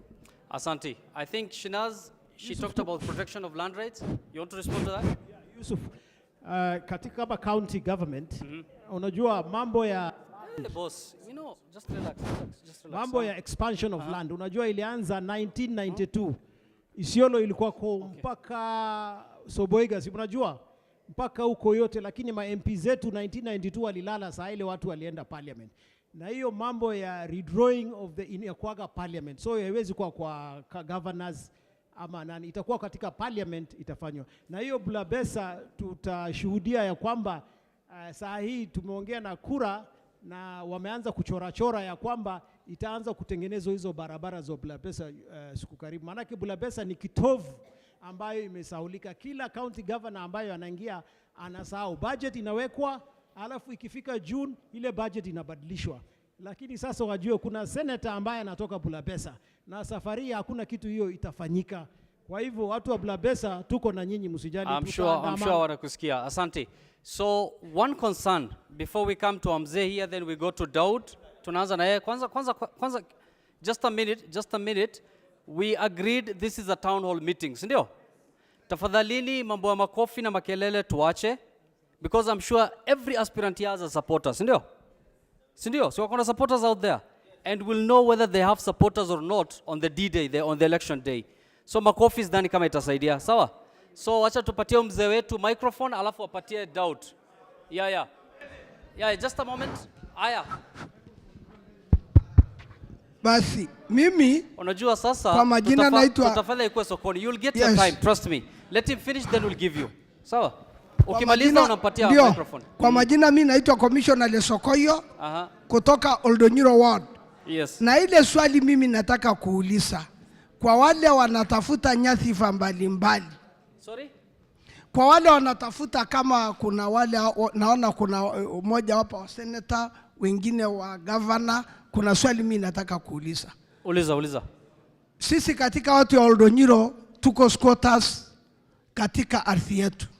Na tumekuwa pale kwa hiyo miaka yote. Mimi nataka tu kusema ni mipango gani mtaweka maksusi ambaye itakuwa tofauti kwa wale waliokuwa kwa hii kiti beleni, kuhakikisha kwamba watu wa Oldonyiro degazettement imefanyika ya LMD ili sisi tupate haki miliki ya kuishi pale. Kwa sababu gani? Saa hizi hata inakuwa kwamba kuuliza maneno ya maendeleo, weka maji hapa ama weka nini huko, ni ngumu kama hiyo ardhi sio yetu na sisi ni squatters. Tafadhali mimi nataka tu kujua kile mtatufanyia. Jambo la pili, maneno ya ukame. Dry cycles are frequent, on and off. They keep on recurring. What are you doing? What are you going to do on an issue pertaining to food security? Asante. Ili sisi tusiumie tena kama kawaida vile tunaumia. Asante. Thank you, sir. Naona umeangalia governor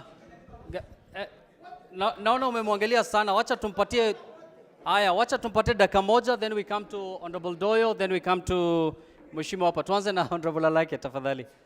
So he raised two issues, quotas and food security. Asante sana Bwana Lesokoyo. Najua amekuwa katika nafasi ya maendeleo ya kijamii ama community development kwa muda mrefu. Amekuwa katika county council kama councillor, ninajua ana ufahamu nyingi sana. Kwa hivyo nashukuru. Swali lako kwa hisi yangu ni hivi, ya kuwa ninajua most of the land ikiwa west of Isiolo ni holding grounds za LMD, zikiwa bado zinashikiliwa na LMD land vile unasema. Na nafikiri inashikana na vile mzee hapa awali alikuwa ameongea, yule kutoka Lebarua, na shida zote zinalingana. Jambo la kwanza, vile ilisemwa, elimu ya kijamii ndio muhimu kuanzisha. Civic education, public education. Na sheria hizi zile zimewekwa zinasema nini juu ya ardhi hizi zote, na tutaanzisha hiyo. Mimi ukiuliza mimi ni jambo gani tofauti, nitatenga rasilimali, nitahakikisha kuna elimu ya kijamii. Ya pili, hiyo rasilimali pia itakusimamia kisheria, kama inahitaji elimu zaidi iweze kutuonyesha mbinu ya kuelekea mbele. Ya tatu, hiyo rasilimali itasimamia kama tutatunga sheria mpya ile ya county, na pia tufanye advocacy na senator na wengine. Sheria ya Nairobi pia iangalie taratibu za kubadilisha na kuhakikisha wewe sio squatter. Food security. Kwa hivyo hiyo ni hiyo food security. Unajua pia mambo yake, nina kuhakikishia ya kuwa mimi nimefanya kazi ya maendeleo ya kijamii zaidi ya miaka 20-30, na food security ya sehemu yetu tumeongea sana juu yake. Na sisi kama wafugaji, msingi wa chakula chetu ama food security haikuwa biashara, na hata saa hii sioni kama ni biashara sana, bado ni mifugo. It's still livestock. Vile nitafanya whatever unauliza kama ni tofauti, nitaanzisha na kuweka mipango kambambe ya soko huru ya livestock. Nitapigania pia nafasi ya kuhakikisha ya kuwa tutakuwa na industries ya kuhakikisha katika soko ama kutafuta nafasi ya soko ya kuuza nyama vile inatufaa na ngozi pia. Jambo la kwanza, sisi zote tunajua kuna slaughterhouse ama abattoir imejengwa hapa miaka 20 iliyopita, pesa ya World Bank. Kila uchao, kila mwaka kuna pesa inawekwa kwa budget. Ikifika tarehe 30 ya June vile bwana Deputy Governor alisema juu ya taratibu za kuendeleza Bulabisa, pesa zinageuka zinakuwa vitu vingine. Nitahakikisha ya kuwa nitawatengea, nitahakikisha hiyo slaughterhouse imefanya kazi, tutauza mifugo yetu pale, na pia tuwe na soko ya ngozi ili tuendelee zaidi. Food security inaanzia hivyo, lakini pia lazima kuwe na taratibu. Tuko na ardhi, tuko na maji, taratibu ya kuelimisha watu wetu juu ya kukuza mimea. Kwa hivyo mashamba lazima pia tuhakikishe tumeweka, na watu wetu pia tutawaelimisha taratibu mpya. Si lazima ukae kila siku ukichunga ng'ombe, kwa sababu baba na babu alichunga ng'ombe. Kwani ni kitu gani kilikuambia usifungue soko, usiende kuwa na duka kidogo, usiende kuwa na hoteli kidogo ya kuuza mandazi? Lazima tuwaelimishe, tuhakikishe chakula sio tu unangojea kutoka mifugo ama livestock, bali iwe ni diverse. Na food security program tutaweka mpango kambambe ya kuhakikisha there is integrated food security plan, na tutatengea rasilimali ya kuhakikisha hiyo. Asante. Asante. You've had commitment ya Honorable Halaki. I think I'll give a chance to Honorable Doyo. Tuende Kemaita amenyamaza sana, then tukuje DG. So Honorable Doyo, I think the mzee here raised issues to do with squatters in Oldonyiro and issues to do with food security. Drought is a major issue. You know? Haya, go ahead. Kwanza Commissioner Lesokoyo, kitu wa kwanza ambao ningependa kukuhakikishia, you are not a squatter. Hiyo ardhi ni yako, especially the indigenous community, mahali ambapo wanakaa, mahali ambapo wameishi kwa miaka hizi zote. Nafikiri hata watu wakijaribu kuleta mabadiliko ya sheria, ninakumbuka na nafikiri unaelewa ya kwamba kuna wakati fulani the whole of Oldonyiro, they wanted to declare it as adjudicated areas. Kuna wakora walipanga, kwa sababu areas za Oldonyiro kama ulivyojua is a well-known resource-based areas ambazo ziko na maji, ambazo ziko na rotuba, one of the best rangelands ambao tunajua tuko nazo katika county ya Isiolo. Na miaka hizo zote jamii ya Wasamburu na wale wa Masai ambao wanaishi upande huu wale Parwa wanajua ya kwamba kulikuwa na changamoto paka ya jeshi, kama alivyotuambia mzee wetu, ya kuweza kuwatoa wananchi ambapo wanapoishi hapo. Lakini ninakuhakikishia ya kwamba sheria imeweza kulinda, kwa sababu sheria ambazo ni guzo ya maisha yetu ni katiba ya Kenya. Na ninakumbuka wakati hata mambo ya jeshi ilipoanza, niliweza kusimama na jamii wetu ambao ni wachungaji na kusema ya kwamba hakuna hata inchi moja ya ardhi ya hawa wafugaji ambao itaweza kutolewa na jeshi. Na ilikuwa hivyo kwa sababu as indigenous community, for one, you are protected by the historical settlements. Ni vile tu sheria zetu hazikuweza kuzingatia zile mikakati ya kuweza kusajili, na ni kama ndugu zetu walivyosema, kwa sababu kama community land, ile community land management committee haikuweza kuwekwa, kwa sababu nafikiri hatukuweza kupata ule utawala nzuri, kwa sababu tangu 2018 hizo kazi ingeweza kuendelea. So itafanyika ndio hiyo tena. It should. Yes. It should, and I want to commit myself because actually the operationalization of Community Land Act ilikuja baada ya mimi kutoka county. Fantastic. Na ninakuhakikishia kwamba hiyo itafanyika. Na kama food security now. Na tutulie kidogo. Now maybe you can talk about food security. I think you had 2 issues. Yes. Yeah. Food security bado ni mambo ya ardhi kwanza. Kuna mambo mengi ambayo tunapaswa kuzingatia. Ya kwanza ni kuhakikisha ya kwamba you get the security of tenure. Na hiyo ni kitu ya kwanza ambao nitafanya. Security of tenure for those who are living in Oldonyiro sub-county. The sub-county. Hata sisemi siku hizi ni Oldonyiro hivyo ni sub-county ya Oldonyiro. Mutapata security of tenure so that mahali ambapo munaweza kulima bila shida yoyote. Na tunaweza kukuza mifugo yetu bila shida yoyote. Na ninapenda kukupatia example ya ile mambo ambao soko zetu zinaweza kufanywa. Kwa sababu leo hii the most vibrant market out of the 5 major markets we have in Isiolo County, the most vibrant and the most financially and economically tenable ni ile ya Oldonyiro. Kweli ama uongo? Ni kweli. Na sasa ile ya muhimu zaidi, kwa sababu ile slaughterhouse ambao tunazungumza, na nimefanya utafiti, it is not up to international standard. Niliweza kutoa wale experts kutoka nchi ya Ireland, niliweza kuleta katika hapa slaughterhouse yetu, na imesemekana ni slaughterhouse ambao haijafika ile standard ambao inatakikana. Na nikiingia kitu ya kwanza ambao tutaweza kufanya ni kwamba hii slaughterhouse ambao tunaita abattoir ni ile ambao itaweza kufanya kazi katika ile mpango ya standard ya international. Thank you. Asante. So I think we agreed. Makofi bana, wacheni bana.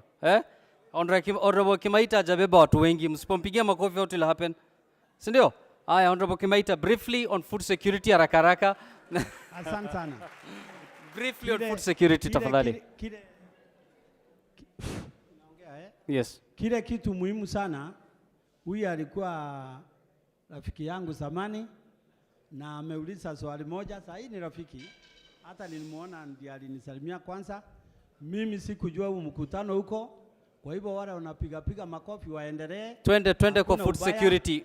Wakati to the point. Yes, kabisa. Thank you. Kitu ile muhimu ni watu wajue Article 1 of the Kenyan Constitution gives yani inapeana mamlaka kwa raia. Unaelewa hivyo? Hiyo ndio wewe unatuma mimi through selection and election kama gavana, unatafuta huyu, unamtuma kazi, unatafuta yule, unamwajiri kama MCA, na kazi ile muhimu sana ni civic education. Haya. Usinikate. Haya. As you brief, as you wrap up. Kitu inaitwa economic power ya watu ni kutokana na elimu ile mtapata. Na kazi yangu itakuwa kuelimisha watu bila niwaelimisha kama district cooperative officer 1980 mpaka 84. na skimu zikaanza na watu wakaanza kuwa economically viable. Ya pili, huyu amesema kitu muhimu, ile nyumba inaitwa abattoir. Mwenye kuanzisha sio sisi, wale wanafanya kazi hapo ni mzee Msomali alikuwa anaitwa Sangal. Ndiye alikuja nikiwa district cooperative officer, akaniambia andika feasibility study. Tukaandika, na pole ni kwenu kwa sababu hiyo nyumba vile bwana gavana amesema imejengwa na misumari yenyewe, na abattoir inataka stainless steel nails. Kwa hivyo iwezi kupita, hata watu wataki walikuja, haifai. So under your administration you'll work on that, sindio? Mimi nikiwa pale, yes, wacha tumalizie. Honorable Kimaita. Kwa sababu miaka 42 yes, hiyo nyumba haijafanya kazi. Ya pili, irrigation schemes zitakuwa na watu wapewe share yao ili wawe ng'ombe kikufa kwa jirani watu wanapata mazao. Haya, tumeelewa hiyo kabisa. Asante. Honorable Isa, as we take one round of question. Asante sana.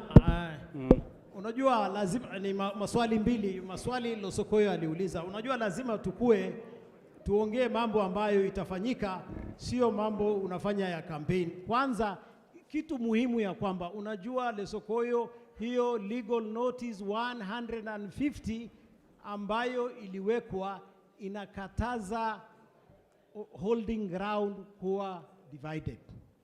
Hiyo ndio shida. Sasa watu watisema ati watakuja watatengeneza mpaka hiyo koti iamue hiyo itupiliwe mbali, ndio mambo isitaonekana, ili Losokoyo aweze kusikia raha, aweze pahali anakaa. Mpaka hiyo legal. Usiambiwe ati tendo kutolewa katika 100 ama 100 days, mpaka ipite kotini. Mimi nilipinga serikali yangu yenyewe kwa ajili hawa ndio walianzisha hiyo legal 150 ili iende kufanya Isiolo yote education na community wakatazwe nchi yao. Ya pili, mambo ya food security. Mimi nahakikisha ule governor ataingia, mimi nikiwa senator nitaweza kulete, kuna pale inaitwa Kubikalo pale juu ambayo tunaweza fanya irrigation kubwa ya kwamba hata hiyo chakula inaweza kwenda mpaka Rwanda na mainchi ingine na itosheleshe Kenya yote. Hapo Kubikalo kuna potential na niko na marafiki zangu kutoka Turkey wako tayari. Nikiwa senator nitaungana na governor ule ataingia na wajue tu mimi nita oversight. Okay, sawa. Asante. Now ladies and gentlemen, kuna FM stations that we are live on, that is Ipse, Angaf and Radio Shahidi. So it will be only fair for us to also give opportunity, yes, I'm coming to you, for us to give opportunity to the local FM station journalists, because tunataka waongee pia, si ndio waulizane maswali. And by the way, we've been very fair to the candidates. Ingekuwa ile TV kawaida, ningepeana 1 minute each timpige kengele hapa kila wakati, si ndio? So let's try and also accommodate each other. So let me take a question from Mr. Daud, right? Aya, wacha tupatie 1 minute and then tulia tafadhali. Let's give him a minute to respond to the food security issue, then we come to you. Endelea, Honorable. Let's be fair when you are giving opportunities to all. That's why I came to you. That's why I came to you. Don't go to ask another question before I can. That's why I came to you. Please go ahead. Mzee Losokoyo, tusipatiwe story mingi uambiwe sijui 100 years ama ilifanyika ikakuwa. Wakati watu walikuwa na chance ya kufanya hiyo na hawakuweza kufanya, tusiambue mambo mingi. Ile kitu mnataka ni kama hizi sehemu zingine pia za Isiolo, mnahitaji cheti. Mnahitaji title deeds za area yenu pia. Kama ni area ya conservancy, tunafaa kuketi chini na nyinyi na wazee na tuamue. Conservancy ya area ya Oldonyiro ni gani, ya Kipsing ni wapi, na hizi land zingine watu ambao wanaweza jenga, tutafute title deeds ipimwe na serikali na mpatiwe. Hiyo nafikiri itamaliza mambo ya squatters. Kwa hivyo tusiwapatie story mingi za kutafuta kura peke yake. Hiyo ndio kitu muhimu. Mambo ya chakula, kuna alternative means of livelihoods, sources of livelihoods. Sio mambo ni ya kufuga peke yake. Kiangazi ikikuja, unafaa kuwa na kitu kingine ambayo unaweza tegemea pia wewe inakusaidia. So mambo ya water harvesting na irrigation schemes ndio kitu tunafaa kushughulikia, because one thing with Isiolo kukinyesha inakuwa ni floods. Lakini kiangazi nayo ikipiga inakuwa ni hatari zaidi.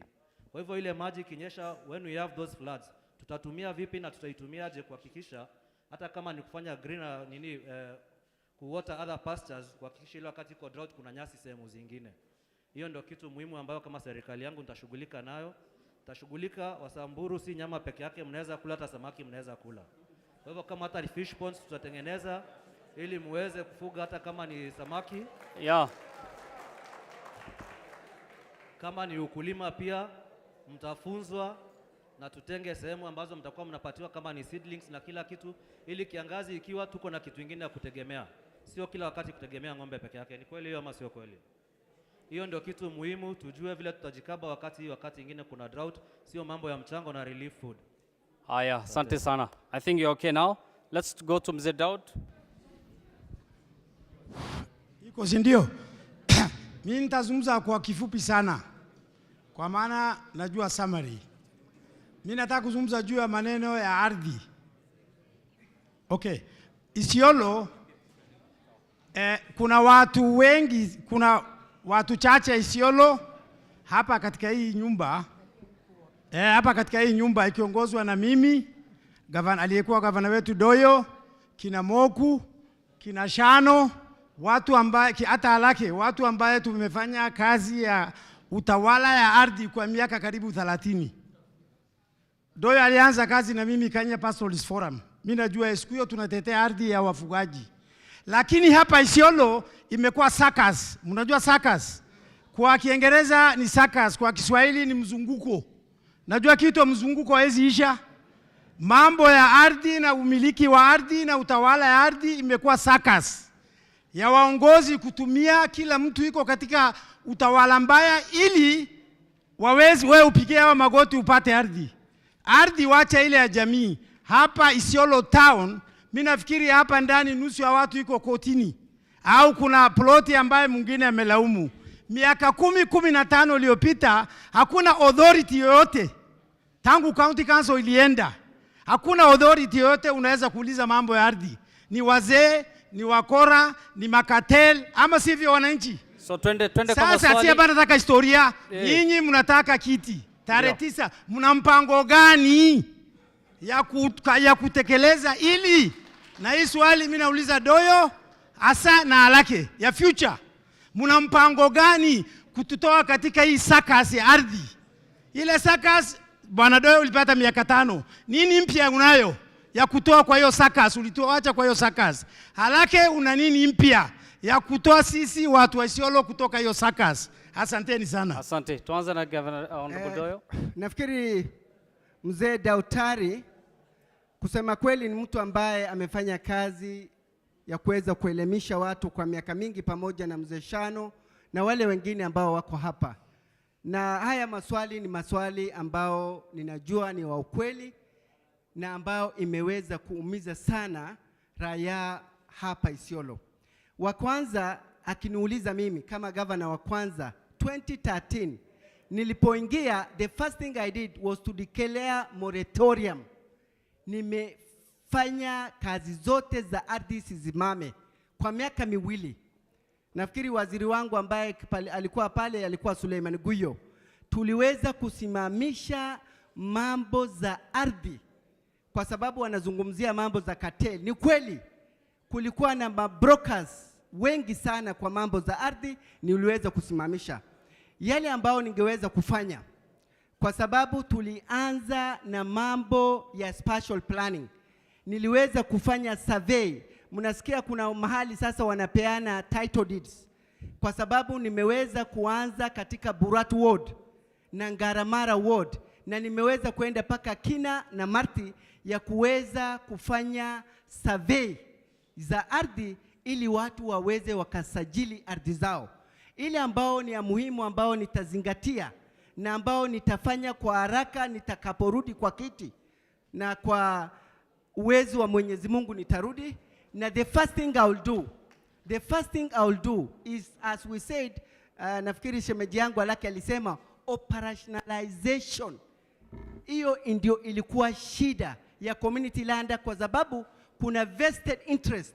Kuna watu ambao wanatoka Nairobi ambao bado wanataka kushikilia mambo za ardhi, na ni waziri, na sisemi ni waziri gani, za ardhi ambazo wanachukua jukumu ya kuweka notices, legal notices, ili waweze wakashikilie mambo za ardhi na mambo ambao is unconstitutional, it is illegal, na ni kitu ambao tumesema jamii wa Isiolo hawatakubali.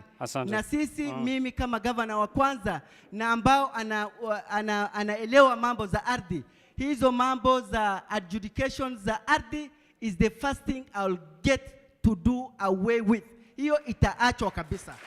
Na tutafanya Community Land Act iweze ikafanya kazi vilivyo vile walivyosema ndugu zetu kutoka Oldonyiro, ili kwa sababu utaratibu ni very very clear. Nafikiri mwenzangu amezungumzia utaratibu ya Community Land Act ni very very clear, na hiyo ndio tutaanzia, na hizi shida za cartels ambao tunazungumzia yataishi katika Isiolo. Asante sana. Asante. Honorable Kimaita, I think umenyamaza kidogo. This is your opportunity. Thank you very much. How will you end the suckers? Mimi nikiwa gavana Isiolo, ambao naamini nitakuwa kile kitu nitafanya nifuatavyo.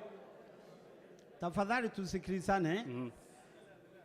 Kitu ya kwanza, ndugu yangu Ndoyo wakati aliingia kama gavana alisimamisha pahali watu 1992 walikuwa wamepewa sheti Mwangaza, na Mwangaza sasa iko na case 8. Ya pili, there are several cases. Ya pili, mama yule wa Mburat nifikiria atasema wako na case na wamesunguka wamechoka.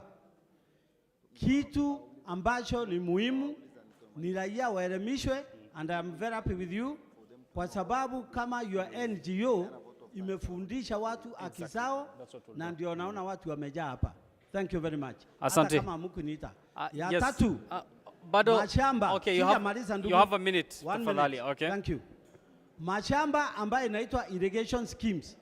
Nikiwa governor nita make sure watu wamepata title deed, kwa sababu hakuna haja ulime shamba watoto wako waikose na wajukuu wako waikose na ulikuwa mwenye hiyo shamba. Kwa hivyo the land will be given to the owners in those irrigation schemes, na irrigation schemes because we want food itakuwa set kando na the ranching areas. Mifugo ni muhimu, chakula yenyewe ni muhimu ya shamba. Asante, asante. Asante. I think Daud directed also to DG Isa and Honorable Alake next, then we'll go to... Bibi nataka kuchangia ya kwamba hii mambo ya cartel ni wale wanazunguka governors. Governors wakue sasa, wale wataingia, sisi tuta oversight nyinyi. Msikubali hiyo cartel ambao wanazunguka nyinyi ndio wanasumbua wananchi kabla nyinyi hamjaonekana. Kwa hivyo lazima muwe co ground, vile mimi niko co ground, mtembee ili muone ya kwamba ardhi ambayo hapo police station kila siku kienda watu 10 wanang'ang'ania ardhi moja. Kwa ajili cartel ambao wako kwa ardhi house ndio wanatoa mabarua ambayo kwa land moja watu 10. Kwa hivyo hizo mambo za cartel ambayo Daudi Tari aliongea lazima iuliwe, na ndio inaleta corruption katika Isiolo ambao watu wanauana mpaka leo. Kwa hivyo sisi tutoa oversight, mjue hiyo. Aya, asante. Twende kwa Honorable Alake. Asante sana.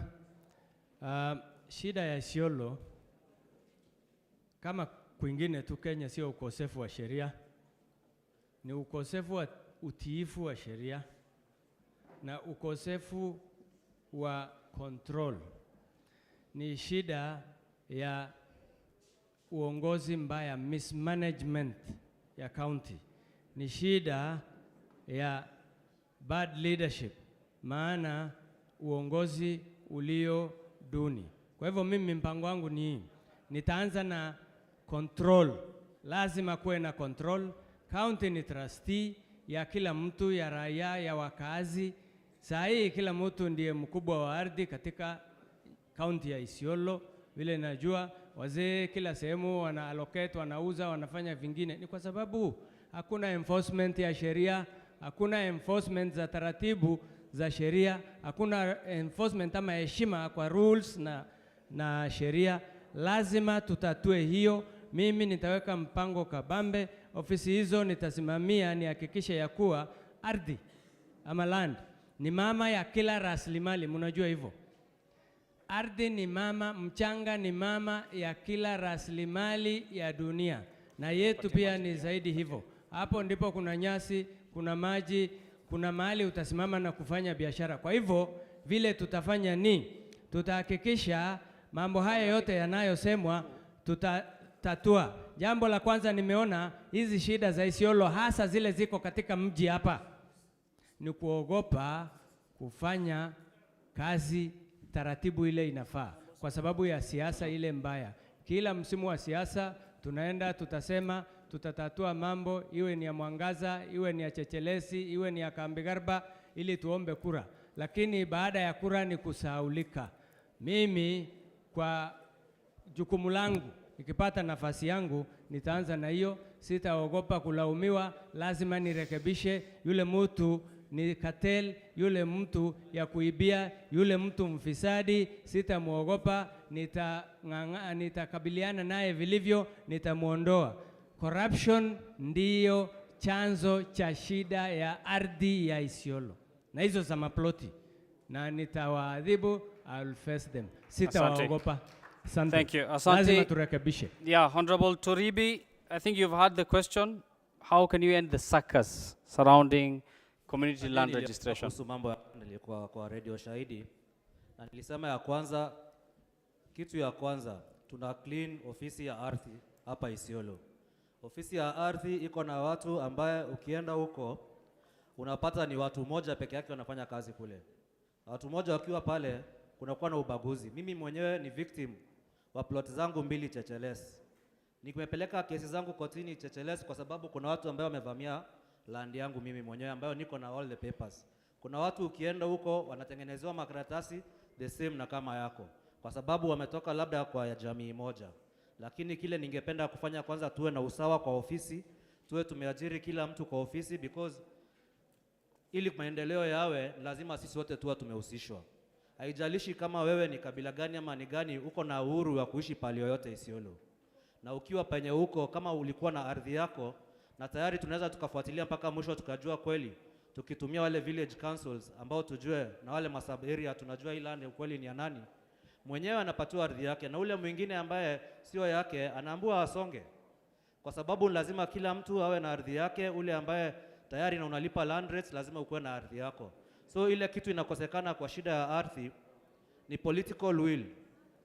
Hakuna mtu ambaye ako na political will ambaye tumekuwa tukiwachagua wa kupigana na hii mambo ya ardhi kama vile ndugu yangu amesema hapa hivi. Kwa hivyo bila uoga tunafaa kuingililia na kuhakikisha kila mtu haki yake anapata. Sio kwa land peke yake lakini kwa kila mahali ingine, kwa mali yako na maneno ingine yote. Asante sana. Now, tuendelee na ardhi ama tuende kwa topic ingine? Mnataka ardhi bado? Okay, now just a minute. Yeah, relax. Now niliwaambia tuko kwa different radio stations, ndio? So it's only prudent we give a chance to one of the local journalists. Auliza maswali ya radio, then we come to the MCS. MCS pia kuna maswali. Let's make it very brief because we want to finish. Hatuwezi kapa mpaka asubuhi, ndio? So we have to finish by 10:30. We should be out. So let me start with the local radio. We go to the MCS and we go to our wazee here. Kuna mzee hapa ameniangalia sana. So let's start with Hashim. Hashim, very briefly. Assalamu alaikum. Swali langu ningependa kuelekeza kwa Deputy Governor. Ningeongea Kiborana kwa sababu Deputy Governor haelewi. Nimependekeza niongee kwa Kiswahili. Swali langu ni kuhusu hii cheti cha shamba ambacho aspirant huyu Guyo Kayole anapeana. Bwana producer, hebu niweke Guyo on 1000 title deeds.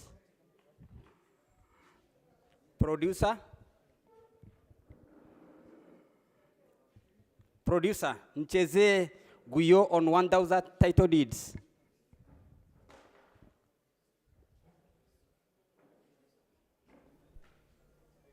Olonyiro tumeleta title 1500 na serikali ya county pamoja na national government from next week wataanza kupatiana nini? Tuko pamoja? Na mimi nataka kuhakikishia shamba ambaye iko chini ya holding ground, mimi nikiwa gavana wenyu nitaenda kukaa chini na serikali kuu tukishirikiana na hawa viongozi tuhakikishe hiyo shamba imetoka kutoka holding ground na watu wa Oldonyiro wamerudishiwa shamba ya Oldonyiro. Yeye alikuwa anaongea kuhusu vile atapeana title deeds. Nani amempatia mamlaka? Na yeye ni kwa saa hivi sasa vile tunaongea, yeye ni MC wa Mama Topeni.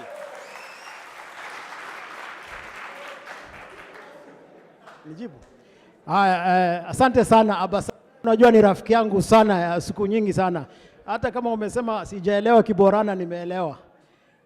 Ya kwamba sheria, tuko katika nchi ambayo ina sheria. Nchi ambayo inayo katiba ambayo iliwekwa. Kwa wakati huu katika Isiolo, mimi ndio acting governor wa Isiolo. Kitu yoyote ambayo inaendelea Isiolo lazima mimi nihusishwe ili niweze kutoa maoni yangu. Kwa hivyo mimi nimeshangaa mwenyewe, nimeona ya kwamba title deed imepewanwa huko Oldonyiro na mimi kama governor wa Isiolo sijaelezwa. Unaona? Kwa hivyo hiyo ni kuika sheria ambayo imewekwa, na lazima tufate sheria ya Kenya Constitution. Tusikuwe na feeling ya kwamba tunasaidia aspirant ili waweze kuendelesha mambo yao ambayo ni illegal katika ile IEBC laws. Kwa hivyo mimi nilipigia simu County Commissioner wa Isiolo Omonding, nikamuuliza ya kwamba County Commissioner, mimi naona kwa mtandao title deed inatolewa na mimi ndio governor wa Isiolo, inaweza kuaje? Akaniambia mimi sina habari, sijaambiwa. Nikamwambia namna gani? Wewe ndio in charge ya security, lazima mimi nielezwe kitu yote ya security ambayo inaendelea Isiolo. Mimi kama governor wa Isiolo lazima nielezwe. Kwa hivyo hiyo ni kuika matumizi mbaya ya kuika sheria ambayo imewekwa na constitution ya Kenya. Kwa hivyo mimi sina habari. Sasa hata hizo title zilitokea vipi?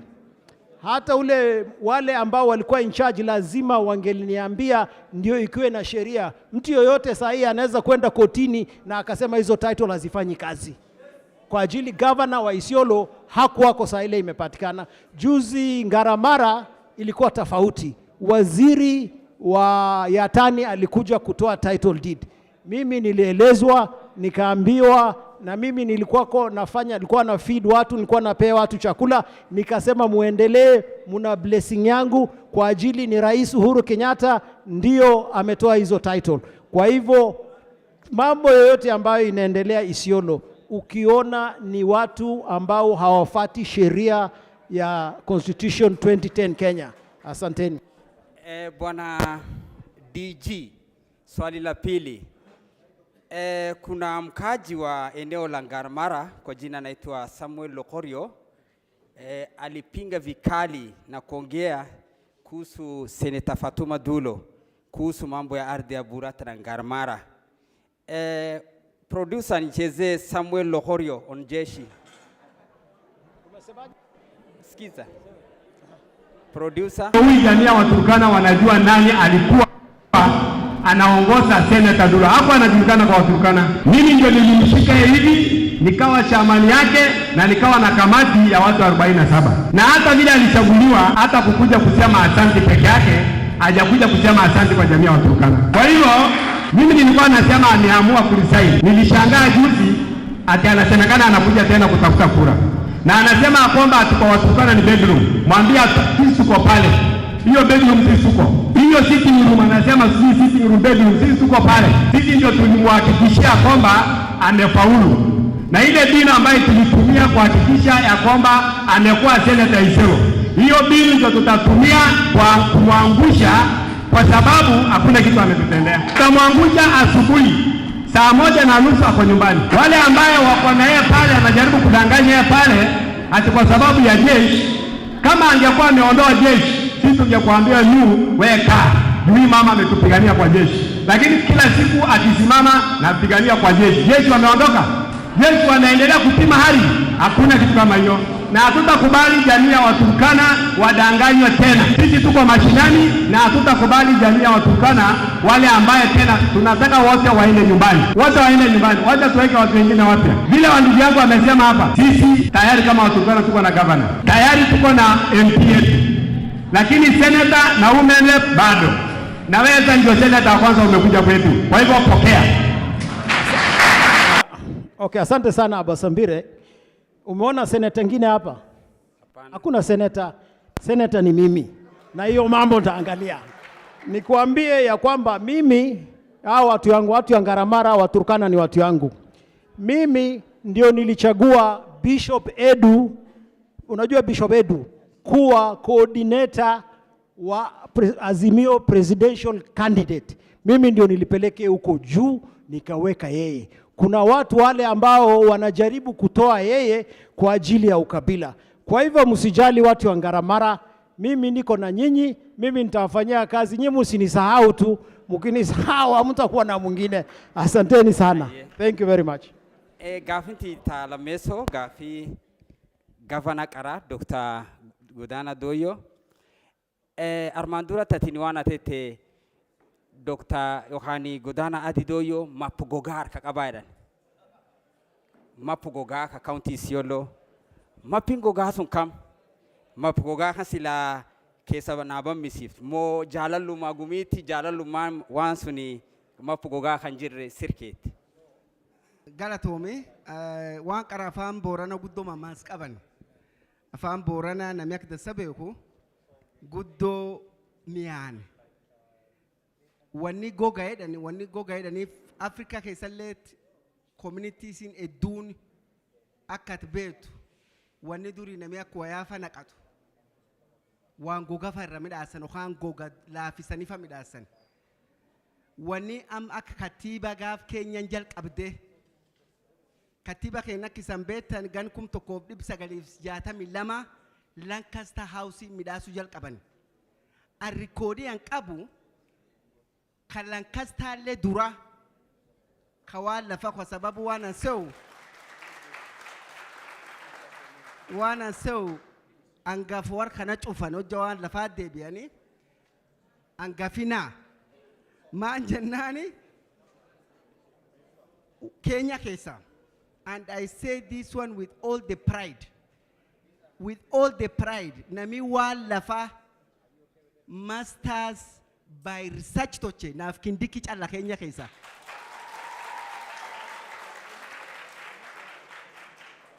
Dr. Doyo ete. Gaf 2012 ankuru arm gaduf PhD ti dokumeno bafatin. University of Western Australia. Wani uga mataki kejira.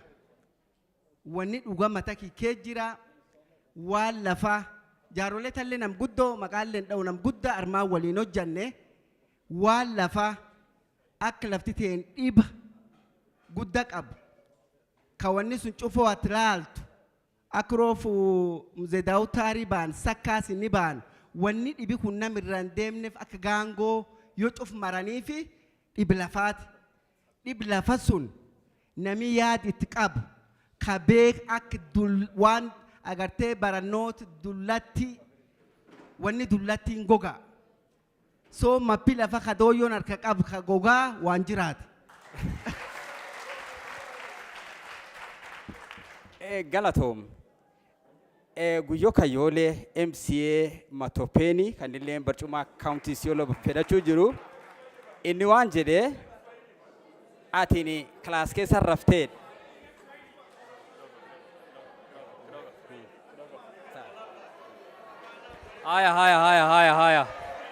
Haya. Tutulie. Unaweza toka. Hey, tutulie. Tulia. Hebu tutulie tafadhalini. Sawa? Tutulie. Niliwaambia just excuse kidogo. Kidogo, tulia.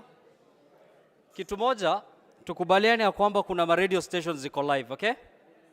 And from the beginning, mchana mpaka saa hii, kuna pale mulisikia lugha mama anywhere?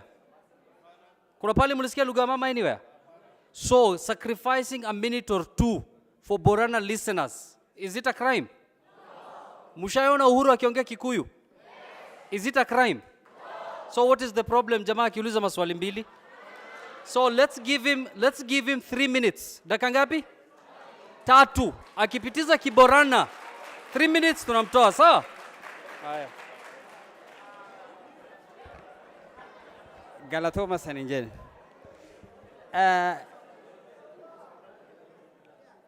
Duubi inni waan jedhe aspirant inni illee akkuma keetii barcuma fedhachuu jira. Inni waan jedhe guyyoo kayyooleni atiin kilaas keessa raftee. Producer nichezee guyyoo ondoyo.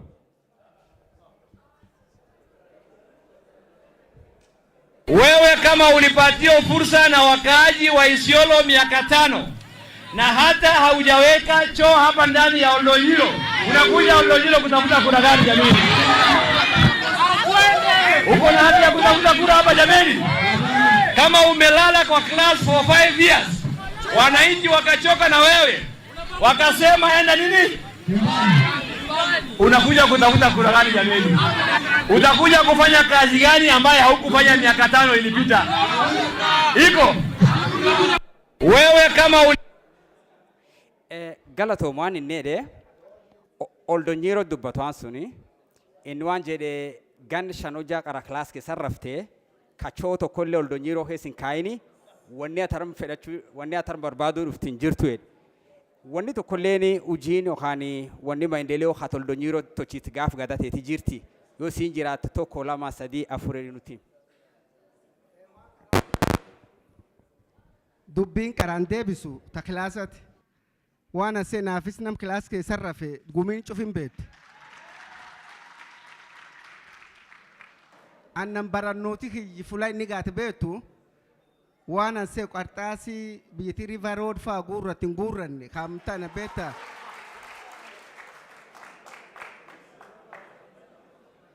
Masoomoon bara itti dhiphat namni masoomoon bara itti dhiphat waan asee is malee naanini nam kilaas keessa rafuunin. Waan asee gumiin Oldonyiro armi ciifte. Gumiin Oldonyiro armi ciifte.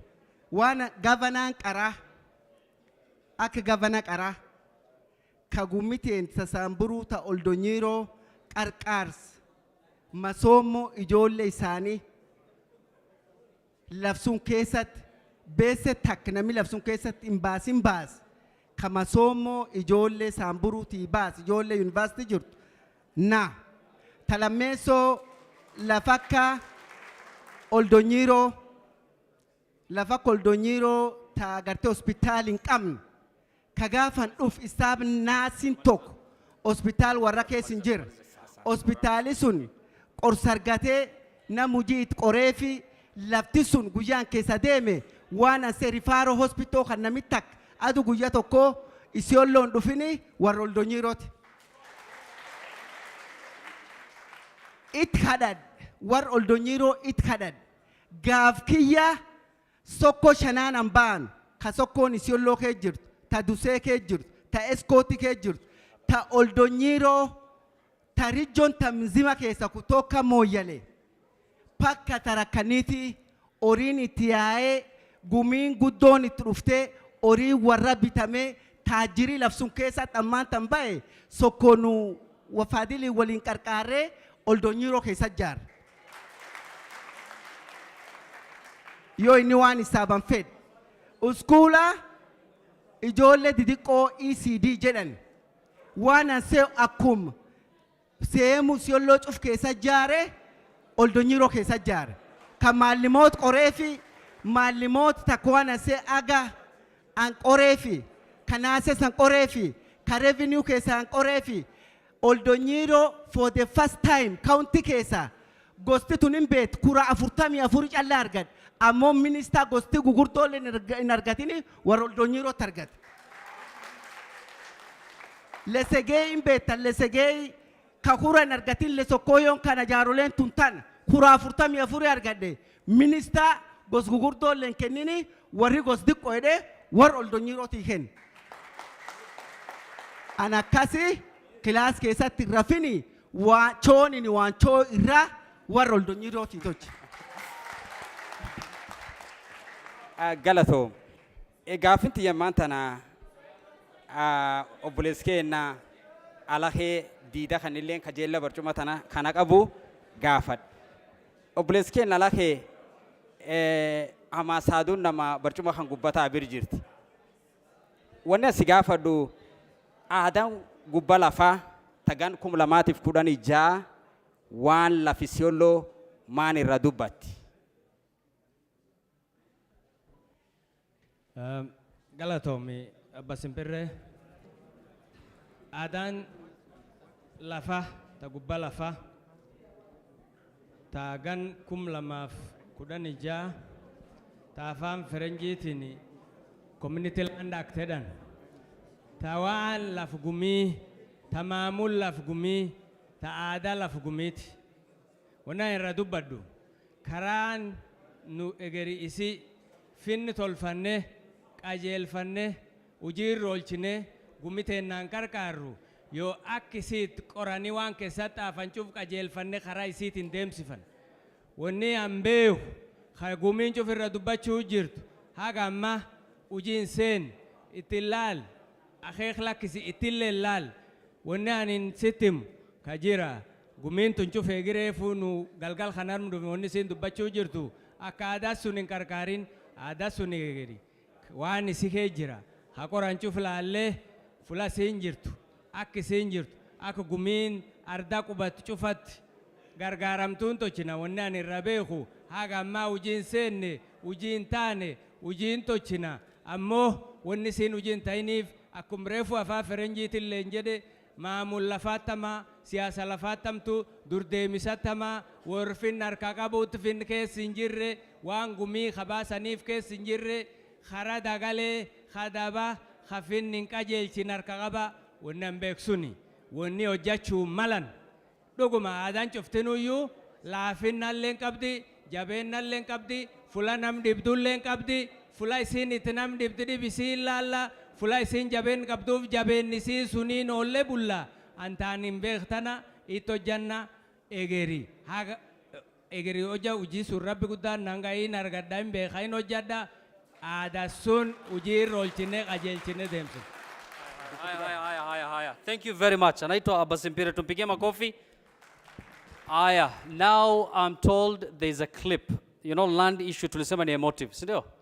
And I'm not sure, sikusikia kiborana vizuri, but I'll give Honorable Doyo a minute to clarify on a certain sound bite I'm told you made in Oldonyiro, sindio?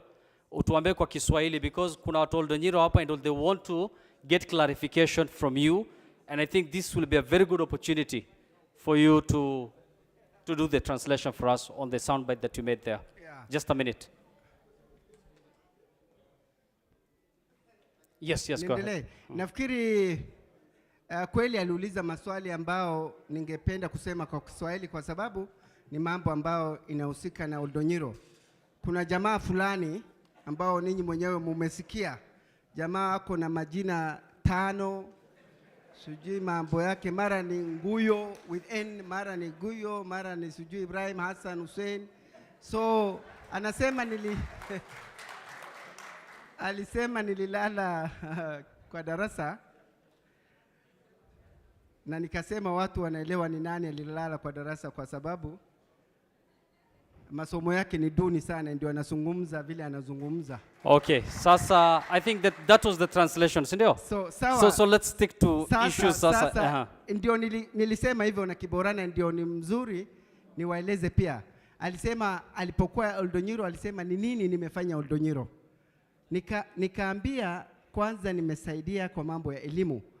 Wazee hawa wanafahamu nilifanya mchango kwa wale ambao wanasoma masomo ya juu. University education ambao ninajua ni ya muhimu sana niliweza kuwafanyia wale ambao wanasoma katika vyuo vikuu.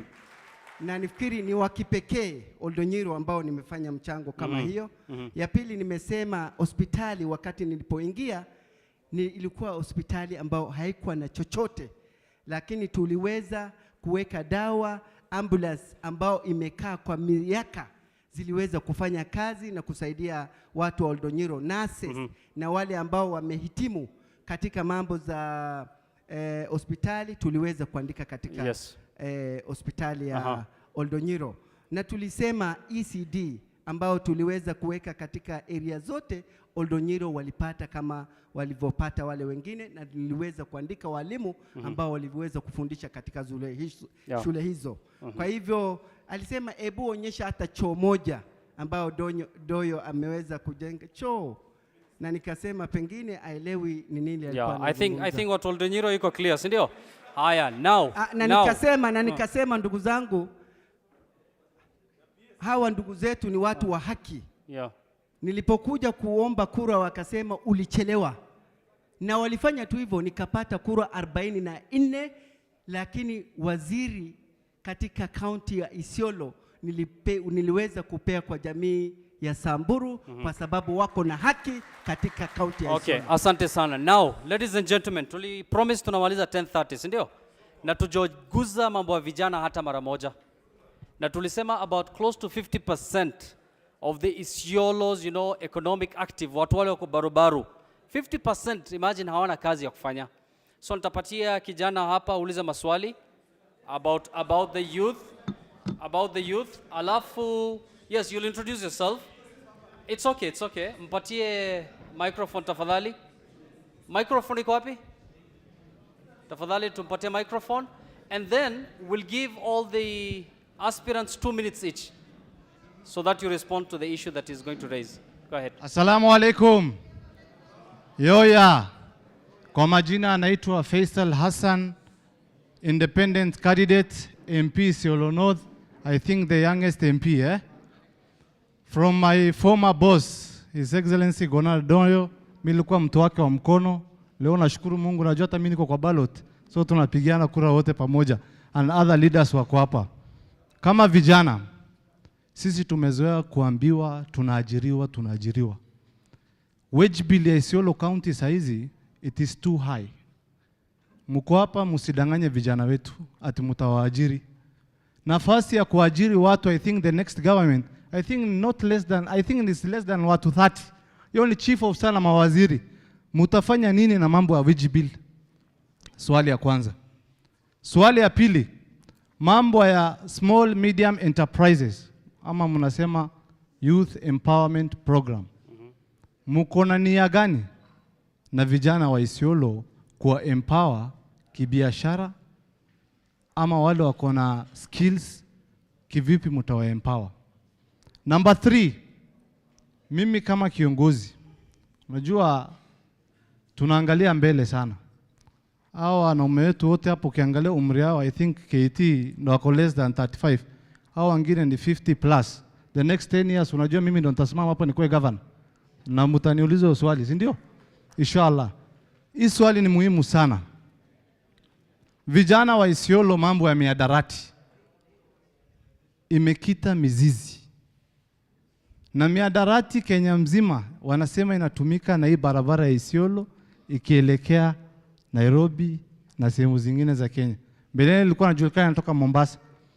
Ni mikakati gani mtatumia kuzuia miadarati katika Isiolo County? Kwa sababu tunafahamu pia, tunasikia labda ni maviongozi wengine ndo wanasababisha hii miadarati. Haya, asante. Mheshimiwa, thank you ya very much. Mwisho tafadhali sana. Nauliza maswali 3. Thank you very much. Asante. So let me start with Turibi. Dakika moja tafadhali. Wacha tuanze na Turibi. Yes, tayari ameraise. Sekunde moja. Watu wa Isiolo County, tafadhalini sana, siku ya kura, you will use just 1 second to mark that ballot paper. It's either itawaletea shida the next 5 years, ama itawaletea furaha. Please elect the leader of your choice. Okay, so that's fair enough. So let's start with Honorable Turibi. He raised issues to do with the wage bill, youth empowerment, drug abuse. I don't know if 2 minutes is enough, but you have to stick to it. So, okay, go ahead. Mambo ya wage bill, kwanza tuko na vijana wengi sana ambao wameandikwa kama casuals. Casuals, sheria inasema unafaa kuwa casual for 3 months. Zaidi ya 3 months, na kama umekuwa maintained more than 3 months, unafaa kuwa absorbed into the system. Na vijana ndio ambao wanawekwa ukitafuta kazi, wale wanasukumiwa casual na waandikwi permanent. Na hata mpaka saizi kuna wale ambao ni casuals wamekaa more than 11 months bila kulipwa. Kwa sababu ya nini? Kwa sababu ya hiyo bloated wage bill. Bloated wage bill, tuko na watu wengi sana wameandikwa kwa maofisi ambao hawafai kuwa kwa ofisi because they are not qualified to be in those offices. They are not competent. So kitu ya kwanza serikali yangu itafanya ni kwanza kuangalia mambo ya payroll, mambo ya wage bill, kujua nani anafaa kuwa pale na nani hafai kuwa pale. Tukiondoa wale ambao hafai kuwa, nafasi mingi sana ya kuandika vijana kazi. Ya pili, kwa youth empowerment, sio vijana wote ambaye wamesoma wako na madegree ama certificates za kuandika kwa kazi, lakini wako na talanta na wako na skills zingine ambazo wanaweza tumia kujimudu na pia wasikie Isiolo County ni yao. Kitu ya kwanza, ningependa vijana uwe wamejiunga kwanza kama ni vikundi, na kwa kila kikundi kulingana na zile pesa mtakuwa mna save nyinyi wenyewe kwa kila mwezi, kwa serikali yangu nitakuwa nawapatia top up ya 30% ambayo ni grant ambayo hamlipi, ambayo itawasaidia kuinua kazi zenu, ambayo itawasaidia kujiendelesha zaidi. Ya pili, nitakuwa nawapatia startup capital kama watu wako na proposals ambazo tunaangalia na tunaona kwanza kama serikali ni proposals zinaweza zikaweza kuinua na kubadilisha maisha ya youth. Ya tatu, kwa vijana wa bodaboda, kwa serikali yangu kama kuna wale ambao wako na madeni ya pikipiki, kwa sababu vijana wengi wanachukua pikipiki na madeni, kama umelipa miezi 3, serikali yangu ina clear bills zote za bodaboda ili uweze kuwa sasa ukifanya kazi una pesa za kujiendeleza na kulea familia ama ya chakula na kila kitu. Okay. Ningependa kueleza watu wako kwa miadarati kwa sababu watu wana kazi because of idleness. And if we can absorb, tunaweza kuabsorb kama ni through hizo youth groups ama kuajiriwa kwa kazi, watu wengi sana wataingia kwa miadarati because they will be occupied and they will be busy. Mwisho ningependa kuambia vijana, mimi ni mmoja wenu. Mimi ni mwenzenu. Ule ambaye anajua uchungu wenu na ule ambaye anaweza akarelate na nyinyi kabisa ni mimi. Ule na ajue shida zenu na aweze kuzitatua ni mimi hapa hivi.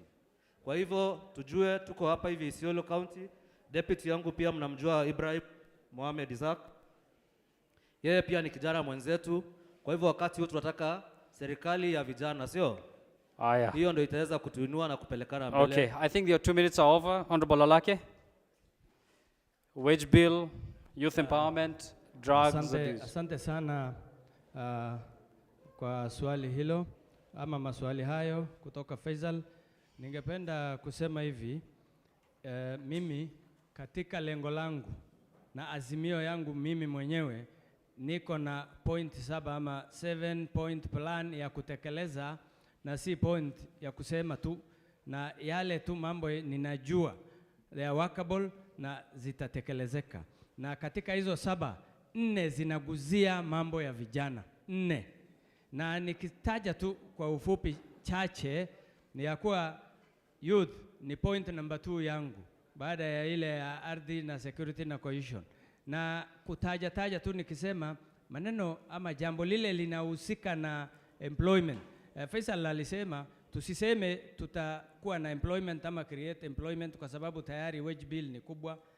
Mtu ataweza kusema hivyo na abakie pale ama aogope kusema hivyo kwa sababu kama kuna narrow perspective.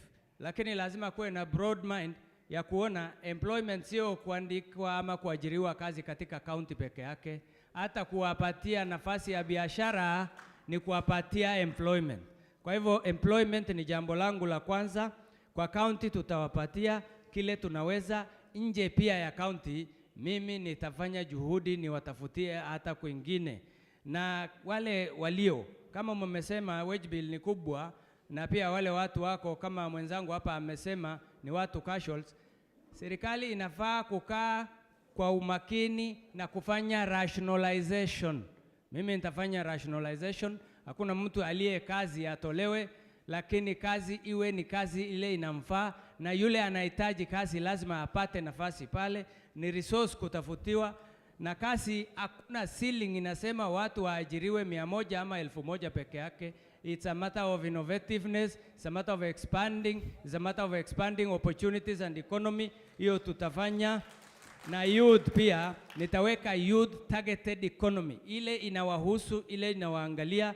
Nitaweka pia small and micro enterprise tayari nimejipangia, nitaweka sports economy kwa sababu nimeona kuna vijana wachache wa Isiolo hata wanacheza mpira nje, na mimi nitahakikisha ya kuwa wengine pia niliwaambia wako na talanta, lazima tuwakuze, tuwapatie nafasi, tufanye training, to develop hawa na tuwauze nje ili wawe kama Mariga wa Kenya mwingine, ama kama Ronaldo na wengine wa nje.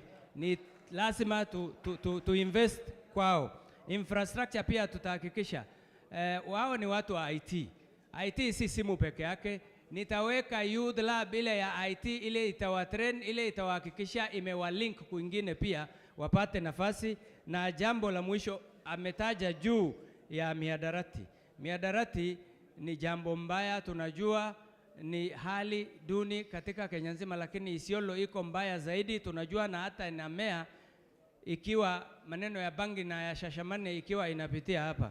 Mimi nishapanga ya kuwa tutapigana na drug abuse, tutahakikisha watoto wetu wasiwe idle na tuwapatie nafasi, na wale tayari wametumbukia tutatafuta nafasi, tutashika wote, tutawaweka kwa rehabilitation na tuwafanyie training ili wawe watu kamili tena na wapate nafasi zao. Asante sana. Bwana Isa, I know your job is mostly oversight, so maybe you can just stick to that role. Just a minute, kidogo. Okay, sawa sawa. Haya. Okay, hakuna shida, tutakujia ndugu, don't worry. It's okay. Sawa, tutakujia, asante. Aya, very good. Valid point. Yes, tumefanya naye kazi, tutampatia chance. Go ahead. Mimi nitafanya kwanza mambo ya bloated workforce. Hiyo ni kitu kubwa sana ambayo kuna wengi ambayo ni ghost workers. Sasa ilifanywa audit. Audit ilipofanywa ikakutikana ya kwamba ni bloated, lakini iliweko chini kwa ajili ya kisiasa. Sasa inatakana sisi tukiingia pale kama Senate tutafanya oversight ya kwamba hakuna governor ambayo atapitisha ile bloated workforce. Na ile mambo ya casual ambayo hawajalipwa mwezi 17 ni kitu ya aibu kabisa. Hakuna county imefanya hivyo, ya kwamba watu wamehangaika. Mtu anapata shilingi 25,000 ana watoto, mwezi 17 hana. Kwa hivyo hiyo tutafanya oversight ya kweli, na hakuna governor yeyote ambaye atafanya hiyo kazi ya kunyima watu wa biashara yao. Tumefanya mambo ya drug. Tulifanya mambo ya drug na county commissioner ya zamani ambaye anaitwa Natembaya. Tukaweza kuongea na Mtuto, tukapeleka vijana karibu 40 na county commissioner wakaenda na Kuru na Ivasha kufanyio. Wengine 10 tulituma Nairobi. Yeah. Kwa hivyo kuna pahali inaanzishwa hapa siku karibu ambayo iko drug rehabilitation, na naomba wale governor ambayo wataanza, tutafanya kazi na hawa na tutaungana na Waturuki ili tuweze kuhimiza hiyo. Na mambo ya economic, wacha niwaambie, ni advice ya kwamba sisi tuko na ardhi kubwa sana. Tunaweza kufanya, tulienda kwa Mheshimiwa Ruto kabla serikali haijaharibika, alituambia atatusaidia kujenga factory moja kila mwaka Isiolo. Itakuwa wana employ youth 1500. Baada ya 5 years tutakuwa tumejenga factory 5, tumeemploy 7500 youth. Kwa hivyo wale wataingia katika serikali waweze kupatiana ardhi kwa watu ambao watakuja kufanya investment ndani ya Isiolo. Yes. Sio kufanya nje ya Isiolo. Ndio watu wa Isiolo wapate faida hiyo, na tutafanya hiyo oversight. Okay. Penda msipende. Asante. Mheshimiwa Kimaita. Yangu ni kushukuru kwa sababu wage bill, mimi ni mtu wa finance, public finance, kwa hivyo ni line yangu, na nimeangalia hospitali unakuta iko na watu zaidi ya 200 ambao wafanyi kazi, wale wanafanya ni 30. Example mortuary unakuta watu 3 ndio wanafanya kazi, lakini imeajiriwa watu 25. There is what he has said, broadened employment. Ya pili, watu wanalipwa mishahara ambayo haifai pahali wako. So utatatua kivipi? Hiyo kazi yangu ni kufanywa audit na auditing. Auditing ili tuwe na the right people in the right place for the right job. Ya pili, umeuliza maneno ya youth empowerment. Youth ndio kama unasaidia au umesaidia county. Mimi mpango wangu ni hivi. Nitajenga hii inaitwa Waso River. Already niko na mtu amenikubalia, that is the government of Alberta in Canada, na hiyo tumesign. Watawajaribu kushika maji ili watu wa Marit, watu wa Bresa wasiwe wanaenda na ile irrigation schemes pump ikiwekwa isiende. Kwa hivyo tutapanda miti na tutaweka fishing areas ili vijana wetu wapate ajira na tuwe tuna export. Ya pili, na hii ni muhimu, we must reactivate the airport of Isiolo. Ingekuwa bila nilipurani ingeenda hivyo. Mimi am the other. Ingekuwa saa hii tuko na kazi nyingi ambayo inaendelea, watu wa taxis, watu wa hoteli, watu wa kuchinja, watu wa kuleta ng'ombe, watu wa kuuza. The circular flow will be too much. Then iko swali moja sijajibu. Drug abuse briefly. One drug abuse, and I want to say here, nimesign an agreement ya $5 million na mtu ambaye ni rafiki yangu anaitwa Dr. Ahmed Canada, ambaye ukitafsiri itakuja 500 million shillings ya Kenya. Kile nitaomba ni county inipe pali, na hii pesa itasaidia vijana wetu, it will reactivate them, it will put them back. Kwa sababu kienda car wash pale, unakuta watu wamekaa hivi. Kabisa, na hiyo ndio tunafaa kutatua. Hiyo lazima tufanye. Asante. Mimi naitisha kura yenu ili niweze kufanya. Asante Honorable Kimaita. Wacha tumalize na the first governor of Isiolo. Issues of wage bill. Tafadhali, let's have order. Let's have order tafadhali. Let's have order. Si lazima. Hapana, si lazima. Tafadhali. Utaongea but ngoja. So, sorry for that. Issues to do with wage bill was raised, youth empowerment and drug abuse. I think those are three critical areas, and we really want to hear how you can approach all this. Nafikiri masuala haya yote ni masuala ambayo yanahusika na vijana. Yangu si mambo ya kufanya, hata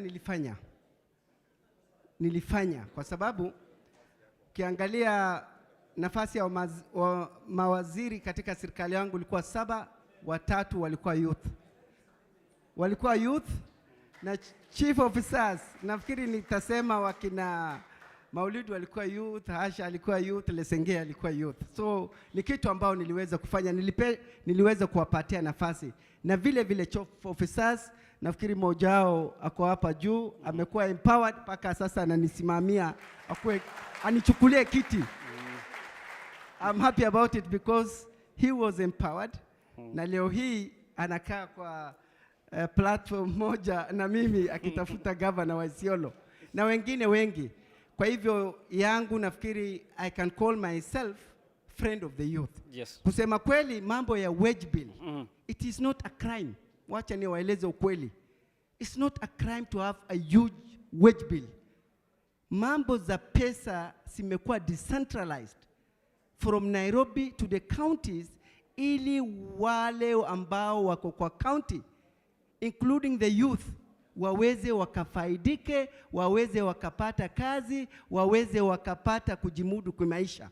So there's nothing wrong about the wage bill, but the problem we have, na ni kitu ambacho nafikiri tutaweza kutatua, kwa sababu mara nyingi tumesikia tuko na ghost workers ambao wameweza kumeza pesa za county bila kufanya kazi yoyote. Hiyo ndio kwa shida katika county nyingi za Kenya.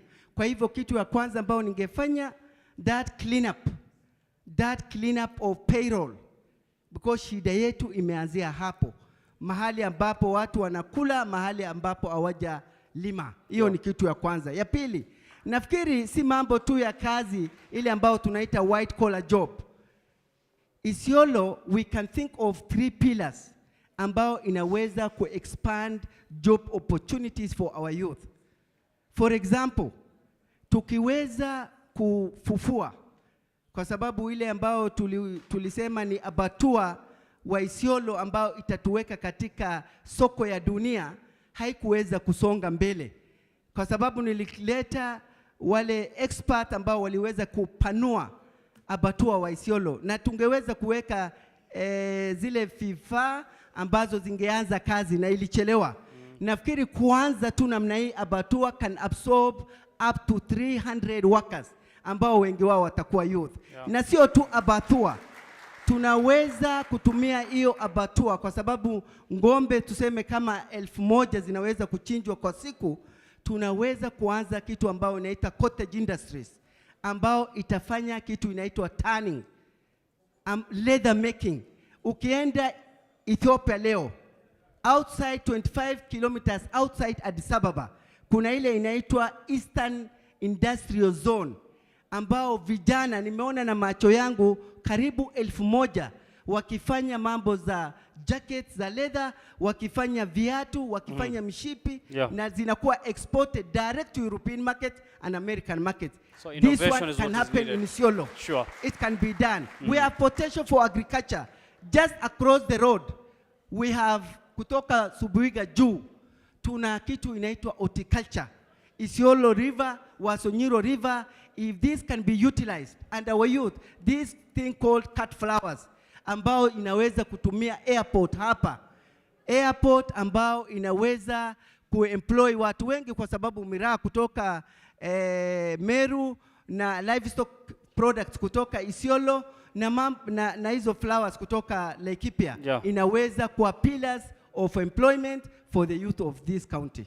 Fantastic. Asante sana Honorable Doyo, asante sana Honorable Kimaita, Honorable Isa, the current DG, Honorable Alake, as well as Honorable Turibi. Thank you very much for your time. We promised we're going to end at 10:30. Tumeanza mapema sana. Kuna wengine walisema mbona tuko kwa TV? Hakuna TV itakupatia 6 hours. Iko. So now we have our sponsors, the guys who've made this event a success. They include Namati. We have any representative from Namati? Unaweza inua tu mkono. Impact. And then we have DLCI. So I'd like to give the final word to an elder, an individual who has been very instrumental as far as community land registration is concerned, and he is none other than Mr. Jarso Moku, so that we wrap up, alafu tuweze kwenda nyumbani, si ndio? Asanteni, Mr. Jarso, karibu.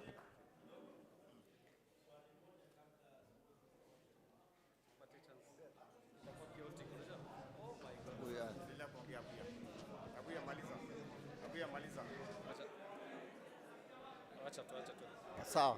Just continue. Okay, now kila mtu akisema maswali tutalala hapa, si ndio? Haya, let's allow Mr. Jarso Moku to make his comments. Correct. Adali. Okay. Sawa, Adali sige naye. 1 minute. Tafadhali sana. Najua watu wamechoka na tumekaa hapa sana.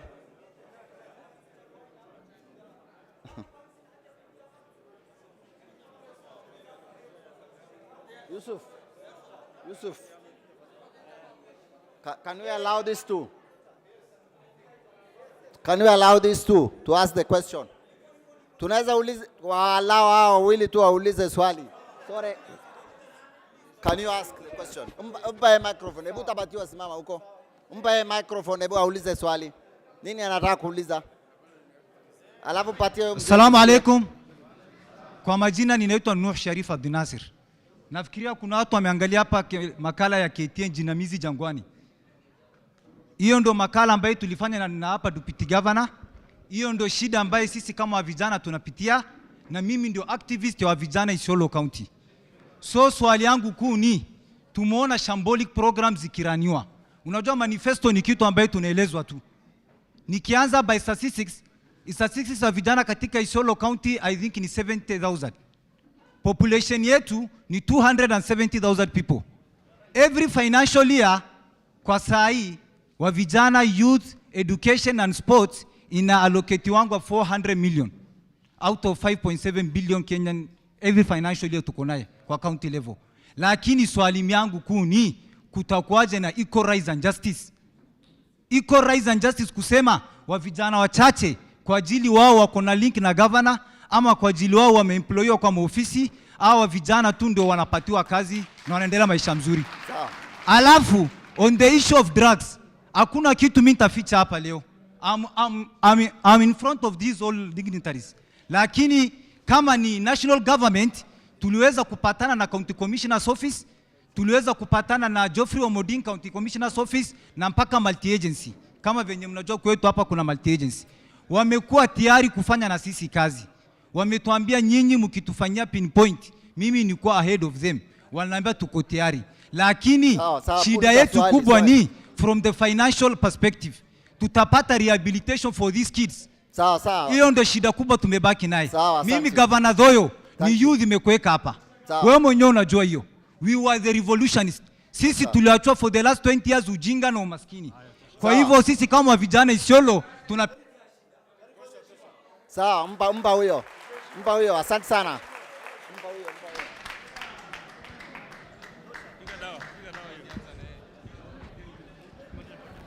Sawa, tuta. Yeah.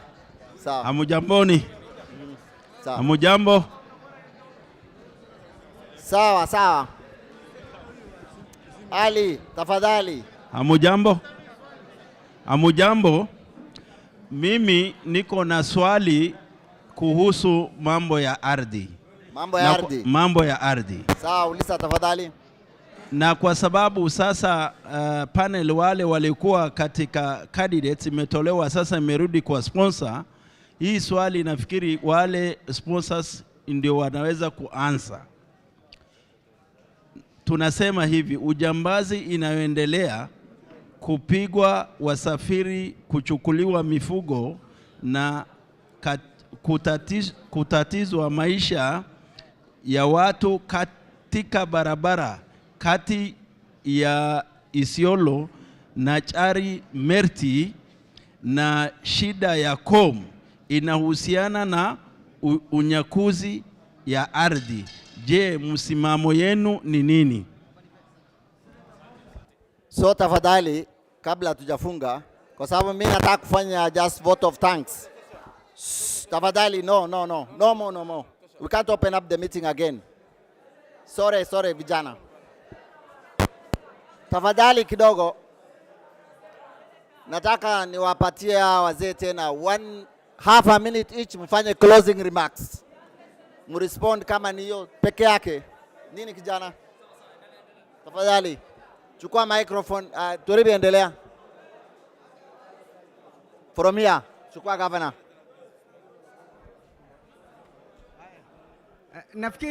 Nafikiri sitachukua muda yoyote kwa sababu mambo ya discrimination ambao amesema, kwa sababu wale watu wengi tusikizane tafadhali, ni wale ambao wako close kwa governors na wale ambao kwa, nafikiri record yangu ni very clear. I just want to say this, utaenda kuangalia record kama kweli kuna watu wanaandikwa tu kwa sababu wanajuana na governor, nafikiri tutaweza kuangalia hizo record zetu. Bwana Kimaita, Mheshimiwa Kimaita. Yangu naomba tuwe na elections ambazo siko peaceful. Asante. Tupige kura bila kupigana. Ndio. Isiolo ni ya kabila 5. Ndio. Na tuko na minority 42 tribes. Tupeane heshima, tushague talenta ya kuendesha Isiolo ili tuwe a prosperous county. Asante. Deputy Governor. Utulivu. Asante sana. Asante sana. Yangu ni kuwapongeza wananchi wote ambao leo wamekuja hapa kuungana na sisi. Hawa wameona viongozi ambayo wamekuja kusikiliza hawa. Tusikizane tafadhali. Kelele hapa mingi. Tunashukuru sana. Hawa ni wananchi wamekuja kutusikiliza. Wamekuja kutuhoji. Na kwa hivyo tunaomba tuwe na amani. Kura ni yako. Siku ile itafika, wewe kwa mfuko yako, siri yako, weka ile mtu unaona ambayo ataongoza kaunti yako na ambaye hawezi kuleta aibu. Lakini ukitaka ule mtu ambaye anafanya oversight kali, ni mimi peke yangu. Asanteni.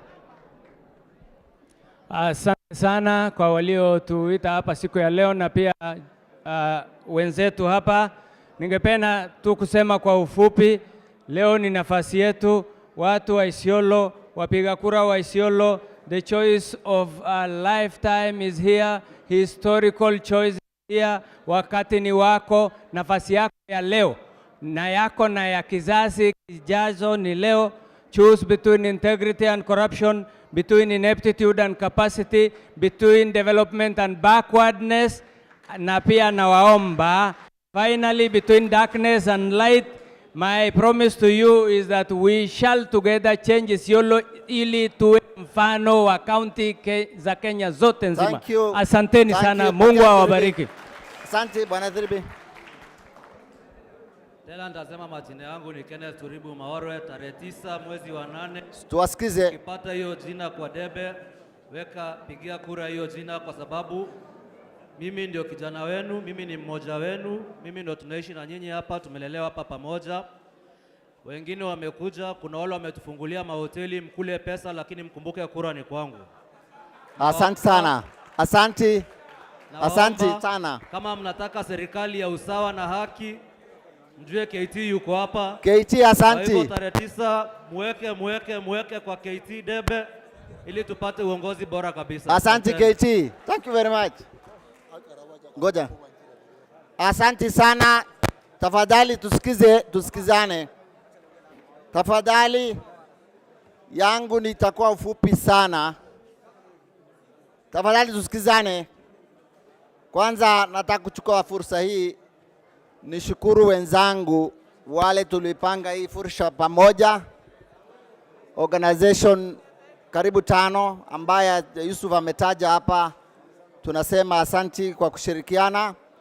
Na Isiolo ni county ya 3 ambaye sasa imefanyika, na tunatarajia tutafanya county 15 kabla ya sasa na uchaguzi waweze wananchi kuonana na wale aspirants.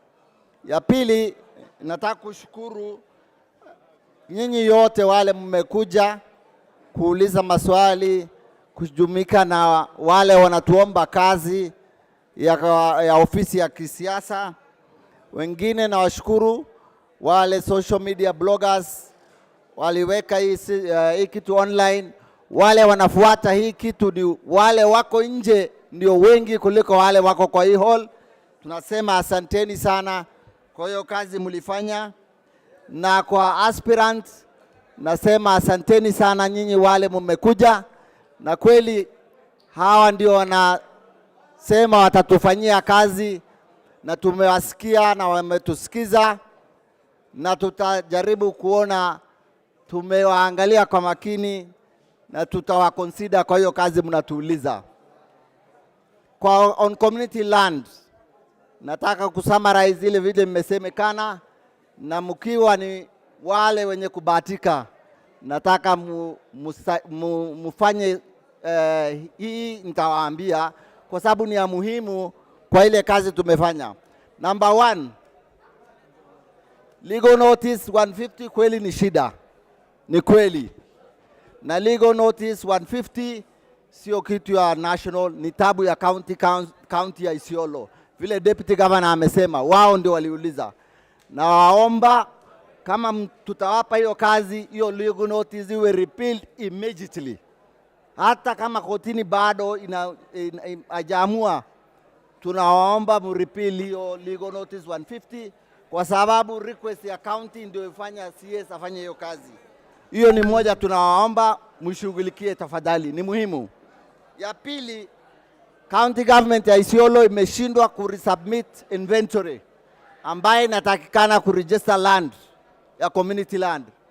Nataka mkipata kazi mjaribu kufanya hiyo inventory iwe resubmitted as fast as possible, kwa sababu Isiolo County Government ni moja ya county government imeshindwa kujaza form moja kidogo tu inaitwa CLA 6 na kurudisha kwa waziri. Walishindwa kufanya hiyo. Mimi nasema wameshindwa, hata wakati tumewasaidia, tumewapa pesa, tumewatrain, hawafanyi, wameshindwa. Nataka tusaidie kufanya hiyo. Ya tatu, county government ya Isiolo ni moja ambayo iko na zero budget ya community land implementation.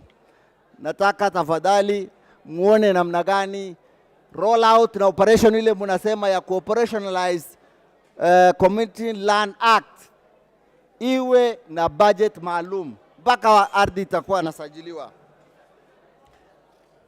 Ya mwisho nataka kuwaeleza ni ya kuwa community wanataka ardhi kwa jina yao, ile lugha wanaelewa, ile wanaweza akiambiwa hii ardhi ni yao wajue ni yao. Kuna tatizo hapa Isiolo, community wanataka kupatiwa jina ambayo wataregister community land, na hiyo hatujatatua mpaka leo, kwa sababu community wamesema tunataka ardhi yetu, kama ni ya Samburu wanataka kwa jina ya Samburu, kama ni Turkana wanataka kwa jina ya Turkana, kama ni Waborana wanataka kujua ile jina wanatambua. Hawataki wapatiwe jina ingine ardhi yao, alafu baadaye hata hawajui, hawatambui ile ardhi. Nataka msingatie hiyo sana. Ya mwisho kabisa, mambo ya youth wameongewa sana, na mimi nasema hatuja lose hope, lakini devolution ya Isiolo tume lost opportunity. Tafadhali imebaki tu sehemu ya mwisho isaidiwe so that hiyo opportunity isipotee. Mimi najua kuna county katika Kenya inapeleka vijana 200 university kwa sababu ya LAPSSET na kuwa train on trade ambaye opportunity ya LAPSSET iko. Isiolo hawana habari. Hiyo ni opportunity kubwa sana ya youth. Nataka muishughulikie. Nataka kuwashukuru sana, lakini kabla sijakaa chini na kuwaambia tulale salama, habari mzee mmoja amesema mambo, tutafanya dua. Mimi ni vice chairman ya NRT. NRT hai own 1 inch of land in Kenya. Ile mtu nasema NRT inachukua ardhi ya Jamii, hana habari, hana information. Not 1 inch of land NRT iko naye, na hakuna plan ya kuchukua community land ama any land. So hakuna issue ya land na NRT pamoja. Hiyo maneno ni ya propaganda ya county government ya Isiolo. Nataka ishe tafadhali sana. Kwa hiyo machache nataka kusema asanteni sana kwa kuja. Tafadhali tunataka Sheikh moja atufanyie dua. Sasa naomba hawa leaders baada ya dua tuwapatie tafadhali watoke ndio waweze kupata. Tafadhali ngoja mtatoka polepole tu, tutawafungulia njia. Sasa wapi Sheikh? Iko wapi? Haya. Assalamu alaikum. Haya tuombe.